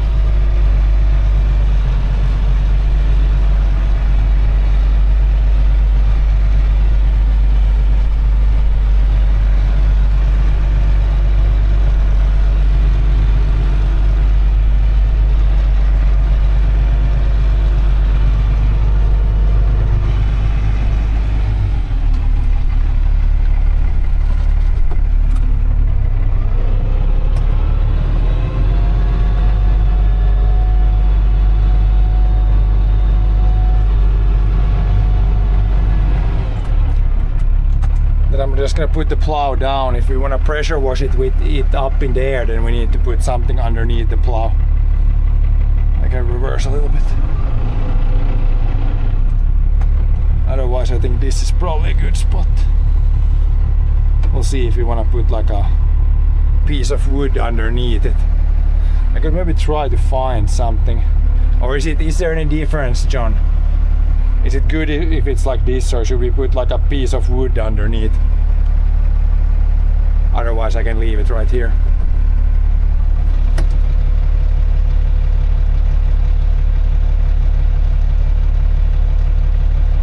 It's probably good like this. Yeah. Just leave it there. Then we'll grab. I have to come after I got more stuff here, and I need a couple of trips to get everything. We can take this one now, and yeah, the rest can probably be take this one today maybe. Leave the rest for another pass. We got too much stuff.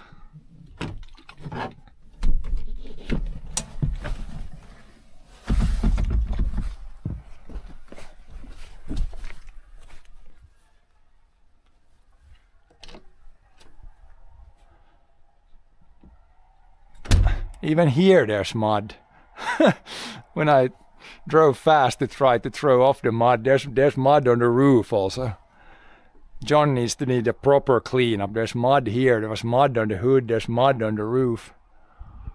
There's mud on the tires. There's mud everywhere. Muddy. And the basketball is outside.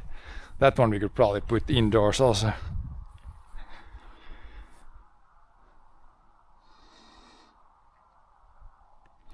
But yeah, that's probably gonna be it for today. Now we got this field is plowed, the other field is plowed, garden is plowed. That's what we kind of was planning to plow this fall. Then we got this field and the big field. Those are gonna be plowed in the spring.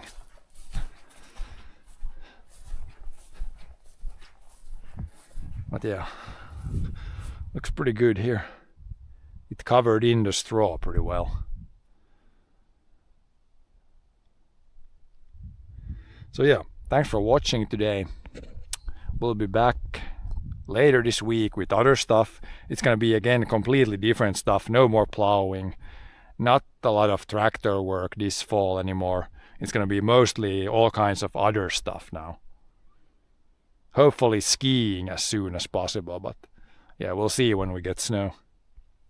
But yeah, thanks for watching. Have a good day. See you next time.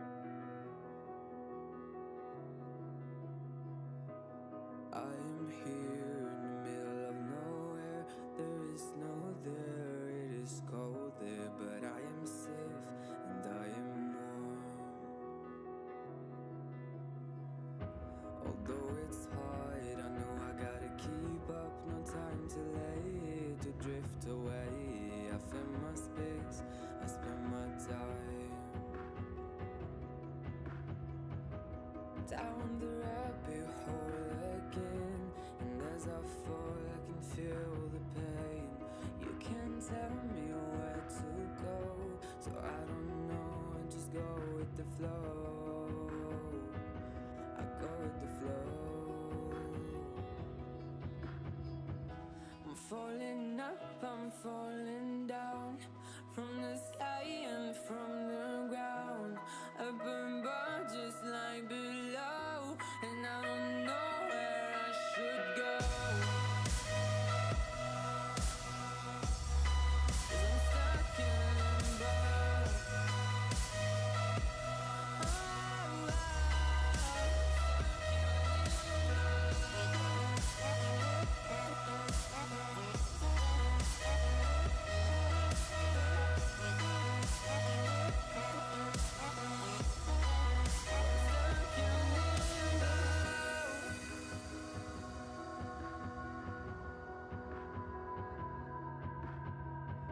I'm out of love, but I guess I deserved it. Trying to hide, to pass you by. I'm getting down, feeling fine.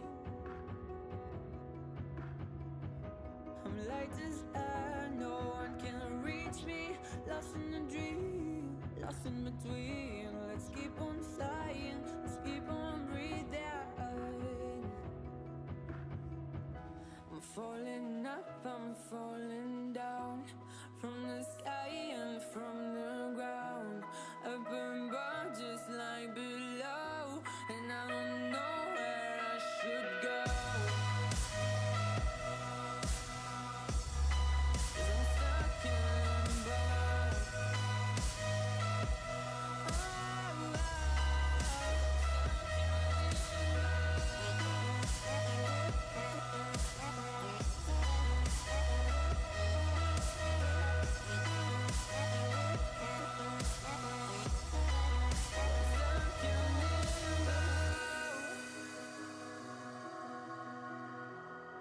Cause I'm stuck in limbo.